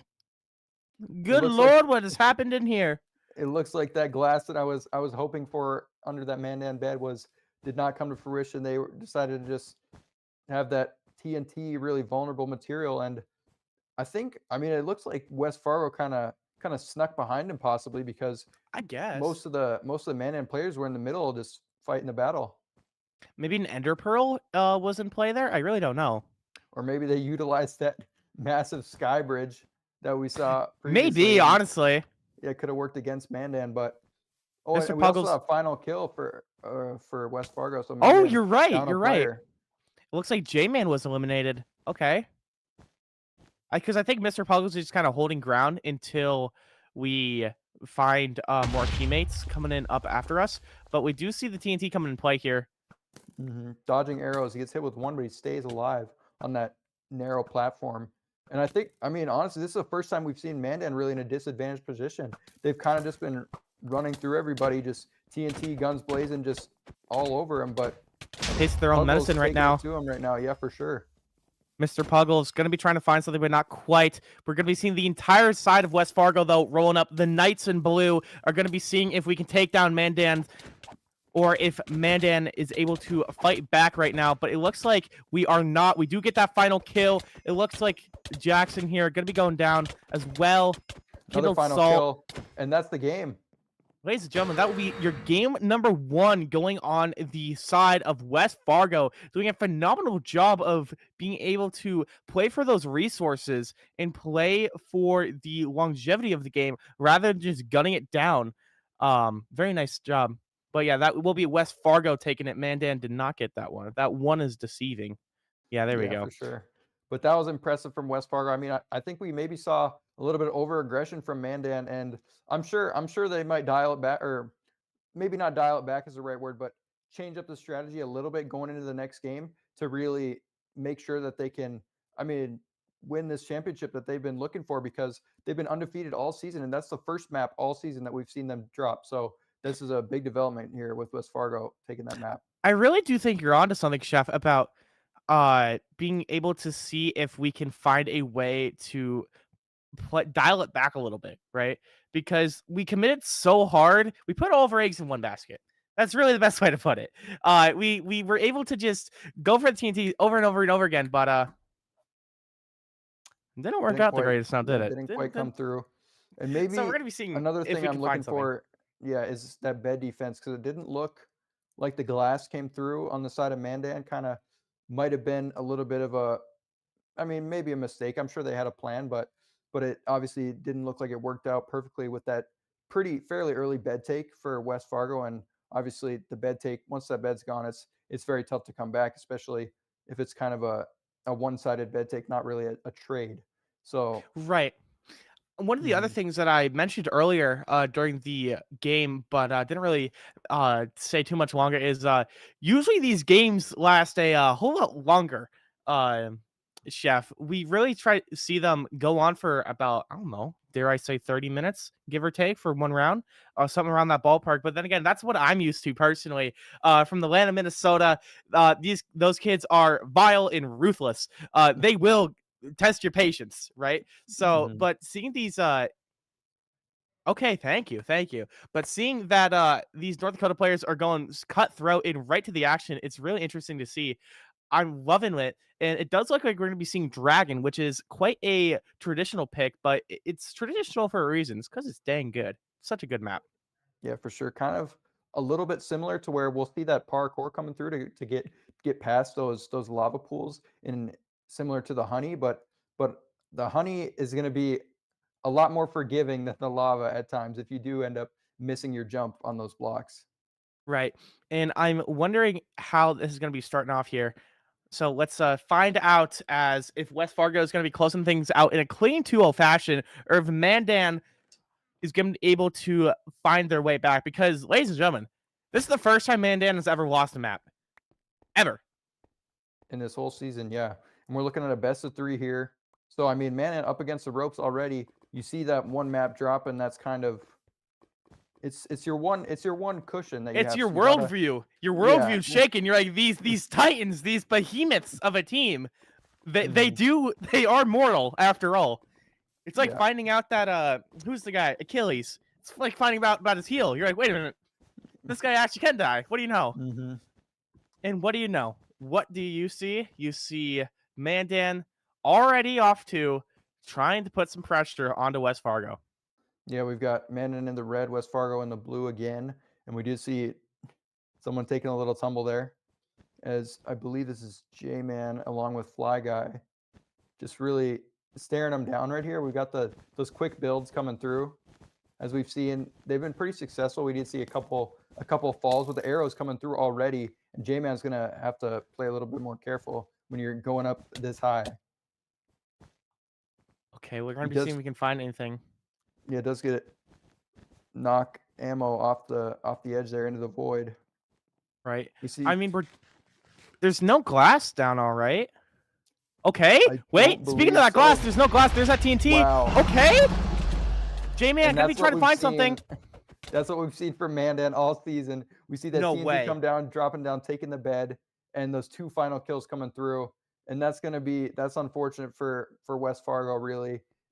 But honestly, what can we expect from Mandan? That's what they've shown all season, and we know that's what they can do. So West Fargo is going to have to try and adapt to this deficit they've came in map 2.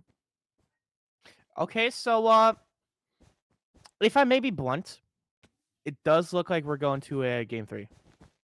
Yeah, this is a really tough spot for West Fargo, and that's how quickly these Minecraft games can change, especially the bed take. I mean, I know I said it earlier, it's so lucrative because that respawn is just like the final kills, it's just such a disadvantage for your team. And now we see a 2v4 to where the 2 can't respawn, but the 4 can respawn. So it's very hard to come back from this, but we'll see what West Fargo tries to employ here.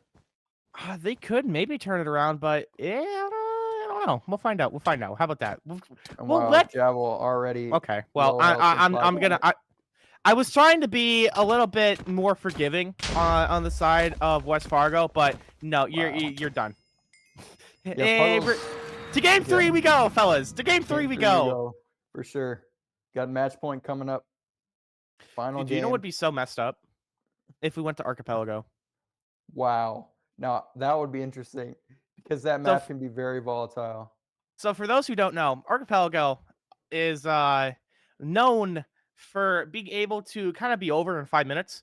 Because there's a lot of different things you can do. There's someone on fire in the lobby, but I'm not gonna ignore that. So what happens in Archipelago is you swim across the border of the map or something. I don't entirely know the specifics, but you kill the bed pretty dang instantly. I know that part. I'm familiar with that one. Yeah, So it's- I'm curious to see what we have in store for that. If we are going to see, because we have Aqueducts, Archipelago, and Jungle. I Yeah, doubt that we're playing on sounds right. Jungle. I doubt we're playing on Jungle. I know we've seen both these teams on Aqueducts maybe multiple times. I know we saw Mr. Puggles kind of blocking off that water like we mentioned during that. I don't know what week it was, but that was an interesting strategy to kind of hold the Yeah. other team in. I wonder what it'll be. We'll have to find out here, but I can't believe it's tied up 1-1. I mean, that reversal that Mandan had was insane. Yeah, it was truly special. I mean, they're just so skilled at that. The way they kind of overwhelm their opponents, and it was so quick to where that glass wasn't even able to come down for West Fargo. And we saw the glass come down on the first map, and that really they defended well against Mandan, even with that constant pressure, and they kind of got Mandan to maybe overextend a little bit, but the barrage coming in from Mandan just proved too much in the second map. For sure. As we do get these bans underway, we do have to think about the pressure that these players are under right now. Mandan's never lost a game. and that just Until happened. now, yeah. And West Sure. Fargo's never lost a set, and they're about one game away of losing their first game of the series and the state finals at the same time, and Mandan likewise, right? So I'm curious to see how these players are going to have to keep their mentals strong and keep them fortified for this final game. As word on the grapevine is that we are going to Aqueducts, which is that's scary, brothers and sisters. Hold strong, as we are going to be going to the very quirky lands of Aqueducts, the flooded lands. We're going to be seeing some boat action, I fear. We are going to be seeing possibly an early bed take within the first 5 minutes. This might be over before you know it, so keep your eyes peeled. Yeah, Aqueducts is one of my favorite maps, and I think we've seen it a good amount this season through the 8 weeks, and I'm excited to see. I know both these teams have played on that map before, so I know they both know the map. They're both ready for it, but I wonder if the strategy is going to be similar to Mandan, because really we looked for kind of to dial it back a little from Mandan, but they just spat at our feet and said, no, we're going straight for it once again, and it worked out for them. Cool. Sounds good. Thank you, production. As we do go into Aqueducts here, this really, I have a gut feeling in me that I need to sponsor, shout out sponsors, but we don't need to. I don't think. But can I do it anyway? I mean, who's gonna stop me, right? For Who's gonna sure. stop me? So this entire season, we've been thankful enough to have a great utilization from our wonderful sponsors to help us keep this thing going. So I just want to give a huge shout out to the wonderful University of North Dakota, Eastern Wyoming College, Broadband Association of North Dakota, SDN Communications, our wonderful internet sponsor Midco, and who forget our merch sponsor Verbero for sponsoring our wonderful events. And throughout the past 10 weeks, I'm pretty sure all of them are still sponsoring the state finals. Knock on wood. That did not get confirmation, but let's knock on wood. But thanks for helping us pay the old bills and making sure that we are able to ride smooth into these grand finals, into this game 3. We will be deciding who gets that gold, who gets that silver right here, right now. And dude, you see that like platforming from J-Man there? That was I'd be willing to watch that a couple more times. Like you put that on with like AI TikTok audio, I think it belongs in there. Like you're like, see this speed? He's got some sauce, bro. Okay. I think he ran out of wool though. I think he ran out of wool. He may have. I don't know. Oh, he's got a couple more at least. And I don't know if we've seen this really. I guess speed bridging. I mean, I know we've seen the speed bridging from, but not to this level. Yeah, right? not to this extent from J-Man specifically. He's really kind of just like flying over all these West Fargo players. It's crazy. They're getting up to him every once in a while, but he's got the speed with that to where it's a big advantage for him. Maybe he just like, you know how like some Val players like they just go on aim labs for like an hour or two, or like the Rocket League players, they just go into free play for a little bit. Maybe he just sits in Minecraft creative mode and just goes for like 3 hours a day. Maybe that's what he does. Yeah, for sure. I mean, it looks like he's been practicing, because I know we've seen some bridging like that in the past, but this is J-Man's on another level with it right now, and we do see him get taken out.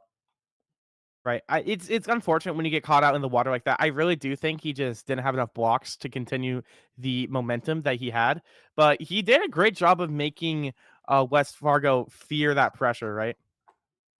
Yeah, for sure. And we do have West Fargo kind of holding the midfield here.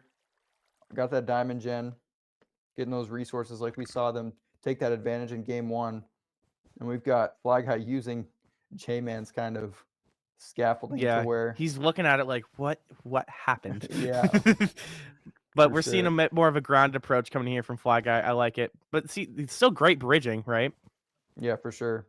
Very skilled. All these players are skilled at bridging. Oh my gosh, yeah. Like one of my favorite things about these Minecraft players is you see all the little decision making very quickly, just based on where they're looking, right? You get to see where they're all thinking about. Let's see is Javel here is gonna be trying to contest him a little bit. Choosing to go around though, I like it. J-Man falling behind. Fly Guy does have the TNT, but can he get thwarted? Mr. Puggles also having the armor already, which is huge actually. getting those diamonds here from the midfield, like you were talking about earlier, being able to armor up someone is an insane amount of work. That's why you're seeing him carry that TNT. Yeah, for sure. And on the side of Mana and getting a little caught up in that water like we saw there. And honestly, I'm really looking at Mr. Puggles to kind of be that difference maker in the PvP and even maybe the bed take scenarios, because we've seen him do that in the past. I don't know if you remember, but he did 1v3 bed take one time during the regular season, and it was true. just so impressive. So I know we were like, he's not going to 1v3, and then he did it, and it was incredible. But we might be seeing something similar here. I mean, I think West Fargo knows that he's the ace. He is the card up the sleeve, right? He is the Joker up the sleeve, because like he's got work, bro. He's been doing work for 10 weeks. And Let's see if J-Man can put a stop to him. He does catch that waterfall. Oh, wow, that's close. That is just barely block out that water. Block out that water. Oh, that is actually You're good. seeing him block We it did out. and you saw it. Oh, Mr. Puggles. it's a blunder from J-Man. Wow, he gets back up though. We've seen those bridging skills before, and it works out. And we've got another fall from Junior Agent down there. But it looks like he's like the Terminator, bro. He doesn't stop. Oh my gosh, what the glass. Holy glass. Oh, wow. We have a good amount of glass here. We have the TNT coming in from Puggles. We found the some glass. There's not enough glass, but Puggles is going to get taken out. And you saw that bed exposed, but Puggles wasn't able to get it. He was just too quick for Mandan on the defense. Yeah, we saw a nick in the armor, though, as that bed was quite exposed, rather bluntly there. But yeah, now we just see a big old pyramid coming in from the side of West Fargo here. Yeah. And back off to the races. Yeah, I mean, I would like to see kind of trying to get there quick. We saw that TNT take out a lot of that defense, that bed defense from Mandan, and we saw they didn't even have all the glass down yet. So I would expect them to obviously try and get that bed back up and the defense back strong, but it's going to take a little bit to gather those resources. So maybe Javel can kind of get there quick and try something. For sure. Let's see if J-Man can do anything here, but it looks like he's going to be trying to take a 2v1 to either try to put some pressure to take some of them away from that big push, or if we are just trying to be a big old distraction right now. I'm not quite sure. That's what I'm looking. That's what I'm seeing here. He's kind of playing ring around the rosy with them, just kind of teasing them even. like yeah, I don't know if we're playing for diamonds or what. Yeah, he's got a few there in the middle. Diamonds hit diamond 2, so that'll be even more resources. And it looks like West Fargo are trying to kind of take the fight to J-Man, really playing into his game here. And it might work out for J-Man. This is going to be a close fight, but Ammo is able to take him out with that high ground there that we saw. As we see kind of a little bit slow down here. We've got, and Fly Guy does get an elimination there. Just some midfield fights here going on. PvP, kind of just trying to gain that advantage for your team. But it is okay. Nice Fly Guy there. It is giving time for Mandan, like I mentioned, to kind of rebuild that bed as we saw it exposed. And I think they could definitely have that bed defense back up to snuff by now. Right, because we don't know if there's glass or anything underneath that pyramid. Yeah, for sure. Some trousers on the ground, mate. I know we've seen pretty standard bed defenses from West Fargo this season and in this series as well. So I would assume there's glass. I know I was hoping there's glass for Mana in game 1, but it looked like they were going for a little bit of a unconventional style. But West Fargo, maybe we just didn't have time. That's also true. That could be true. Yeah. Like, because truth be told, I don't know how much glass costs. I think it's some amount of gold or some amount of iron. It's not like horribly expensive, right? But it's definitely it's not cheap. It's not expensive, but it's right. Not cheap. It's just you do have to take your time to get it, but it's definitely attainable for sure. Right. With J-Man down, I think now's our time for West Fargo to make this wrench of a push here. Let's see what's going on the side of Mandan here. What do they got going on in this bed defense? Very similar to what West Fargo has got. It looks like they got that back up on that. The crater kind of opened up by Mr. Puggles, I believe, on the back end. They got it rebuilt. Under control. Yeah, for sure. And now let's see what happens here as more ammo and Mr. Puggles goes once more into the warfare here. We see that TNT sparkle above Mr. Puggles' head that nearly proved fruitful for him. in that previous bed attack. But we'll see if Ammo can be the difference to where Puggles couldn't get it on his own, but maybe Ammo can kind of be that catalyst to break through the bed defense and I take will out say that we do bed. have a little bit of an armor diff here coming in from the side of West Fargo. I feel like we're more kitted. Definitely. Yeah, for sure. Just I by mean, appearance. Just by yeah. appearance. Look. Okay, Yeah. Mr. Puggles taking these nice jump hits as well from this sword. Okay, And Fly nice Guy fly gonna try guy. and back off as he has 4 hearts there. West Fargo needing some time to regroup, I fear, as more ammo is getting torn to shreds. Puggles coming in here to try to tank some, but it can only be done so much. J-Man looking to put up a nice fight. Down to 1 heart. Wow. And that was impressive from Puggles, really helping out his teammate Ammo there. But He is the Puggles tank of the and group. Ammo are going to be on lower health, so Fly Guy was able to retreat. Wow, that was nearly a great kind of HP disadvantaged kill or elimination from Puggles, but Fly Guy was able to just take him out there. So close yet so far away. And this is kind of what we are a bit more used to, Chef, this back and forth pace of the game. We saw a lot of crazy stuff in these first 2 games, but now we're kind of back into the normal reality Yeah. of Minecraft. Yeah, for sure. Just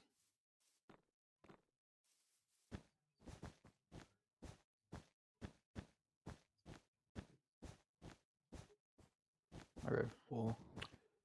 And yeah, we've got point of view here, getting those resources in the middle. Just some. I don't see any opposing players really not putting a ton of pressure on, but I'm sure they're around. We see some up there as well now. And we definitely a back and forth so far. Nothing. Right, I mean, we saw J-Man. that one chance from Puggles, but nothing too threatening from either side.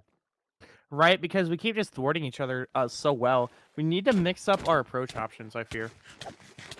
Yeah, and both I would say some of the captains of the team, as we've seen in this series, specifically, definitely Puggles and J-Man going at it here.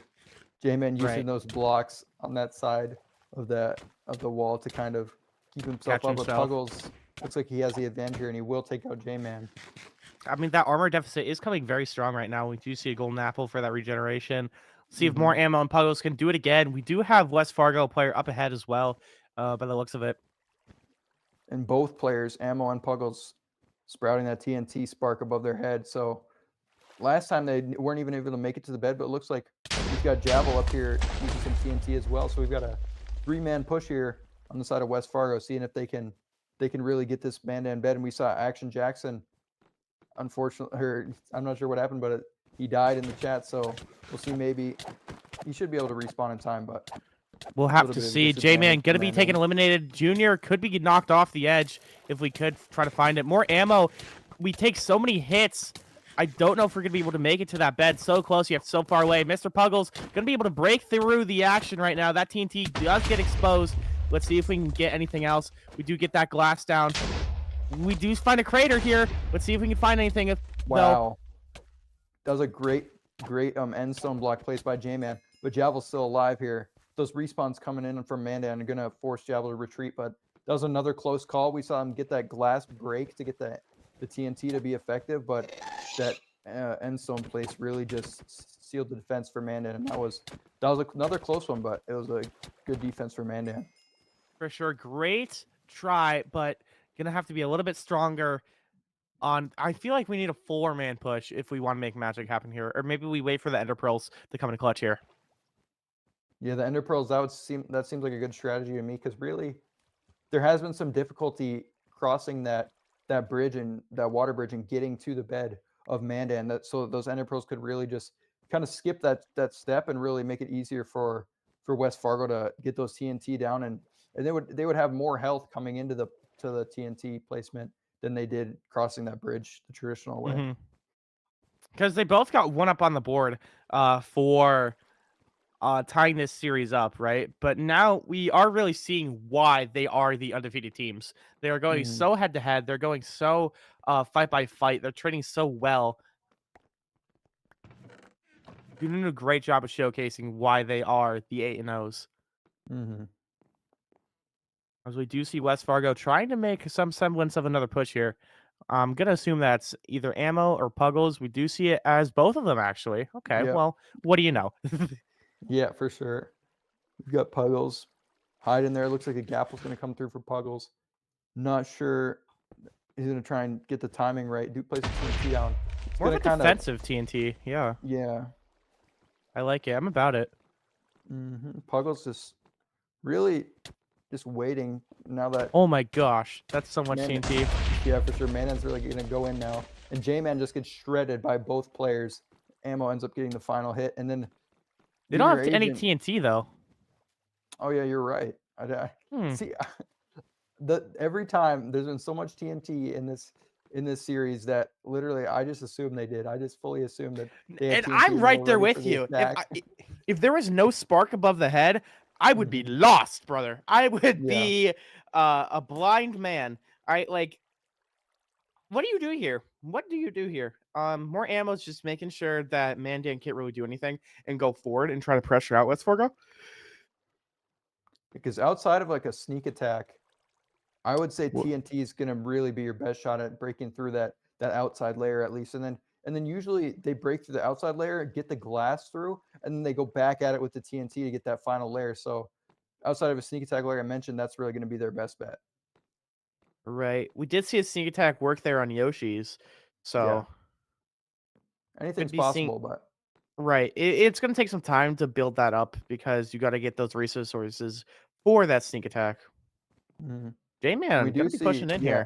We Okay. do see J-Man having those that iron armor that I don't think we've seen quite that amount on J-Man. He's got the hearts advantage going up and up with that armor. Oh, for sure. A walking tank in and of himself. Got to be Mhm. seeing if he can get some work done here. We haven't really Okay. seen a lot of pressure from Mandan. Or I mean, we've seen a lot of kind of back and forth in the middle, but we haven't really seen Mandan never gotten to close the in bed. on the West Fargo bed. Yeah, exactly. Yeah. Like, we've had some contention right here, Chef, where with this Yeah, whole like we diamond see. generator in whatever I'm looking at right now. Okay, Yeah. sure. But you're right entirely. Not a lot of pressure on this old bed, but I think Fly Guy and Co. are starting to try to change that script and change that narrative. Puggle's got similar armor kit to J-Man. And I think we're seeing him push forward because of that.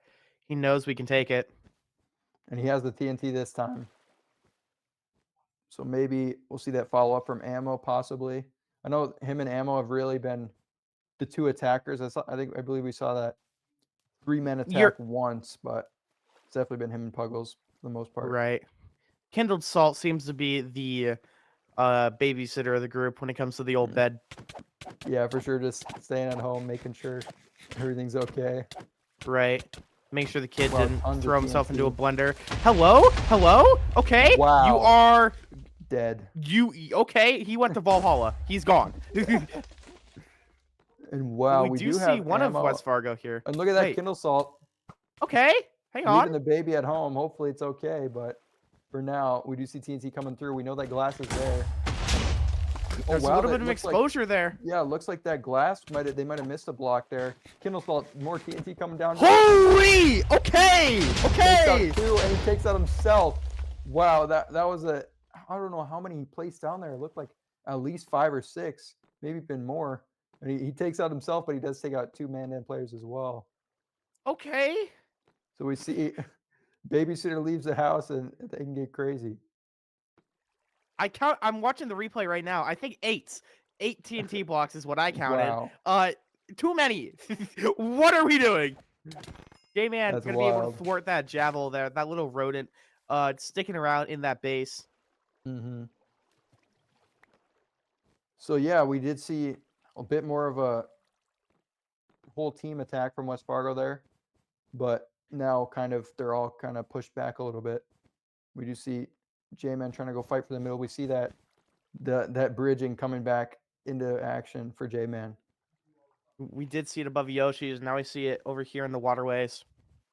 And by the high level of this match, it's really showing with just how many blocks are just everywhere. There's literally blocks throughout the whole map, and it's becoming advantages and disadvantages for players because it kind of gets in your way, but you can also obviously crawl In over one- them all. Oh, a Wow. bit of a blunder, isn't it? Unfortunate. Yep, for sure. I'd like to use one word to describe this match: chaotic. Definitely. It's just been we've seen everything almost. I know. We haven't seen those ender pearls like we maybe could work, maybe a strategy these teams might employ, but everything else really. We've seen bows and arrows and TNT. We're gonna and get the golden fireballs apples. here soon. True. We haven't seen a fireball, but I know both these teams have used fireballs in the regular season. And this Oh, has been a longer match, like you were mentioning, that we don't see too often. We've got 5 minutes till Diamond 3, which I don't know if we've gotten to all season. Which, peel back the curtain a little bit. I've been casting this for 4 years, right? The fact that we've never in this entire season gotten a Diamond 3 is ludicrous to my old man ears. That is insane to me.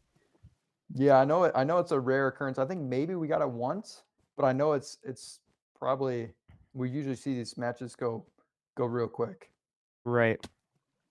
I mean, this is literally the final game of the season, no Yeah, matter for what sure. happens. So Mhm. why not make it a longer one? Yeah, definitely.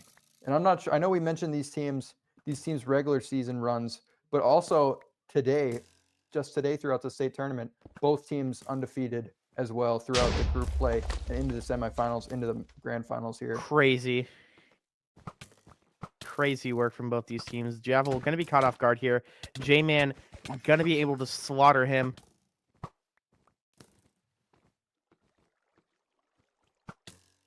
Okay. Nice progression. Nice push. Mr. Puggles is going to be trying to hold down the fort here for how long? This TNT from Puggles is going to be able to get slapped down there. And... Okay. Looks like Wait a kind of minute. traded his I life. guess. Took out For how much more? Fly Guy, More but- ammo. And J-Man likes to be up on those perches like we've seen. I'm interested to see if maybe West Fargo can get some bow and arrow action going to try and get some picks off on J-Man, but he's done well to really keep his life even on those. We do see arrows flying through. Oh, okay, there you go. Oh wow, both players. That's just a falling into the reset. void there. I think since Junior died, J-Man's just like, okay, that's a reset. Yeah, that's possible. And on this map especially, we do see a lot more kind of tumbles into the void. Right. Just because it's really a little bit more open, and there's gaps here and there, and especially with that broken bridge with the waterfalls right in front of each team's base. Right, it's quite tricky. We're gonna be seeing if Javel and company. I believe we're expecting more ammo. Yeah, more ammo. We're gonna be seeing if we can make a play off of here as Mandan is respawning, recuperating. Yep. Seeing one Looks like player. kind of bypass the offending players there. We do see a little bit of a conflict here. Javel and Hello? Where are I we? believe. Yeah, Where are just we a- skipping to? Just a chase here. Fly Guy kind of retreating. Oh wow! Oh! Did not come through. What a gambit, dude!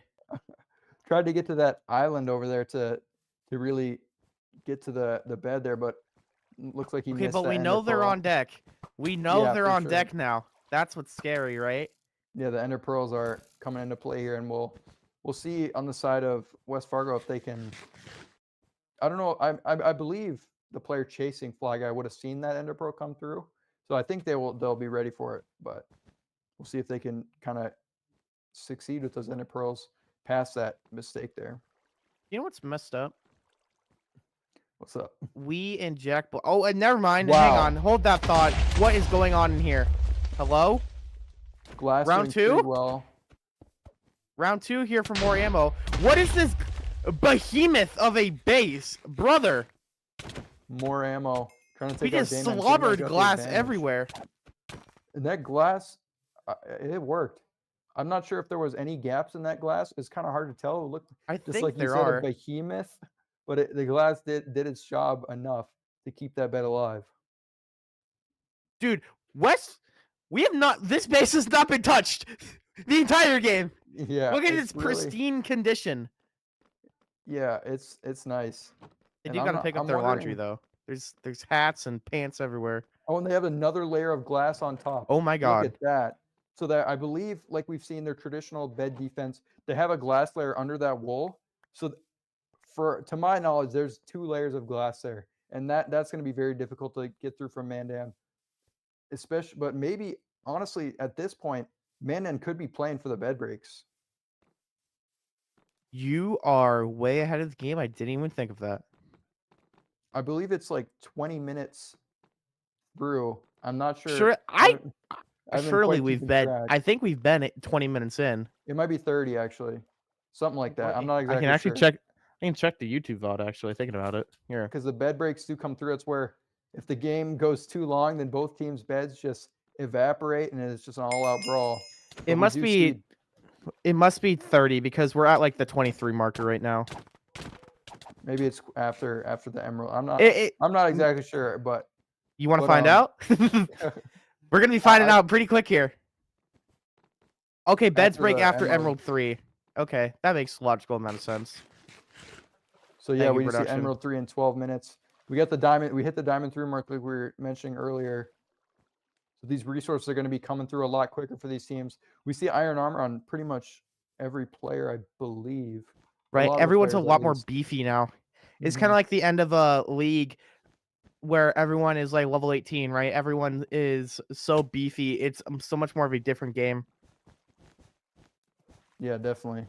We've got these players. We do see Action Jackson in his set of leather still, but I know a majority of the players in the lobby definitely have that iron kit. Right, it We does see look some like chainmail and Fly Guy Mandan. as well. Yeah, Mandan is a little bit behind on the old armor department. Okay, ammo. Throw another pearl for But me. I mean, I know a lot of the resources used are going to Fly Guy and J-Man on that Mandan side, because we do see Junior Agent and Action Jackson in that leather kit still. What in tarnation? Wow, I'm not quite sure what the plan was there. I just like watching. They're like ants to me. They're so goofy watching them. Like, what's the plan there? I'm assuming it was to either like, I don't know, maybe create a space. TNT launch, but I think only one came down. Right? Like, I If don't saw know. correctly. I'm not gonna Yeah. act like I know. These players know far more than I ever could about the Minecraft intricacies and the ins and outs of how these blocks work and interact with each other, like you were talking about. But what we do see is more ammo pushing on through as much as possible. Gonna have to eat a Gapple here to try Gapple and coming tank some more through. damage. Let's see if Javel can find some. We do get that TNT planted here. He's gonna blow himself down the stairs. It looks like there's a little bit of exposed there. Ammo gets taken out. You see Kindle Salt and Gavel come through. More TNT. We see that bed. Through the glass. Can we get it? Wow. No they way! cannot. You are crazy, Mandan, for being able to defend this time and time again. Ladies and gentlemen, we are held hostage here. And look at It's that bed. right there. It's right there, and they're getting that wood quickly. They know West Fargo could come quickly and take that bed. There's still a door kind of little through the back there. I'm not sure if West Fargo knows about that, but might be something they could take advantage of. But it looks like Mandan is going to get those blocks and seal that off quickly. But the glass, a lot of the glass has been broken on the side of Mandan. So if we can get TNT to come through again, just quick attack, I think they might be able to break through and get this bed, because it's just been chaos at the Mandan bed. You're onto something here, Chef. You are in the kitchen. Let's see if we can find something here. Ammo is just trying to take his pathing so fast to see if we can capitalize off of this bed breaking. But Fly Guy and Co., we know we're going to have to defend so fast here. Yeah, we do see Mandan pushing forward a little bit. We've got trying to take out ammo here, and maybe we see TNT on the side of Fly Guy, I believe, and ammo's going to get taken out by J-Man. I think Fly Guy is going to push ahead, see if they can really get that attack. But I don't even know the last time they've seen this West Fargo bed, and I'm sure Fly Guy just got a view of it with that extra glass layer on top of the wool, on top of even more glass. So the TNT is going to be a lot more difficult to break through. Let's see if we can find something here on the side of Mandan here. We're building up, we're bridging up. Fly Guy, for the first time ever, we are seeing West Fargo's base be punished and being attacked here. Let's see if we can capitalize off anything. But like you said, Chef, it's glass, wool, glass. And that's I believe hard. that traditionally this season they've had that end stone under there as well, which is another great layer of defense. So I mean, I don't know if one player is going to be able to get through this West Fargo It's bed. not. I really don't, because this is going to do nothing. Yeah, I really don't. Oh wow, looks like Hello? Puggles looks like Hello? he's killed all 3 of the other players. We've got Fly Guy coming in on the West Fargo bed while Puggles is 1v3ing on the other side of the map. But it looks like Puggles did die with those 3 players. Is there another person with him or no? I don't believe so. We've got all There's 3. not. Or maybe That's I'm not tragic. quite sure, but This doesn't do anything. down, He's yeah, like, it's- oh, well, what do I he's do like- now? yeah, I don't He's know. like- He's realized. He's like, He's like, wait, what do I do? he's like, wait, back up. You're saying well. this counterplay here? Okay, so he's gonna have to wall himself in, wow. is what we're seeing. Is he gonna get in like a little Wow. mole? That is Wait, incredible. Does he Can he get in get like a there? little mole? Does he get the TNT? What happens here? No, he does Fly guy not. gets killed. Oh wait, no. Oh, he was Yeah, close, he did. brother. He got that TNT down before he was eliminated, but he was not able to get through to get that bed in. But that was even farther than I thought. So Fly Guy what's was gonna happened get. over here? That mole strategy nearly worked. Because we missed Puggles killing 3. Riddle me Yeah, this, Batman. What happened? There was can we action check on up? both sides there. Can we check up on this bed, on the side of Mandan here? Yeah, I believe. So looking at the kill feed there, Puggles took out 3, but then he was immediately eliminated. So it's kind of a little bit of a trade there. So he wasn't able to really have that time to burrow in and get the bed. If one more person was with him, bro. Exactly. That's a hero play from Puggles, but just barely not able to capitalize on the side of West Fargo. Even Batman needs his Robin. For sure. And as we see, kind of lots of action in this game. Both these teams, they're playing so well. Both these teams They really have are, that, man. That bed defense and that attacking. Yeah, 5 minutes till Emerald 3, and then we Yeah. got, I want to say 10 minutes, 5 minutes until bed destruction, and then then things get real interesting as everyone's down to their last life, and then it becomes a game. It then basically becomes a fighting game, bro, of just playing footsies in neutral. Yeah, for sure. That changes the whole game when the bed breaks come through. It's literally just simple 4v4 PvP. I mean, there's obviously a little bit more to it than PvP. We got this. I'm sure that TNT may come through even in that scenario. They use TNT on the player side, even just as much as the bed side almost. So we could see that For come through as sure. well. It's a good defense and a good offense. It really is a do-it-everything type of block. So I'm assuming if we get there, remember, we're going to be seeing, what if we just all have 20 and just run around throwing it? That would that would be interesting. I know when these TNT comes down with the obviously players, they can kind of pick their spots with it. But every once in a while, a player gets into a bad spot, and like we saw earlier, just place 5, 6, 7, even 8 TNT down, and They're like wild animals. Half the time they blow themselves off the map. But Enderpro coming. Puggles. Okay, gets the TNT placed down. Bomb planted. Wow. Spike planted. TNT sent him back, but he has the health. He still has the health, and he still has more TNT to his name. Ammo's coming in here to try and clutch. Get that Fireball. fireball off. Okay. Nice Golden dapple. apple coming Good through from good Puggles. placement. Good placement. Good repositioning here. Look at Ammo trying to clutch in here. Ammo needs to help him out, brother.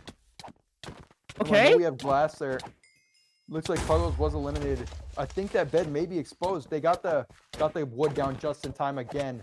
And Ammo is not going to be able to get that. He's going to be taken out. Another TNT coming through there. Bed's But it's exposed right again, there. But that's the end of the attack. Attack fizzles out. Bed's still open. Looks like they're going to go purchase more wood from the villager. But I mean, this is really just a shambles defense on the side of Mandan, and they're just trying to hold on. It's holding up by toothpicks, bro. We don't have much left. But on the side of West Fargo, literally untouched. We have not been touched this entire time. We saw the TNG come down onto that glass castle, and that didn't do much. So we'll see if Rather if Mandan unfortunate. can maybe try and push for that bed, but at this point, I'm sure these players are thinking about the bed breaks because it's fairly imminent. We've got 3 minutes until we find out when that timer is. For all we know, the timer's 30 minutes. and then I'm opening up the bag of Chex Mix next to me. Depending on how long that timer says. You But guys think man, that's a bit? That's not a bit. There's no jokes here. I'm being dead serious. Like, yeah, I hope But you got yeah. popcorn, chef. Hope maybe I'll find some, but Mandan, their bed has really just been hanging on by a thread. We've seen that just the TNT coming through. We saw that Ender Pearl to where Puggles was able to get to that bed, teleport over there, and he keeps all 30 of his hearts, so he doesn't have to traverse that bridge. And he got bounced back into the river up top on the Mandan, closer to the Mandan home base, and then was able to get that gapple and go back at the bed. So really Puggles just being the catalyst for that bed attack, but it was just barely defended by Mandan again, like we've seen. Wow. J-Man cranking 90s all the way up top. What is this gameplay? Drops down, gets a kill. With that Ender Pearl coming in here. What is he doing? Did they see him? I think they do. Maybe not. It's hard to tell. It's hard Now to they tell, do. chef. Now they do. Oh, yeah, they probably do now.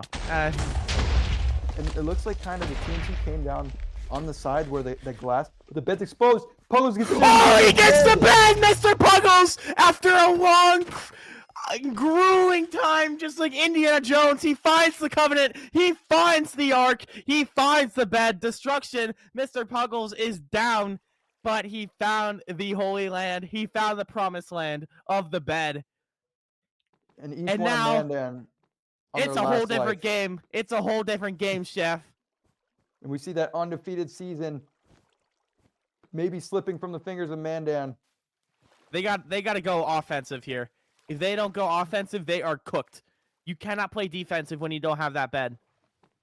For sure. I just really, and we know Mandan can do it. We have seen that from Mandan. I'd like to see even more building coming in from J-Man. I think that's what they're going to need. This is going to be a tough task. I think you give J-Man 300 blocks and just pray. I truly do believe you give this guy infinite blocks. Hopefully he just builds the Eiffel Tower and builds a maze. But maybe this Emerald 3 coming to an end here, and that bed break. If they hold out for the bed break, Yeah. that's Mandan's play. That's what I'm interested You're entirely for. right. But really, definitely a tough spot on the side of Mandan. Because That West bed Fargo's needs now to- on a timer.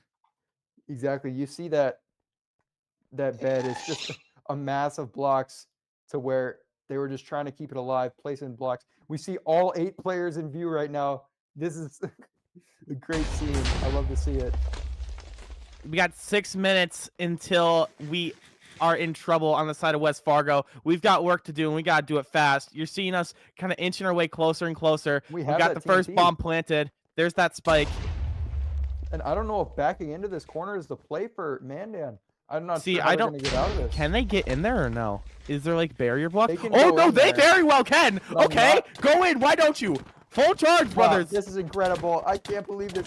We see just a telephone booth ball. boxing. A ball of meat and swords. That's all we're seeing We right have now. two We final see those kills. final kills. We get 2 players down right now. We're going to be seeing 3. if we can get Mandan. Mandan, J-Man holding down the fort. West Fargo is able to take all of his comrades, but him, he stands to tell the tale. But for how long? As J-Man needs to play for this bed destruction if he wants to find something here. He's literally gonna have to dodge for 5 minutes and then 1v4. This is gonna be Okay, an but if incredible you had story if he can pull it off. But I don't know. if you had to pick a player from Mandan to make this happen, You know who it you would have be. your golden goose, brother. You have your goose. It's J-Man. And he's looking like getting his final resources to kind of prepare for this. Surely, I mean, the timer's ticking, but 4 minutes, 30 seconds. It's not going to go too quick. Okay. We see Puggles coming in. It looks like Puggles. Of course it's Puggles, bro. Of back course into it's the him. leather. Oh, he's switching. I don't know what the play is. They're switching from leather back to iron, back to leather, back to iron. But Well, I think it's because since they died, they just went straight back. They didn't have time to buy the swords and stuff. Oh, look what you did. oh wow, Look what you gave him time. What? You can go up there? Apparently you can. He just What? wow. In And 4 years, I have not seen a single person go up here. we have that TNT I thought there was on barrier J-Man's blocks. side. Okay. So Well, this 3 minutes and 40 seconds till bed break. Well, let's play J-Man. King of the Hill.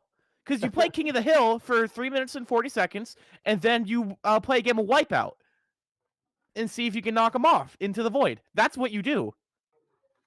So yeah, really like we mentioned, first order of business for J-Man, let this timer tick down. But after that, really going to have to take his battle strategically, just try and pick them off one by one maybe. But we do see West Fargo. Oh, wow, we have the fireballs coming through. I don't know if Puggles was able to land on the fireballs back and forth. He's deflecting them on his own. Dude, he's making one heck of a final stand. J-Man not going down without a fight. Ender pulling away? Where is it going? Who's that landing? What? Ender Pearl.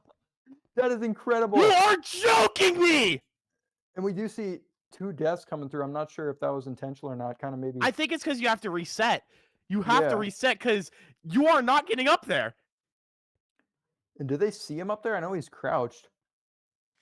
I'm sure they. I believe they do, but he They might have have got to. the Ender Pearl off to where he was able to sneak up there. But Yeah, build yourself I'm a nice sure they home. see his builds now. I don't know if that's the move because they can kind of quickly get through that. Dude. No, if West Fargo doesn't know he's up there, they're cooked. They are. I mean, he's just gonna. But this timer, I mean, it's already over halfway gone. He's done his job so far, and he looks like he's going to continue doing it. And but that 1v4, I mean, even if he gets to this timer, I'm going to go bald if Mandan wins this. I I'm mean, going to... Puggles. We've seen Puggles with the 1v3 before, but trying to 1v4 someone who can 1v3 is really... It's a little more difficult when all these It's the perfect way to put it, man. It's the perfect way to put it. So, hey, man, how you doing? I'm doing great right now. Look at this. He's got his little panic room he's built on top of the map. He's like, okay, well, the nukes are starting to come down. Let's just prepare for the worst. We got a little over 70 seconds until we see some magic happen. And then West Fargo can no longer void out to reset. Who knows? Maybe they all mess up on parkour and they just die. I mean, it's possible. I know this map, like we mentioned, That'd be a horrible timeline, but that's a real one, right? It's not easy to stay alive on this map, but I feel when the bed breaks come through, players would be a little bit more careful, especially up by 4. And I think West Fargo is just going to play for the resources, let their bed die, but just have armor, everything they need to try and win this 1v4. I'm really at a loss for words. We're gonna look to spectate J-Man inside. It's a little bit dark in here. I mean, not a ton going on. We know J-Man just hiding. He's in the panic room, bro. He's in the panic room. He is indeed. And I mean, those bed breaks are going to come through. They can't. I don't even think they can build up to him in time, barely. So West Fargo going to be on their final life as well as J-Man, and we're going to see this 4v1 and see if J-Man can pull off a miracle. They don't know where he is. Yeah, I don't believe so because great heavens! I thought they may have just been gathering resources. I mean, all beds have been destroyed. There we go. But it looks like they're going to avoid. They're going to make sure to avoid. Oh wow! Look at this. So we're hiding in J-Man's base, just all grouping up together. And I want to mention something. You see that sudden death timer on the right? I was reading the rules, and both teams, will pick one player to 1v1 at the end of that sudden death timer. I think that's if it has the same amount of players. Oh, I apologize. I think you're right. Yeah, No, you are right. No, you are correct. But last season we had something like this happened, and we had to change the rules because this happened. This is exactly what they did. Yeah, the 4v1. Wait, Javel's like, wait, I found him. Like, can he see him? He can, I believe. I don't know what else he would have been pointing at. But yeah, apologies for that. So the 4v1 player advantage will end up giving West Fargo the win here. There's a very good chance I'm wrong. Yeah, I believe you're right. We're gonna have. Let's find out together. I got Shall a we? little bit. I got a little bit too excited. I really kind of want to see that 1v1. But No, I think that's like poetic if we go down that road. Yeah. It could still be that way. Because all we need is for Jamin to kill 3. For sure. So, but I mean, J-Man, I don't know. Maybe if he can hear us up on stage there, I don't know if he knows the rules. I mean, I know I probably haven't read the whole rule book of the Rocket League, so I have when not. I'm participating tomorrow, I have not I read don't the know rule all the book since I was rules a either, player. but- yeah, but I mean, I know some of these players maybe take the initiative, some don't. But if he knows the rules, I mean, I'm sure one of his teammates might I'm looking it up tell now. him he's You he's got me. gonna You have got me to- mad thinking. He's going to have to take action here. He's not going to be able to run out this clock because that player advantage, four players versus 1, it's just going to tiebreaker is going to go to West Fargo. You got me mad thinking. I'm looking up the rules right now. I remember I read them and I bypassed the player advantage because I really wanted to see the 1v1, but We have a I'm fairly Marvel certain Rivals you're correct. rule book. We have there's a lot of Rivals things. coming in the spring league.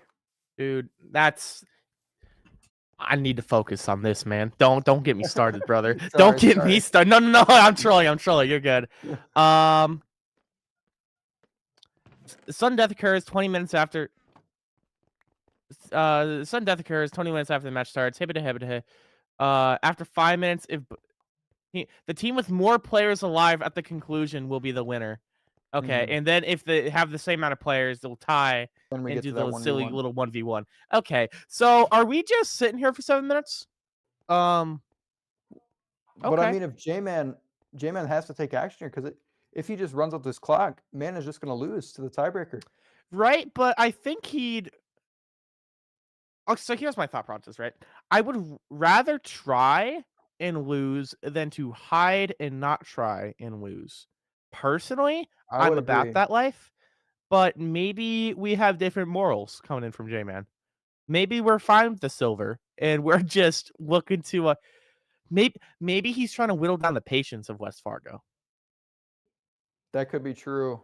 I mean, 6 minutes is a fair amount of time. So, I mean, J-Man still has time to maybe, if he's coming up with a plan on his own or coming up with a plan to try and think about what he's going to do. But I mean, If only you could emote in this game. having to take out 3 players to even it up, you're going to want as much time as you have, because if you take out 1, you're not going to be. It's going to be very difficult to take out all of them at the same time. And it looks like West Fargo are just basing up here. I'm not sure why they're electing to go with the opposite base, but maybe just.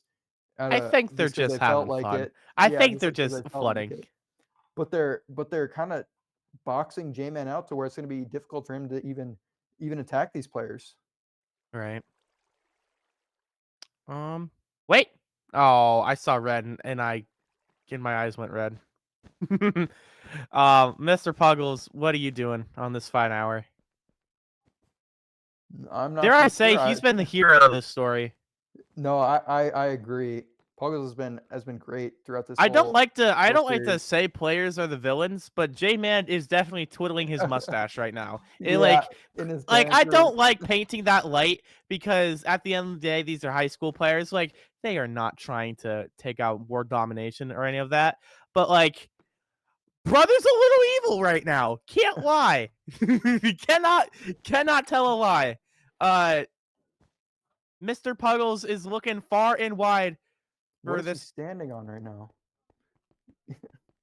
Are those blocks invisible to you as well? What? I think there's barrier blocks right here, but I What? guess you can get above them. What? And you What? see J-Man up here, Puggles is gonna What? take the What? fight to What? J-Man. What? No way! And Puggles is gonna try and end it here. No way! J-Man has a health advantage. J-Man! No way! That's J-Man's gonna one get down! 1. 2 more to go! You Wow, are kidding me! And we saw those barrier blocks. I don't know if Puggles knew what was going on either. We saw those barrier blocks come through, and J-Man took a tumble there. I'm not sure. He had that armor, so that health was able to stay pretty high there.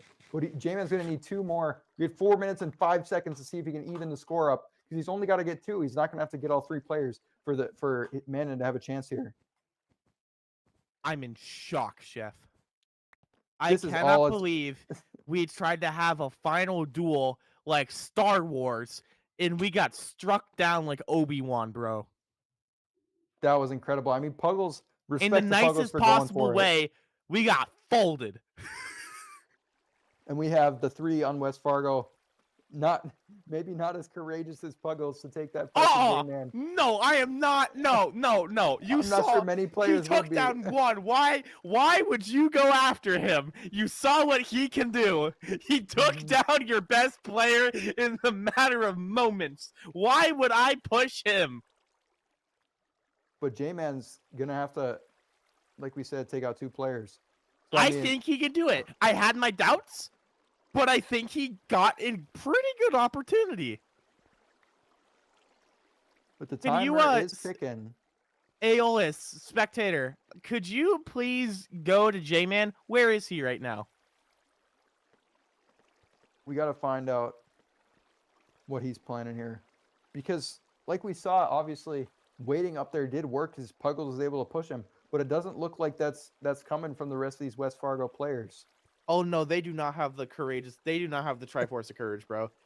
They got power and wisdom right there, and some other ones. They do not have the same chutzpah as Mr. Puggles did. Oh, they see him. Oh, great heavens, they see him. Target sighted. Accurate Target fireball sighted. coming through. We see the TNT, or wait, yeah, I believe TNT sparkle on J-Man. And we have 2 This is minutes and doable. 13 seconds to eliminate 2 West Fargo players. And J-Man's got one mission in mind, and that's what he's trying to do. Enderpearl comes through. No way. To get past that water. On the low ground in a disadvantaged position. TNT coming through. J-Man's going to have to retreat here. And that's what J-Man I'm could worried be- about. Oh, he's trying to go back in. J-Man could be trying to find something, but he gets knocked off the map. But of course he clutches it. Of course, because he is the man, the one, the only. He catches himself not able to. And ladies and gentlemen, West Fargo is going to be your champion of Minecraft Bedwars, thwarting J-Man. And beautiful stuff coming in from West Fargo. That is a perfect way to cap off the my season. God. And not That is not real. Not to talk down on any of the other matches this season, but that is by far the best series we have seen all season, and it comes at the perfect time.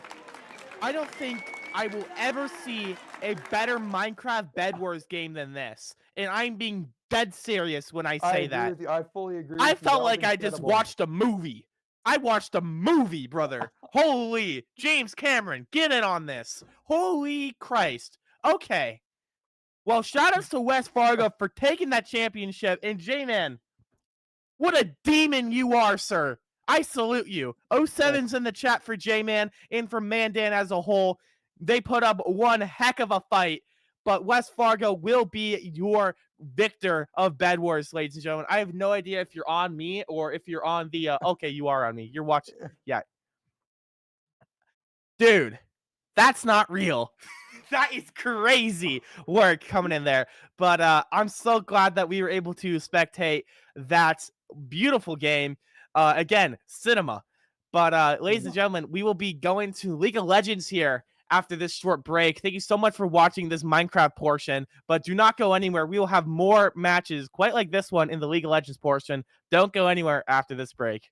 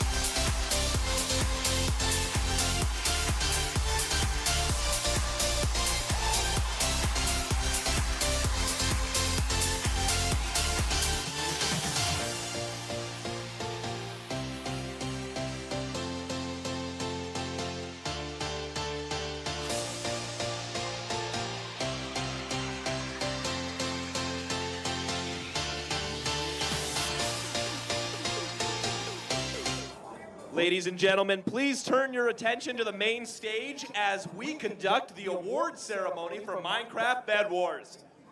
Please welcome to the stage our third place team from Fargo Minecraft.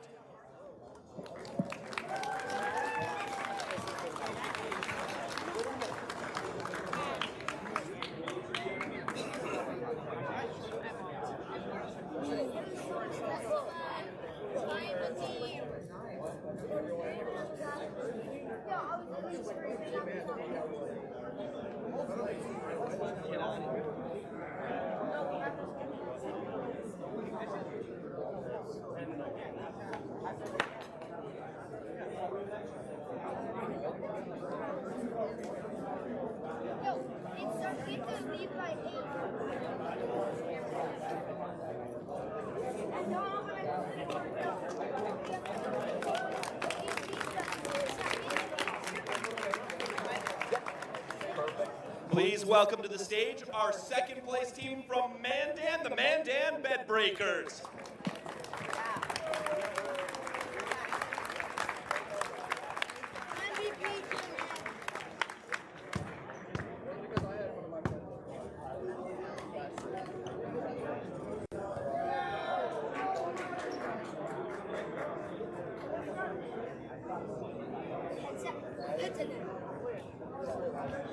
Oh my god.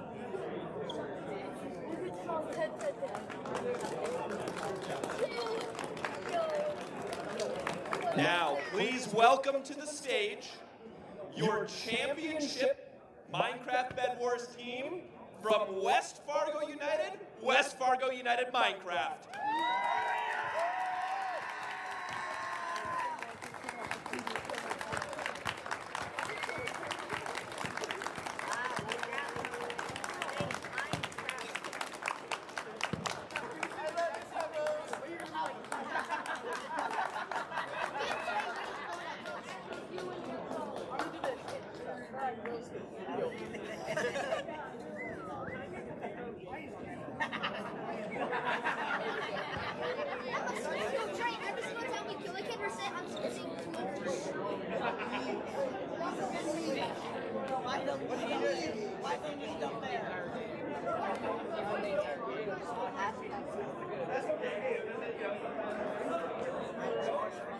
What if I missed?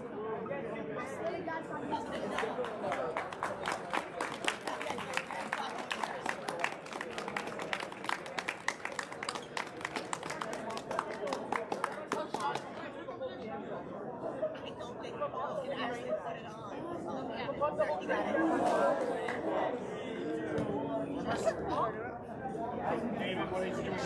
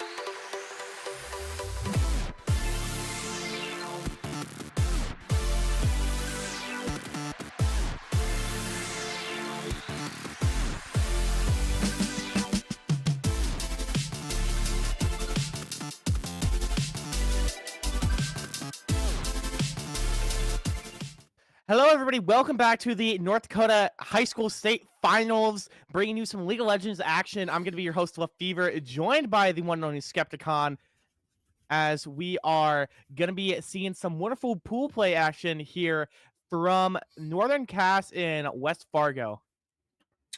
Indeed, we are kicking off some League of Legends. Happy to be here. Excited to see what these two teams have in store for us. Champion Select getting underway. Just for everybody, we obviously had our teams draft and pro draft so that everybody has access to all champions. So there shouldn't be any kind of advantages for who's played longer, all that good stuff. Because League's a fun game that has, over 160 options for people that you can play as or against. So quite overwhelming at times. Oh yeah, I mean, for newcomers, it's definitely not an easy one to pick up, but for the old vets that have been around the block or two, like myself, kind of have it down for the most part. Yes, sir. First three bands taken out on both sides, and yeah, go ahead, dude. What about that pick right there? A Teemo ban in top is rather interesting. Teemo Going pick. off with a set as well. I also am messing with the Jackson Mordekaiser ban coming in from West Fargo here. Okay, this comp is crazy already. Yeah, we have a mid lane Cho'Gath, a jungle Aatrox, Ahri versus Cho'Gath here in the mid lane, which I feel like Cho'Gath is gonna. Okay. I mean, they drafted in pro draft, so they should just be locking in whatever they picked for the game. Right? Yeah. I'm pretty sure that's. I mean, we'll see. Teemo top is real. It's weird, but it's real. Top's good. Cho'Gath mid is the question mark. I don't know. I mean, he's just gonna get outranged by Ahri. Right. If Ahri plays it correctly, we'll have to see. Okay, this can't be real. ADC Seraphine's not real. No, it is real. Okay. That's real? Yeah, it is real, bro. Okay. I love trolling. I love lying on the broadcast. It's one of my favorite pastimes. Just take a deep breath. Take a deep breath. Okay. So Camille's support is also very off meta, but it's not out of the question. It's been played a few times. And given the fact that his name is Cam Kills, makes me feel like he's probably a Camille player to a certain extent. So we'll keep our eyes peeled. I mean, honestly, you have a good amount of scaling on red side. Sec gets really tanky as the game goes on. Kog'Maw, one of the better scaling AD carries. Kindred scales very well if she can get her marks and kind of get a little bit of a snowball going. So I don't know. I mean, this is a very interesting champion select that we have here. Very volatile matchups on both sides. One of the things that I do want to point out again, you did mention it, but Cho'Gath versus Ahri.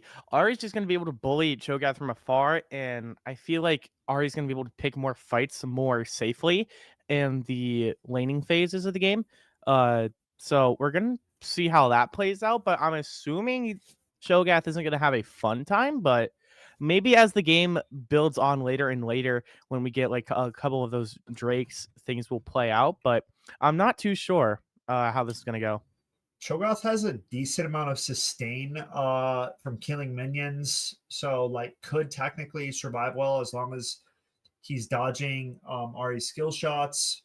I mean, again, Ahri has, once she gets her, I think it's called Spirit Rush, I can't remember off the top of my head, her ultimate.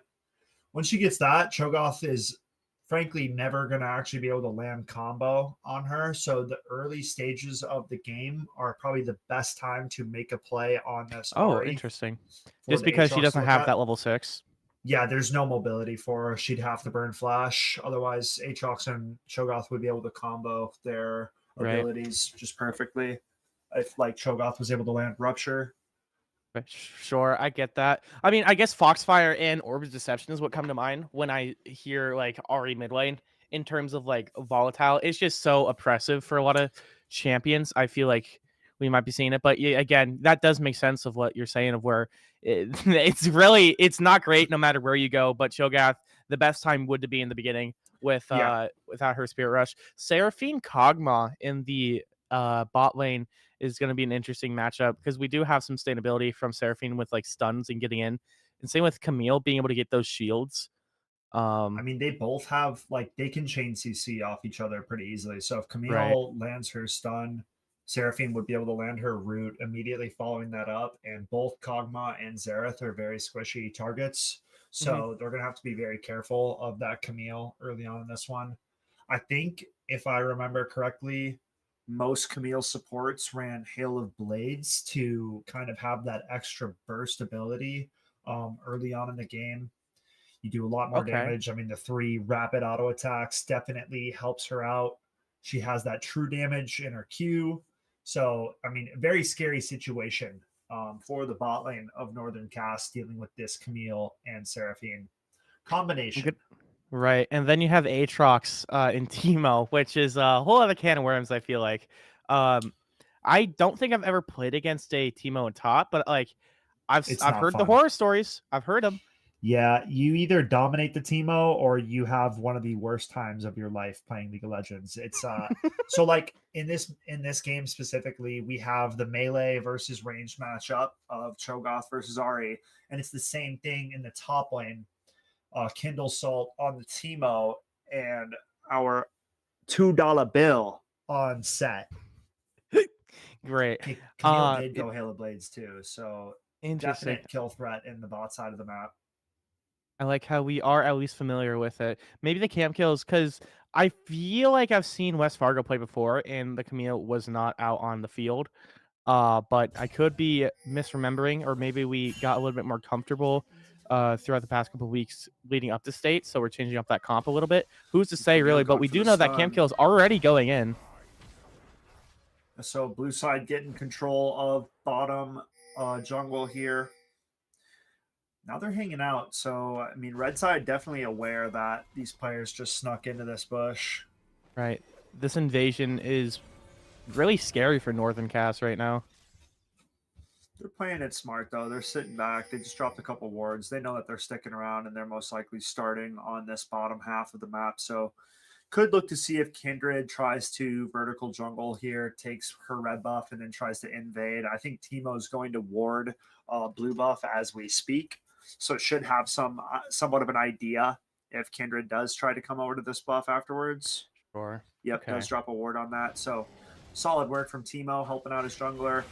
We'll have to see what Kindred decides to do on this pathing, as she is losing her blue buff here at the start of the game. Which is never a good sign, but it does look like Northern Cast still could be in a little bit of trouble here, as West Fargo is going down from leashing.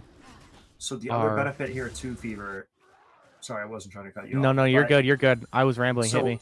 Aatrox got the leash too. So Aatrox kind of a little bit of an accelerated start compared to Kindred having to solo her red buff as well. So not only on the back foot from getting the blue buff stolen at the start of the game, but as well as the pathing a little bit delayed due to Aatrox getting that speed up technically from his teammates. Right.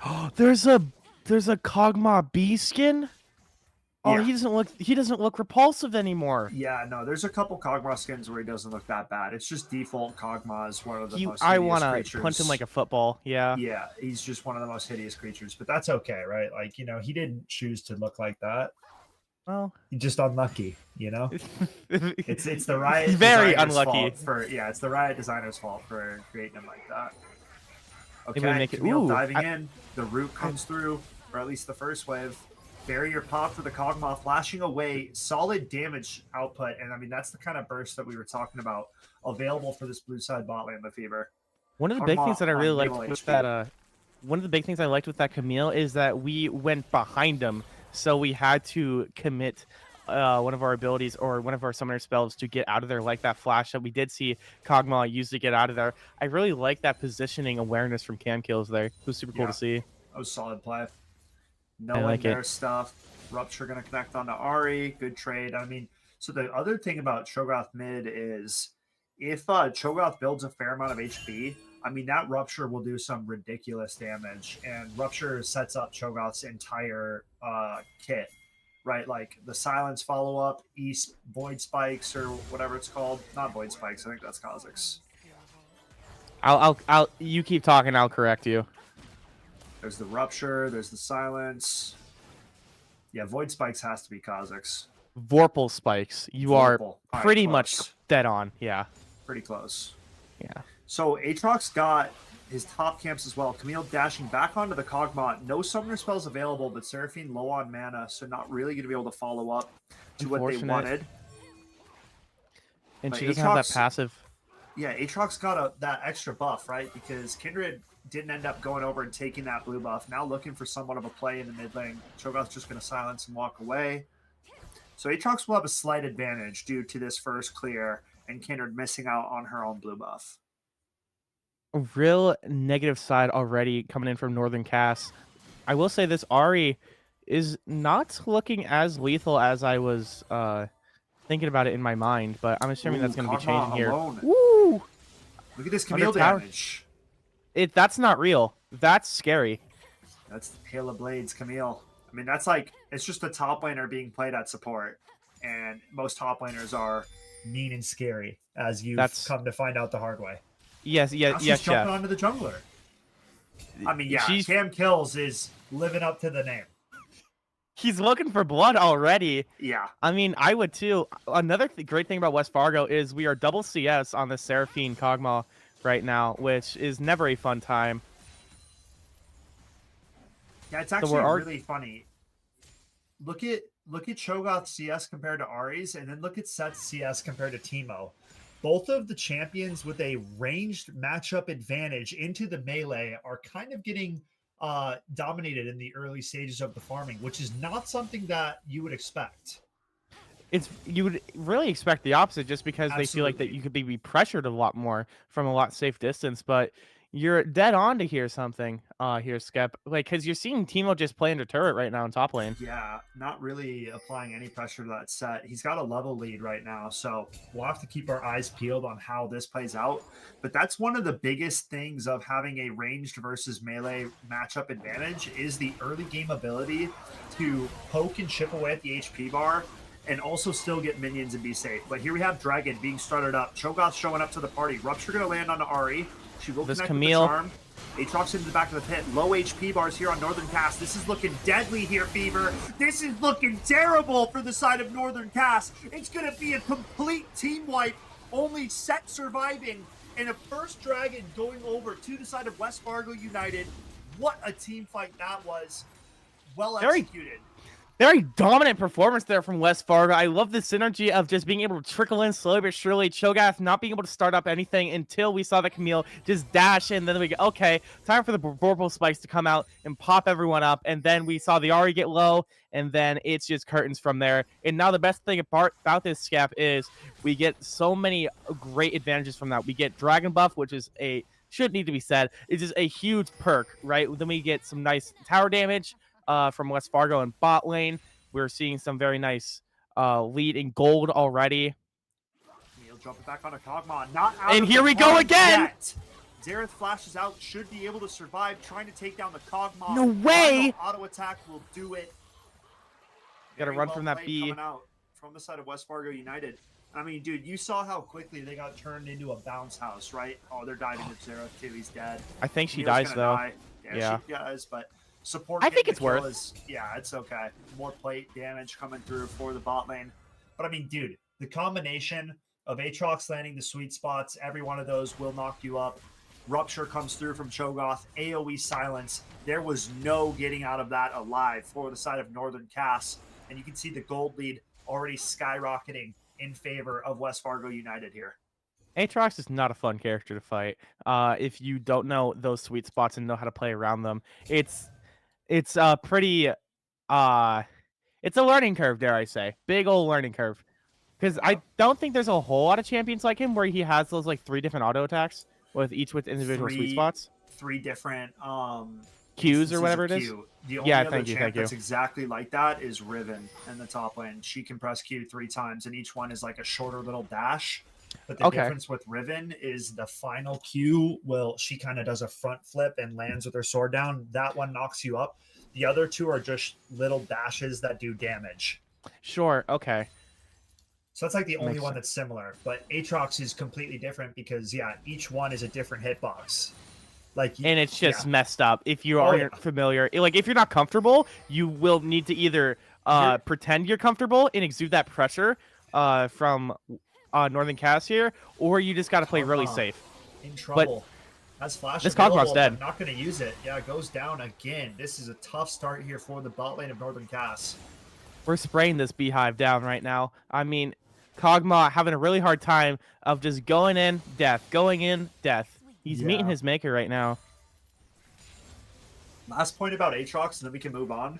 But everybody, the first time playing against Aatrox, dude, learns the hard way. So you're not alone in that boat. Everybody kind of gets stomped by him. He's. Oh, I remember my very first time. I was Maokai top lane, and then I said, wait a minute, because you were explaining to me in Smash terms, you're like, okay, what if Ike had very messed up hitboxes? I was like, okay, sure, big sword. I can just play around his threat bubble, and then he dashes onto you, and then you get stunned, stunned, stunned. I go, okay. He's got the chain too, that if you can't get out, that slows you. It drags you right back to where he wants you. I mean, his nickname's the World Ender for a reason. All right. That is right. I can see why. Another thing that not really super important, but I just failed to notice, I guess.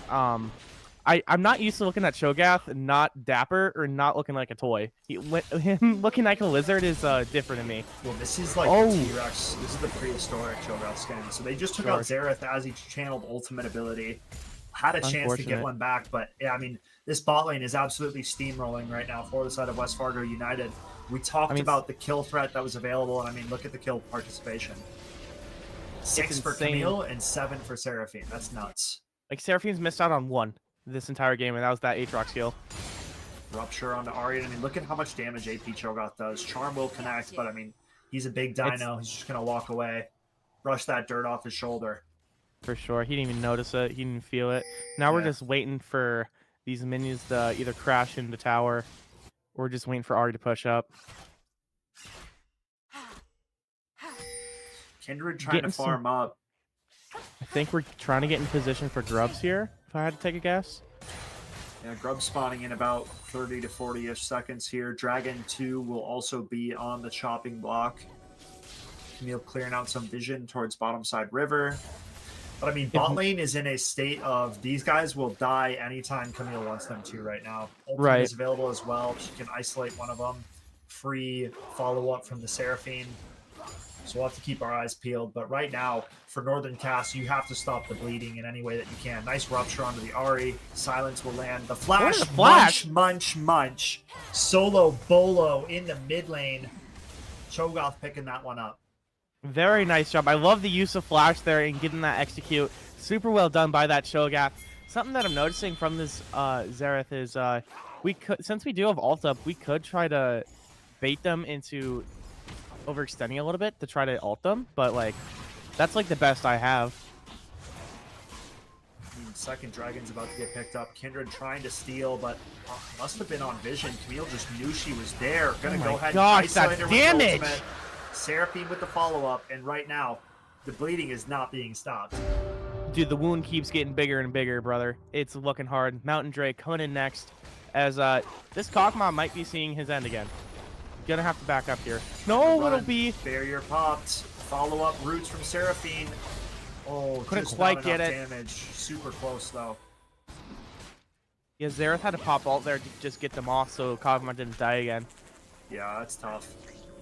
But Kog'Maw did burn the barrier. Flash is still about halfway from being back up, so that Kog'Maw is still very vulnerable down in the bot lane. Teemo's not having a fun time. Holy. Yeah, Set's kind of been on an island while the rest of his team is kind of getting worked as it currently stands. Looks like a peaceful island, though. Like, I think he's sipping a martini on the beach. He's just farming, bro. He's just farming it up. Killing minions, trying to get strong as he can. But, I mean, for the rest of his teammates right now, I mean, bot lane turret, very low. Mid lane tower getting chipped away at. I mean, this bot lane turret's going down on this wave right here. Yeah, it's not long for this world as you see Camille going in, getting that kill. Insta. That Kog'Maw can't do anything. That Kog'Maw just has to let his support die. Yeah, right. I mean, if Kog'Maw stays, it just turns into a double kill. Right. Rupture lands. Ari walked back into that one. Uh-oh, she's silenced. She has to flash away, and big damage. Another Rupture, and Ari put down to minimal HP. If Cho'Gath now she has to back. He did have ultimate up, but didn't have like flash or anything to close the gap. He's too big. He's too slow. We don't have boots either. Oh, Timo missed the cannon. That's a shame. I felt that one in my soul, yeah, man. that I one felt that always one. hurts. That one never goes That's away. a death slam for me if I was in that position. He tried the blinding dart too towards the end, but just missed it. Tower ended up getting it, so no cannon gold for Mr. Timo. Yeah, I was talking about this with our production a little bit ago, but one of the big things that I'm learning about right now is just kind of the difference between CSing between melee and range, because that travel time is really the big tricky bugger that you need to have with some of these champions like Timo, where as for something like Leona, you either you just Kog'Maw. No! He's dead. My he's so pee! dead. He's so dead. Oh, we got No caught out by survival. that dinosaur. Yeah, there's just no chance of survival. 3 massively strong champions surrounding you. Aatrox, Cho'Gath, and Camille. That sounds like a nightmare if I've ever seen it. Especially when they're so fed like this. Oh yeah, dude. You're literally never living there. Bye-bye. Like, chances of survival are less than what the Avengers had taking on Thanos. So I mean, yeah, it's just it's good luck. Like, look how much damage that Seraphine did to that Ahri. Yeah, I mean, she's 5-0-4, has a completed item, has upgraded boots, and is working on her second legendary item as we speak. Cho'Gath gonna eat that blue buff. Cho'Gath has got to be up to like 5 or 6 stacks already on the ultimate. You can see how much bigger the Cho'Gath is already getting. So that is also problematic. Right now, I mean, yeah, Northern Cast just need to get something going in their favor. You should be playing up to this set right now. He's the strongest character on your team without a doubt, because, I mean, West Fargo are just grouping up, goon squatting people and running around and taking unfavorable fights for their opposition, which is very smart. Right, and we're not really trying to fight back in any way at our strengths. Northern Cast is just kind of letting Set be on that island and letting West Fargo be uncontested. I mean, look with this Rift Herald. You're not seeing Northern Cast try to contest it now. Maybe they're pushing up here a little bit. Cho'Gath might be trying to eat it, though. See if he gets Ultimate's it. coming off cooldown right now, so I think Cho'Gath will eat this if they allow it. Kindred just warded the back of the pit, though, so you got to be a little bit careful. Now jumping in for a potential steal chance here. Camille jumps right onto the Kindred. That health bar is deleted. Ooh, get out of there, actually. With that ultimate, Cho'Gath will eat the Rift Herald, and I mean, Camille's 1v2ing the jungler and the support right now, and she is that team support, so... Not movement as well? Yeah, dude, that E is... It's one of the best, like, gap closing abilities in the game. So cool. It's like your Spider-Man flip into the wall, man. It's so cool. You jump to the wall. So Camille's got like 2 swords for legs. So she can grapple hook basically to the wall and then jump off the wall to stun targets. Cho'Gath is messing up this set. Another munch coming through. I mean, right now, this is West Fargo United's game to lose. Up 16-1, almost a 9,000 gold lead here, Fever. And they are putting in the work right now on Northern Cast in this first meeting. It started with the bot lane, but then we got both dragons, we got the Rift Herald, then we kept on losing interactions, and it's not looking great. I mean, you got Rift Herald coming in here after that mid lane tower is destroyed. Very nice job of waiting for this tower in order to call in this Rift Herald, but boom, there you go. Xerath just got knocked up by the Rift Herald, dead to rights. Big damage going down to that inhibitor turret. Nice root from the Seraphine, connects onto 3. Cho'Gath Rupture would have been massive right there. Now it comes through onto the Kog'Maw, onto the gnarly. Ahri. Double ultimate from the Seraphine. Set showing up late to the party, gonna go ahead and ulti in into the mix. But how much can you do here, Set? It's a 1v3. Cho'Gath forced to flash out, cutting their losses. Kog'Maw will pick up a kill. And I believe that's their second of the game. Oh, Aatrox in trouble now. Xerath picked that one up. He was a little bit bold with that one, staying in for that long. Very interesting from that Aatrox, but I saw it greed. Okay, let's not beat around the bush. We were a bit greedy there, but I respect it. All right, you're this far up, might as well try to go for gold. Yeah, that was the heat check coming out for sure. 19-3 though, Fever. Almost 10k gold lead now. Third dragon is on the cards. And I mean, Cho'Gath's up to at least 6 to 7, if not 8 stacks right now. This Cho'Gath's getting massive. Gonna look to eat this dragon too, most likely. I mean, just gains more HP, just gets bigger in size. Rupture size increases. It's not a fun or pleasant time for the side of Northern Cast when this Cho'Gath gets rolling. especially since he's going to be able to eat this dragon right here and just get another buff in another stack. More HP, tankier, harder to deal with. You can see Camille's already on 2 completed items as well, so very scary in that bottom side of the map. Cho'Gath getting another stack, increasing that size, increasing that HP. Ari might be in no man's land here. We'll see if she can get away. Flash immediately. Charms. She's trying to go for the dash, but Camille looking for that soul of hers. You cannot run. You cannot hide when Cam Kills is hunting you down on that Camille support. He's got that target sighted, bro. It's not looking pretty. Ooh, Rupture good dodge on that Kindred. Rupture. Good hop out of harm's way. Middle inhibitor dead to rights here. Dodges out again. Xerath popping that ultimate. I mean, Cho'Gath's not the character so much. Yeah, Cho'Gath's not the character you even want to be throwing that on. Got to aim for like the Teemo, the Camille, or the Seraphine for sure. Rupture A wee on bit the more Kindred. squishy. Camille Dude, diving here's into this the back Camille. line. Oh, ooh, hang on, we're putting up a pretty good fight. Oh, big Rupture on the 3. The root, the ultimate's coming through. And this one might be all but over here, Fever. Kog'Maw going to go down. It's a triple kill for the Cho'Gath, looking for more. Silence onto the Ahri. Rupture connects. Minimal HP for the Fox. This tower shots are coming in clutch here to keep this Ahri alive, but for how long as Camille gets that Ahri, we get the ace. And I think that's a handshake. I think this is game 1 right here. Dunzo. This is a handshake and say, okay, now we are banning Cho'Gath, is what I think is on the menu for Northern Cast as we are letting West Fargo take this game numero uno here. Really solid game coming through for the side of West Fargo United. Clean throughout the entirety of that match. Well in control. It seemed like the only lane they were struggling in was top lane, but Teemo wasn't feeding. Played back, let his teammates take care of him, and I mean, they brought him to the promised land. Game 1, said and done. West Fargo United take it in a quite handed fashion. 25 to 3 kills.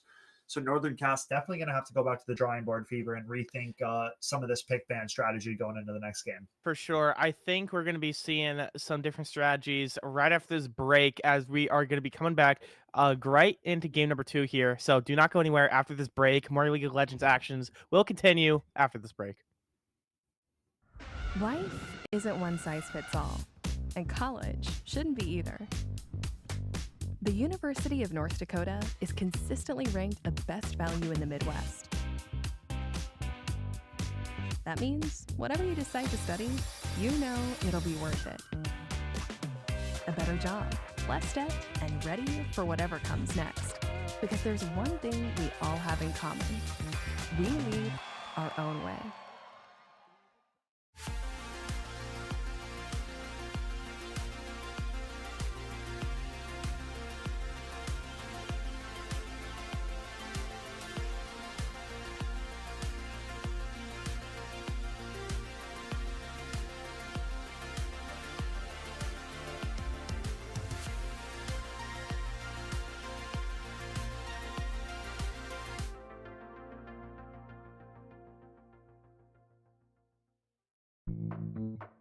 Where are you going?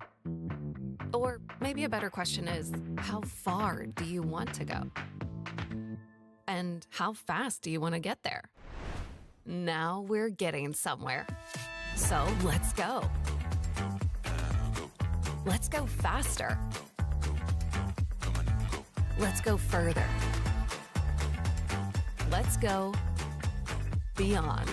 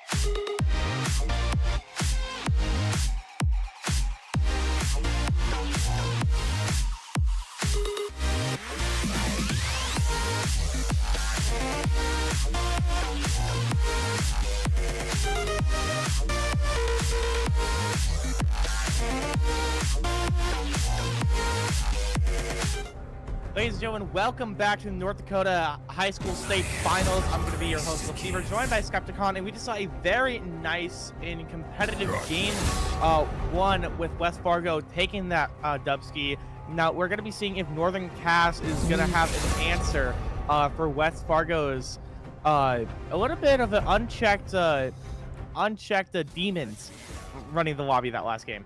Well, yeah, I mean, last game was very much favoring the likes of West Fargo United. They were claiming victories in literally every single lane but top lane. Yep. No disrespect to little Timo, but every other lane dominated for the side of West Fargo United. Right, and I think that's why we're going to be seeing the team out in set picks yet again, because it didn't really do too bad for either a person, because Timo didn't really feed or do anything like that. We kind of just chilled.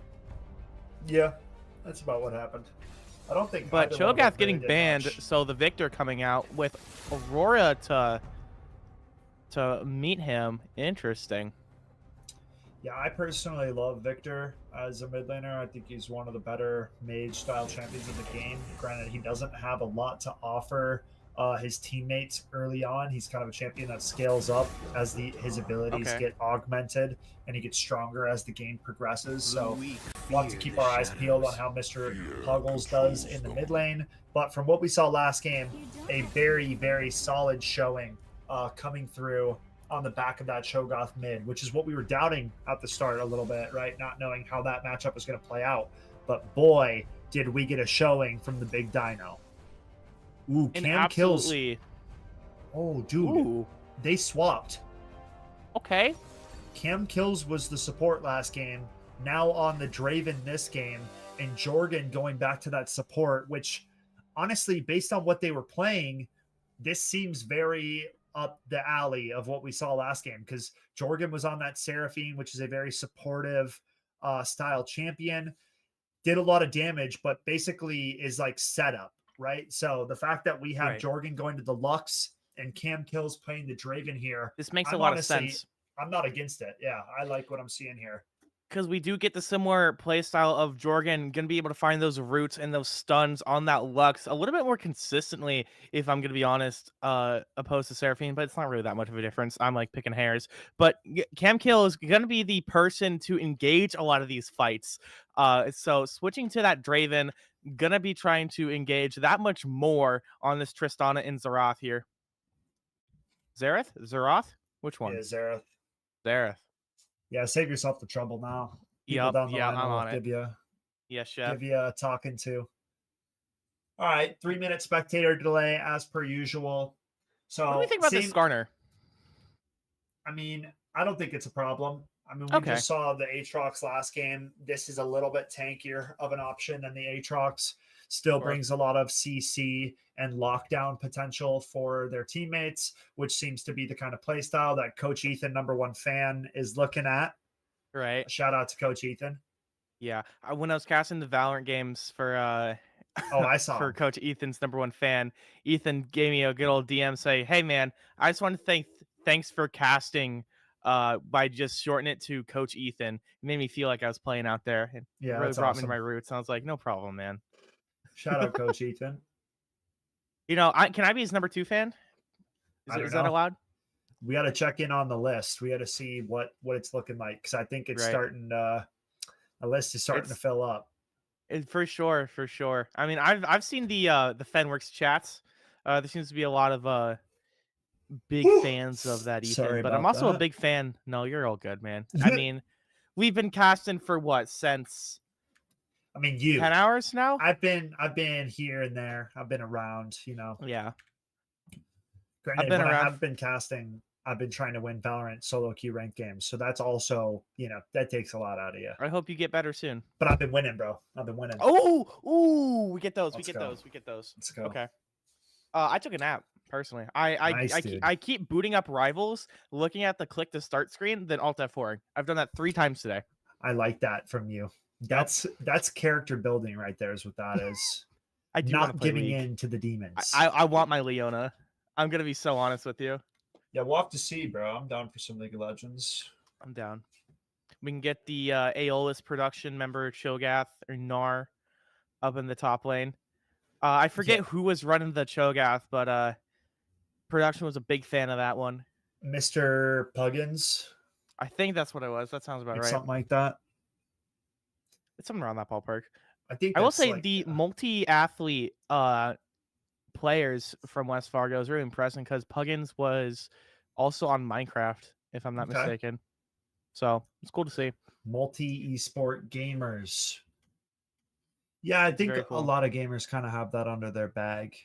Right, as long as you because some games carry into others a bit more. Like I do genuinely think like a little bit of, like fighting games does transfer into something more like League, where you kind of have the different phases of the game. Disadvantage, advantage. Like, okay, I'm up 3 levels, I can bully. Oh, I'm down 3 levels, I'm not allowed to go on outside of tower. Yeah, no. And I mean, learning matchups, right? What feels good into what, etc. It's a whole ballpark. Yeah, Mr. Santa Puggins. Draven. Oh, shut up! That's awesome.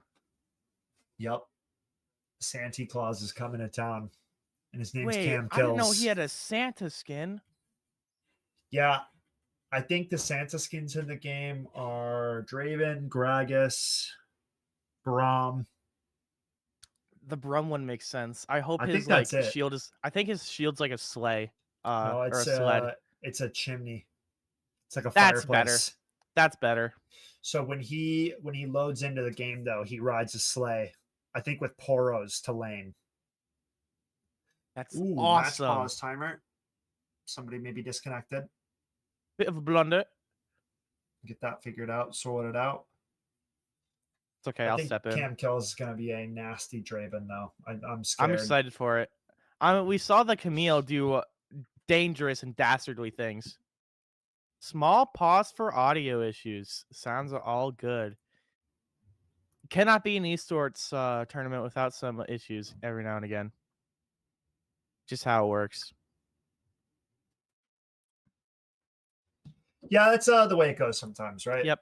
No Like you got counterplay. your gamers and their RGB, and you got tournaments with their issues. It's the way the world works. Yeah, that's so real. How about that weather, huh? It's actually pretty good today. True.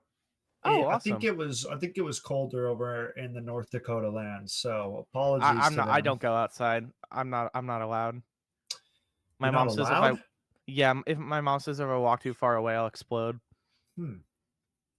It's like Makes a lot walking of too far sense. away outside of spawn. Like I think there's like a tower somewhere. Yeah. In my neighborhood, and I don't know where it is. Oh boy. Uh-oh. I think it's just sometimes after a pause, sometimes the game just takes a little bit to actually start playing again. So shout out to Riot Games. You know what I'm saying? Yeah, man. As Yeah, always, big Hopefully shout out to to Rito. Hopefully Sounds 2XKO will be a good, well-made game. I mean, dude, they make well-made games. They're just like troll because they care more about skins. Wait, who said that? Never mind. Who said that? I don't Carry know. on. That must have been the wind. That must have been the wind. Somebody, just took my headset for a second. I don't know. Unfortunate. Oh, look at Timo sneaky. Invisible. Sees that ward got placed, so Kindle Salt ahead of the game right Okay. now. So yeah, Timo's passive is when he stands still long enough, he becomes invisible. But the other thing is they updated him. When you go invisible in a bush, you can move around in the bush and you're still invisible. So that's why horrifying. That's horrifying. So technically Timo can be anywhere standing still and he's invisible. So No, like thank you. when Timo's get ahead and he's taking your tower and then he pushes forward and then he just stands still, invisible, on top of one of his invisible mushrooms, and you walk back to lane, you get blown up by a mushroom bomb, you get slowed, your HP is getting decayed rapidly, and then he pops out of invisibility, hits you with a blinding dart, so you can't even auto attack him. You can now understand why Timo is such a loved champion. I think I found a new top laner, Skeptor. Yeah, I think I you found a seem new like a Timo rascal. kind of guy, dude. You seem like a Timo And then I kinda have guy. the super Timo skin. It's all coming together. All right, we're playing some Timo after this, but right now I'm gonna be seeing what Kindle Salt got, but more important, what Cam Kills can do with Jorgen here in bot lane. As I'm excited for this Draven. We've said time and time again, but there's a reason why. And Draven's one of the GOATs. He's one of like the hardest, just like snowbally champs in the game. If Draven gets a couple kills early on in the game, if played correctly, I mean, can just single-handedly win the game. He's hurling massive axes at you, and they just do bonus damage when he's spinning those axes around like that. Right. Which is such a cool passive. Or I don't know if it's a passive or if it's just part of the ability. So his passive is called Adoration. Okay. So every time he catches an axe, it gives 1 stack of Adoration. So, catching axes is very good. Mm-hmm. If he, let's say he's got like 300 stacks of Adoration, if he picks up a kill, it's 300 bonus gold. Oh my god. But if you die, you lose. You used to lose all of them, but they might have like changed it to where you don't lose all of them. But yeah, I'll fact check that for you. it's literally so if Draven farms for like 20 minutes into the game. Oh, root into the bot lane. I'll hold that thought. Doing a lot of damage onto this Tristana, forced to flash away. It's that power of that Lux Draven. Actually, root, do you know? gotta run for the hills. Speaking of his changes, do you know what his passive is actually called? What's it called? League of Draven. Okay, it used to be called Adoration. I didn't even believe know you, that they but now changed it being that. called League of Draven is very funny. I mean, that's one of his quotes. Welcome to the League of Draven. I don't want to play this game if there's 10 Dravens running around. You should play one for all. Is that what it is? It's like no That's- limits. Everybody's the same. Yeah, everybody's the same champ on your That team. sounds like a horrible And time. everybody's the same champ on the enemy team. I'd like it to be like all Cho'Gath. I think that'd be cool. That would not be fun for the team playing against Cho'Gath, dude. You're just gonna get chain ruptured. One rupture lands. you're Yeah, knocked that's up why I again, think you're it'll be getting knocked awesome. Up again, and then you're getting silenced. Or Chain Lux or Yeah, there's a lot of yeah, there's a lot of good options for would be so awesome. one for all. You'll have to watch some YouTube videos later. Best one for all comps. Because that's where my time Chucking- should be invested into. chucking- Yes, chucking yes. 5 Ziggs ultis at a guy. Oh Just my nowhere god. yeah, no, dude, I'm telling you, the options are endless. Sending 5 Ezreal ultis at a lane, or everybody Ashe ulting the same person, just getting chain stunned by a massive crystal arrow that comes out of nowhere. Yeah, Great. good times. Okay, root Ooh, lands this on Skarner coming in Tristana. here. W's out under tower for the Trist, but good pressure coming through early from the Draven and the Lux. Nothing too crazy has taken place so far in this game, but you got to remember, first Dragon is where everything went kind of wrong for the side of Northern Cast last game. So For sure. We got that one team fight a little bit ahead of ourselves, and it was a downhill battle from there. This Skarner is gonna be looking around here for a little while, it looks like. So interesting to see. We do have this Lux pressure on top of Draven. It's so scary. So that's why you're seeing them play under tower right now. Northern Cast is just like, okay, let's not get too ahead of ourselves here. Let's try to see very nice wards on the side of Northern Cast there. E lands for the Draven. Uh-oh. Xerath in trouble. Good flash away. But as you can see, that pressure never ending from this blue side bot lane for West Fargo United. No flashes on either one of the enemy bot laners now. Dragon having its sights set on. That ward was placed. They saw it. They were not able to clear. So red side knowing that West Fargo United looking for this dragon. Skarner's got to get up there and tank it if they're going to do it. Can't let your squishies be taking those dragon auto attacks. Wait, Xerath's walking up. He doesn't have flash. I don't know about that. I don't know about that one either. Okay, sure. Dragon almost a certainty at this point. Northern Cast can do something. It's not too late, but they're going to have to act quick here if they don't want West Fargo to have this for free.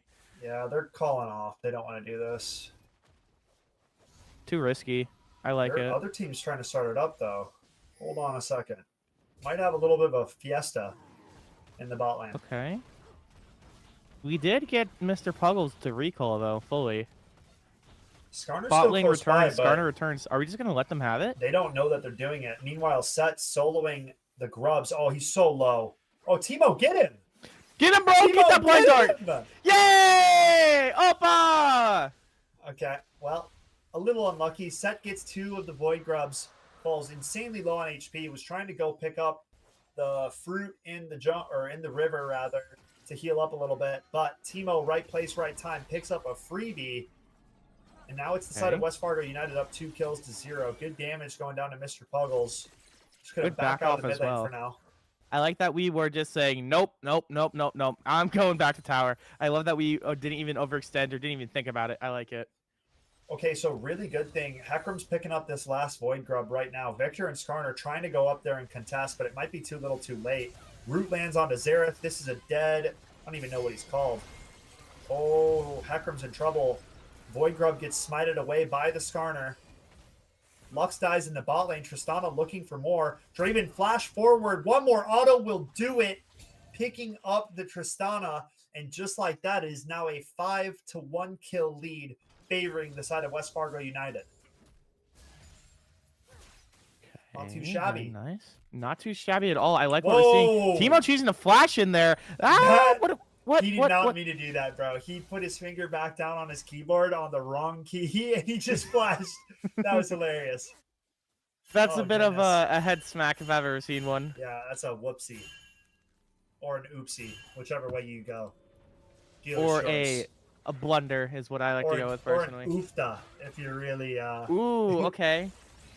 Okay, good damage from the Victor. I'm going to be so honest with you. I've been mesmerized by Timo for the past, 20 minutes. He has a little devil skin, and I'm in love with it. Yeah, I was going to tell you that, but I didn't want to... Yeah. That's one of the best skins, too, because when you hit one of his Timo bombs, it blows up, and it makes, a scary face, and it might even do, a scary laugh, ah, ha, ha, or something like that. This character's so funny. I think it's a legendary skin. I think it's 1820 RP. He has Space Groove, yeah. Space Groove's not that good. That one's gross. Little Devil Timo or Omega Squad Timo. Okay, good stun into the bot lane. Draven biting off more than he can chew. Flashes out from the final spark. Lux might be in trouble now as she doesn't have any flash to get out of this. Big opportunity. Can't quite She gets find out? it. No way. No way she gets out. That's crazy. I mean, really good kill to find, though. Tristana getting that one. Great awareness from Northern Cast. They are proving themselves not to be out of it quite yet. Timo looking to get that blind. So blind means you can't auto. That's all it means? Your auto attacks just miss. That's so Even messed if you're up. autoing minions. Yeah, dude. Timo's hard to deal with. He has a sack and he's skipping. Dude, yeah, it's Santa. Dude, he's gonna deliver a world of hurt to this Xerath right now. They're very good with the skins, bro. They're very good with the skins. How much? They... Dude, So I can't fall. I can't be a Riot fan. The thing is all the winter skins that you're seeing, they only come out right around Christmas time. Good. that's So the other thing don't that's play letting this us game do. around Christmas. I just have to I just have to uninstall during winter. They have a lot of sick Halloween skins though too, and then they have Chinese New Year, lunar event skins. Dude, they have it down. Okay. So I can't be a Riot Games fan. You know what I'm capable of when it comes to buying cosmetics. I can't do this, bro. Dang it! 2x KO's gonna have skins, isn't it? Probably. Unfortunate. All right. Ekram ulting into the bot lane. They were a little bit out of range, so they should get away for free. Ekram expending the ultimate. Trying to clear that ward. They will get it before it goes invisible. Timo trying to chip away at the set. Victor farming in the mid lane. So a lot more calm of a game, it feels like. Maybe everywhere sure. but the bot lane. Well, I feel like that's because we don't have quite the strong foothold as we did last time, so West Fargo is actually having to look for these things. Like that Lux ult.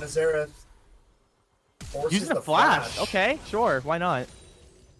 I mean, if Draven lands the E, then he's slowed, and then it's just there's a chance that Xerath dies. So flashing before it's too late. So for Better safe Draven, than sorry. Okay, so for Draven catching his axe, he has to stand in that little sigil. Yeah. Okay. So Draven could ult Xerath and he would die. Or he could do something like that. That was okay. That was I just predicted exactly what was going to happen. Oh, that was the ult. That was the ult. Okay. That's Draven's ultimate. Yep. You like that? Well, good. I do like that. That was good. That was good. So Draven Wait, could ult. Yeah. Do you play this game? Insane. Yeah, I'm like the league goat. Oh, interesting, interesting. Yeah. Chef Skep, is that what they call you? I think they call me Skeptricon. Oh, okay. Interesting, interesting. I'll be sure to write this down, just as Mr. Puggles is writing down the end of Aurora here pretty shortly here. I mean, this Victor Beam going in clutch here, getting that silence as well. Chaos Storm comes out, but Aurora jumped just out of range. Seraph's going to get rooted. Auto comes through for the Draven. Already has that Hubris item completed, so a lot of extra lethality and damage for that Draven in the bot lane. Victor going to get himself a plate in the mid lane. So about a 3K gold lead right now, favoring the side of West Fargo United. Heckram showing up bot lane, looking for a gank here. Dodges out on the root. Ultimate comes through. Draven has the looking barrier. Lux forced to flash away. Tower shots coming through. A heal will do it. Lux will go down. Tristana picking up her second of the game. Northern Cast sticking around and putting up a little bit of a fight. I will say, for Sight West set on the Fargo, Dragon now too. at least we're not getting the Draven on the side of West Fargo. It's better to get that support rather than the ADC, but it's not good either way. Skarner's looking to try to steal right now. Skarner's by himself. So if Yeah, I he don't goes for know. the steal, he will die. They're just giving it. Goes down to his Krugs. Unless the ulti! Oh, that was so close from Draven. That was so close. I thought we were seeing magic. Yeah, I mean, Xerath on minimal HP after getting hit by those axes. We could try to invade, but that's committal. A little bit too committal for West Fargo's liking, so we back off there. 3K gold lead, 3 kill lead. Getting some good lane pushes as well. I feel like West Fargo has so much more progress than what Northern Cast is going on in this laning phase. Is starting to take its toll here, though, as we're getting these plates down. Yeah. Yeah, there's that first turret. Tower going down. Boot upgrade coming through for the side of West Fargo United. That's what you like to see for the West across fans. the board. Yep, that's big. Teemo gonna teleport back to top lane. And a pretty big CS lead in both the top lane favoring Northern Cast and in the bot lane favoring West Fargo. Creep score for all of you at home that are not aware of what that term means. It's the little tiny minion guys wearing the hoods that run into the lane, like all those little guys right there. It's one of the easiest ways to generate gold for yourself and your team to buy items and kind of make your character stronger. You also gain XP. You get the XP for just being close to them and dying, but what you really want is the gold as well, because the gold is how you buy items. Get the items. That's how you make the bank. That... Yeah, you can technically get insanely good at killing the minions and then never actually fighting or dying to your opposition and just beat them outright by killing more minions. Which that's definitely a play style. Yeah. It's less fun though. Skarner I like to make people cry. Ooh, this Skarner gonna be coming in. Get that stun, but these tower damage. Oh wait, you pull it back, put it in reverse. Big damage coming through for the set. Pulls Teemo on her tower. Could be in trouble now. Lux root final spark. One auto will do it. Tristana's gonna pick that one up, get a W reset. It's gonna be a tough fight, but Heckram's showing up late to the party. Dodges out on that ultimate, misses the E onto a minion. This might put Heckram in a little bit of a tricky position. Barrier is available for the Draven, so he starts autoing and pops the barrier. He's holding it for next Worlds. Double lift. Unfortunate. The Draven was looking so clean as well. He's getting those catches as well as running away. Literally one more auto would have killed him. If he pressed barrier right there and just committed to one more auto attack, he lives and he kills the Heckram. But got greedy on holding the barrier, goes down for it. We will see if that pays its... Yeah. So what? You give the Heckram another kill. His first, actually. Yeah, first of the game for the pony. Nay. Nice, dude. Yeah, thanks, man. Heckram's got some really cool skins, too. He's got a headless horseman one. It's like a Halloween skin. He's got the pumpkin head. He's got like I don't need to just go. I'm not going to do it. What does Teemo sound like? Dude, he sounds... 2, 3, 4. He sounds super Oh, cringy he sounds like a goober? Yeah, dude, he's a little yardle. Ah, bless. I gotta work on my Teemo voice then. Dude, okay, yeah. Omega Squad Teemo or Little Devil Teemo are the GOAT Teemo skins. Omega Squad. Omega Squad. Yeah, bro.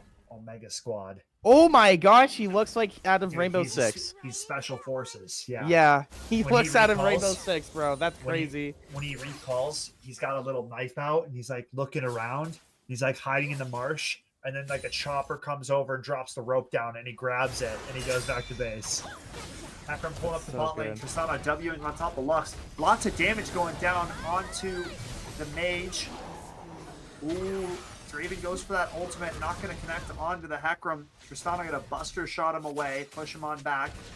But they pick up the Lux, so Jorgen's struggling a lot more this game on the Lux support than they did in the game prior. We'll have to see if that one comes back to haunt them. But overall, still a little bit of a gold lead. Just over 3-ish K for the side of West Fargo United. Kill count very similar. Yeah, we're keeping it really close in this game Yep. number 2 here. We've really cleaned up our form here. Getting that stun on Ooh, Draven, though, Draven's dead, is going to be though. so deadly. So dead. Tristana, no, the berry wasn't enough. Yeah, I mean, he was dead to rights. Should not have even popped the barrier. That full CC combo lands from the Xerath, and Tristana's got a bomb on your head, and she's pumping you with those autos, so you're just dead to rights. Wait, Xerath, you just did The so savior. good. Chaos Storm He comes out. flashes! Xerath gets flashed. Yeah, he's dead, bro. Gonna get that one over the Lux. Yeah, both supports struggling right now. Oh, Victor. Victor will. Looking He doesn't for him. claim that soul. He Oh, he does. dies. He finds that Yordle. Hecarim goes down. Aurora showing up late to the party. She needs Go to get invisible. Yeah, she needs to run away. So I was going to say, credit to Northern Cast as well. They have the 2 first dragons of this game. Right. But it looks like that chain will not be continuing for very long. Yeah, West Fargo United. Surely going to be picking up this Cloud Dragon. Getting that last hit. Draven in the mid lane now, trying to farm up a little bit. Sight set on the Rift Herald. Setting Aurora, looking to start this one up. Hecarim showing up to the party. TP coming over from the Victor. It looks like West Fargo going to contest. Draven's up here as well, so certainly have a good chance of just taking this fight with sheer manpower. Double stun coming through from the Victor W. Set gets crashed into the wall from the Skarner. Hecarim ults into the fray, but Aurora goes down. Set gets out of there, leaving the pony with an all to do. Double kill for the Victor. Herald picked up. Oh that is my. a tough chain of events for the side of Northern Cass. West Fargo will increase their gold lead and pick up that Rift Herald, along with a couple of kills over to the Victor, who's now 4-0-1, getting very dangerous. We were seeing such a great game from Northern Cavs fighting against West Fargo, but it's looking like, Scap, that just like an avalanche, it's starting to be a little bit too much, and that snowball is going to be coming in here. Rift Herald coming down, crashing into this middle inhibitor turret, half HP insta. That turret's dead, it's gone. Xerath getting tossed into the wall. Chaos Storm will find that one. Charge will not go on the inhibitor as they take care of it before it does, but Victor doing an insane amount of damage right now. Middle inhibitor will drop. Aurora jumping in a little bit early, no follow-up there. And now West Fargo United have broken open the gates. Okay, we do get that root though, and that Death Star beam. Oh, he's dead.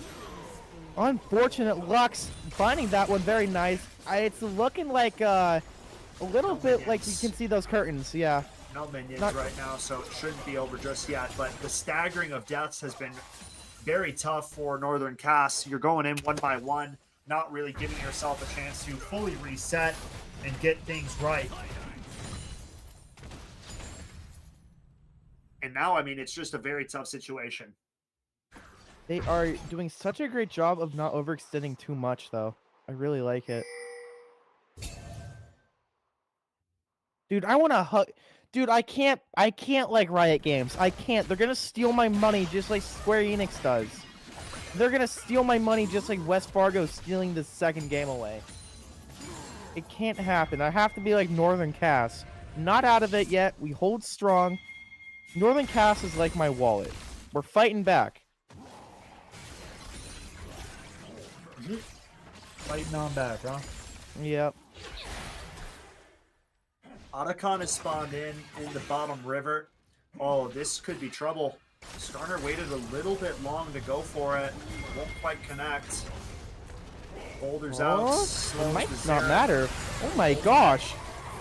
Goodbye to Mr. Xerath. Aurora gets stunned. The Chaos Storm on her. I mean, this might be curtains. We have Two minions dead. now. Minions are here. Hackram showing up, trying to save the day. Will Fear 2. Victor very low on HP, set with a massive ultimate. Victor flashes away. Jorgen will pick up one. Tristana another. The W reset's going to be available for Tristana now.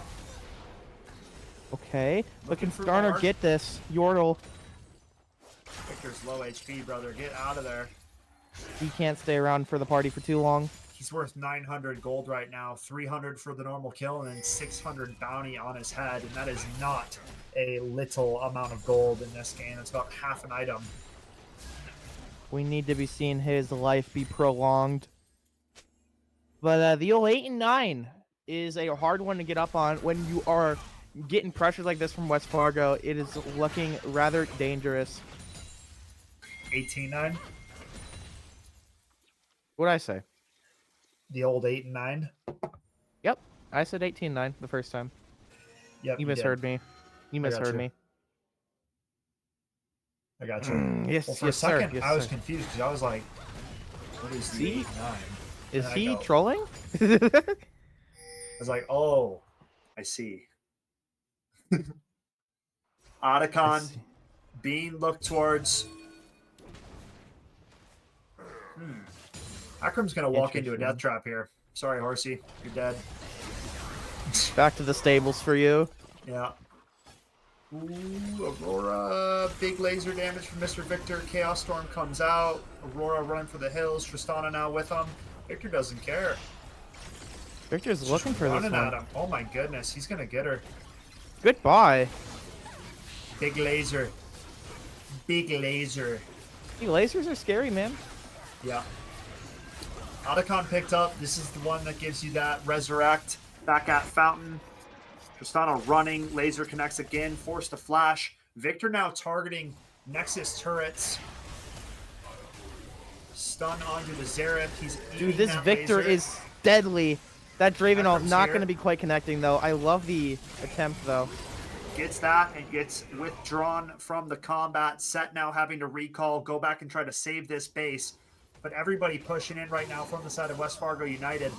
Teleport available for the Victor, so you can just TP right back to it. Both Nexus turrets taken care of. Tristana W onto the Draven will take him down.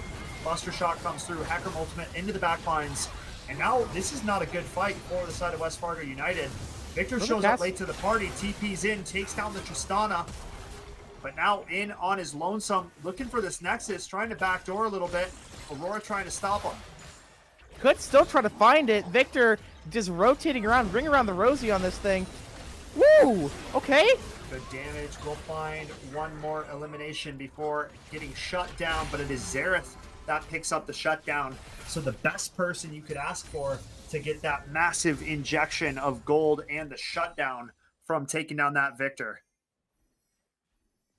Because does the Nexus health regenerate or no? Correct me if I'm wrong. Say again? Does the Nexus health regenerate? Yeah, Nexus slowly regens HP, and this is the first season that Nexus turrets regenerate after like a certain amount of time. They used to I didn't know if it come was. back. I didn't know if it was just the turrets or whatnot. Oh yeah, your Nexus definitely regens. It just regens slowly. Northern Cast trying to make a push down mid lane here. While West Fargo looking for this Baron. Tristana looking to try to find something in here. They're looking for something. Not sure what's on the menu. Right. They take down that middle tier 1 turret. Baron probably around half HP, but they know they're on it now. Hackram looking for a point of engagement. Not quite going to find it. Draven falling back. West Fargo United going to have to call it quits on this. They're still staying on it, though. Hackram's going to look for a steal. This could be game-changing if they can come out with this Baron. Hackram going in now. Chance for the steal will not happen. Skarner lands that smite. Akram trying to run out to safety.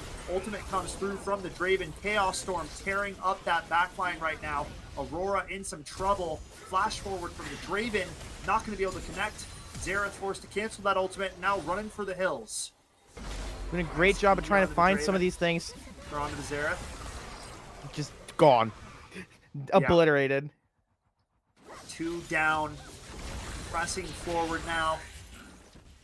Sight set on the middle inhibitor. There's no Nexus turrets to stop them. This could be the end here and now. Wait, one Nexus turret has respawned. Okay. Nice root onto the Tristana. Final spark will land. They will take her down. The stun into the wall. Set W, massive. Takes down 2. A triple kill as Tower will take out Teemo. And now West Fargo United not playing as patiently as they should be and starting to be punished a little bit for some of these missteps here, LeFever. It's looking like Northern Cass is capitalizing off of the little things that West Fargo is doing wrong into a beautiful job of finding ways to bring this one back. For how long can you do it for? I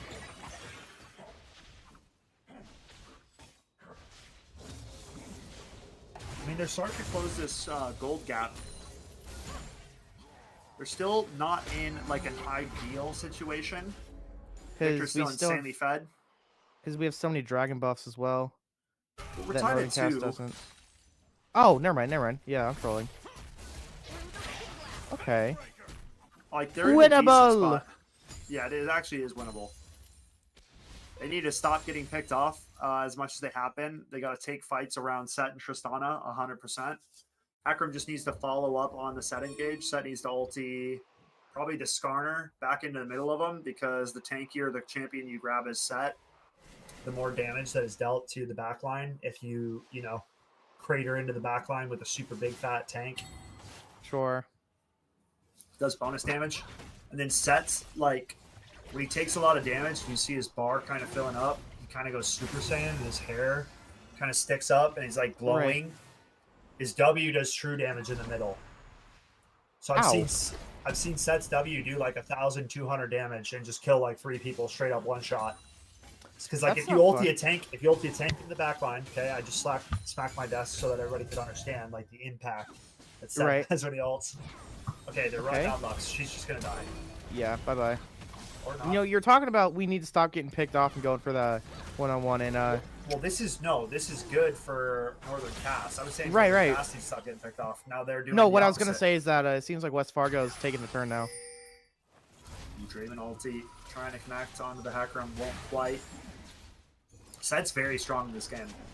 Level 16. 3-1-3. Because he's been so unbothered by Teemo. Yeah, the Teemo matchup into this set is not it's like, I don't know. I mean, Teemo should be doing better, to be quite honest. I think we're just scared of right now. committing, Teemo is. We just aren't actually doing enough in the early stages of the matchup when Teemo has the advantage, because Teemo doesn't have the advantage forever. Once Set gets tanky, he's unbothered by the Teemo, as you've already kind of said and made that point. Sure. But early on in the game is where Set's at his weakest state. And Teemo's got to find more advantages in those scenarios. Dragon Teemo's coming so back cute. up in 10-ish seconds, right about now. We're going to be trying to get that one. Going to be one I mean, away from Teemo's just Dragon's sitting under Soul. turret right now, dude. He's like not even playing the game, actually. He hasn't been moving. I'm concerned. I don't know what's going on. At least we could try to help out with Dragon, but no? Okay. Dude, he's actually not moving at all. Did he DC? Or is he just standing invisible under the tower? Okay, I think I know what it is, dude. Yeah, he's just standing invisible. Oh my goodness. Okay. These Teemo players are sickening. This is, I mean... Maybe I don't want to become one of them. No, Teemo's like the bane of the league community, man. Oh, okay, okay. So, like, But I mean- even if I did, you wouldn't let me? No, you can play whatever you want to play. I mean, I play Teemo sometimes, but it's like very few and far between, you know? It's like, do I want everybody in the lobby to hate me this game? Yup, I'm picking Teemo. Maybe I need... Timo's, dude, he's fun. He is fun to play. But I have He is- morals, and maybe that's the big issue. No, he's horrible to play against. He makes your life no fun at all. So if I play Timo, I have to turn on or turn off all chat? Keep it on. Okay. It makes you more powerful. It's like a buff. If you do like Timo quotes in all chat too, you'll definitely get them going. Ooh, I can Captain get those Timo memorized. Yeah, I on can hit the duty. dictionary. Yeah. 2, 3, 4. Hop. Yep. Yeah. Yep. Okay. You got it. You're starting to do it.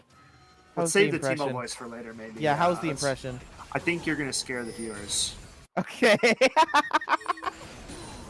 I shouldn't have started that. Anyways. Okay. I can do Hakram? Stitch too. No, I no, can no, also see no, this no, no. Victor absolutely cut that Tristana in half. Yeah, I mean those axes, bro. They do a lot. That's a lot of damage. Yes. You like that one? You're stupid. I know, dude. I can't help it. Okay, Set's teleporting bottom. This is the go sign to take this Baron buff right now for West Fargo United. But That means they're not committed. hesitating. They're not doing it. They're gonna Fellas, go no! mid. Kill the scary purple dragon. Timo is teleporting bottom lane to deal with the Set. They're trying to run down this Aurora. Hakram's just going to get on out of there. Way too fast. You're not catching that pony. Wait, why did we full stop the Baron? Well, they didn't even start it.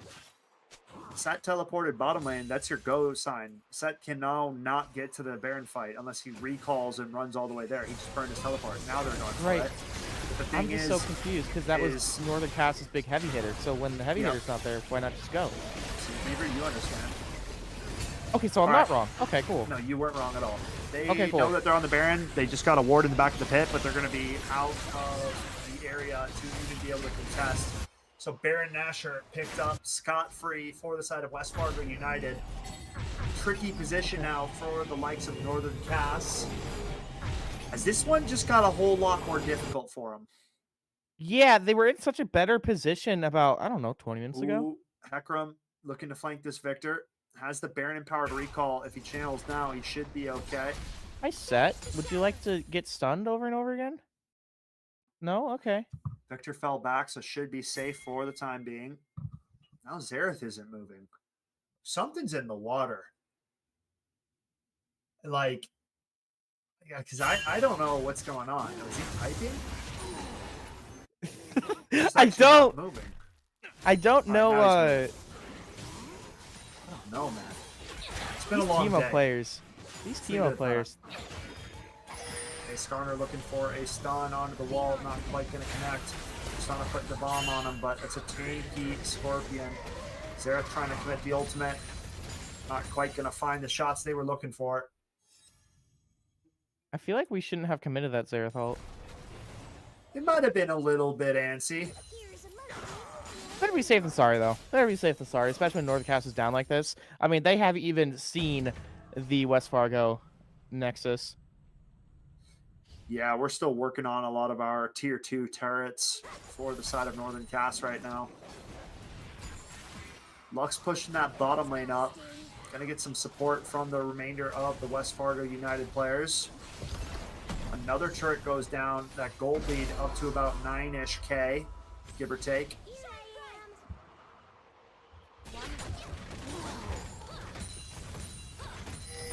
Couple players Okay. pushing mid lane, couple players dealing with bottom lane.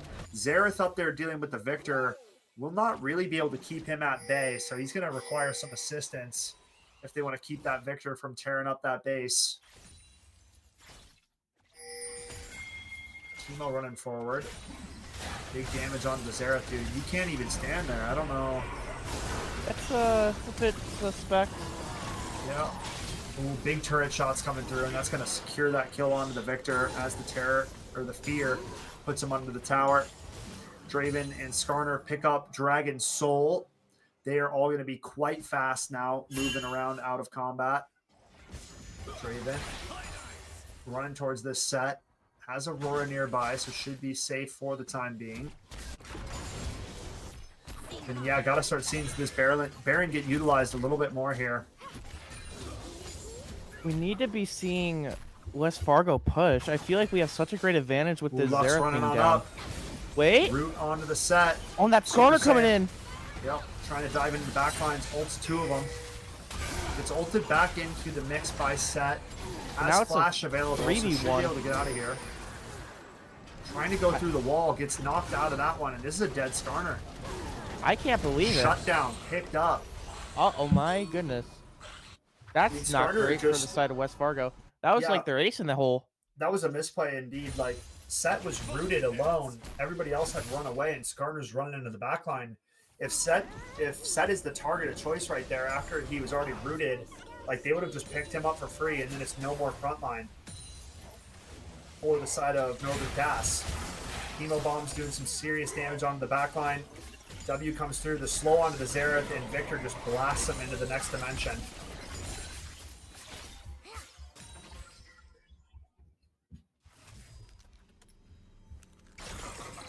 Okay, we're pushing down mid right now. West Fargo just sitting as a group right now. They're missing their tank, so they don't really have that point of engagement available. Gonna have to wait for this Skarner to get on back over here.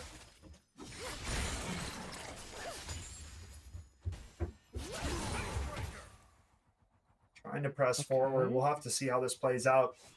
Skarner going into his bottom side jungle.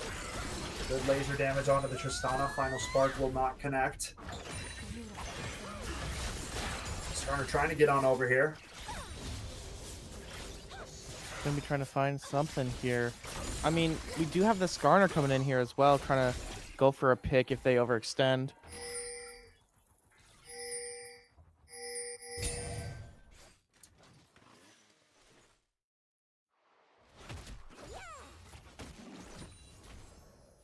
Okay, West Fargo looking for a way to capitalize off of this. That Victor beam not going to be connecting. Tristana looking forward a little bit aggressively.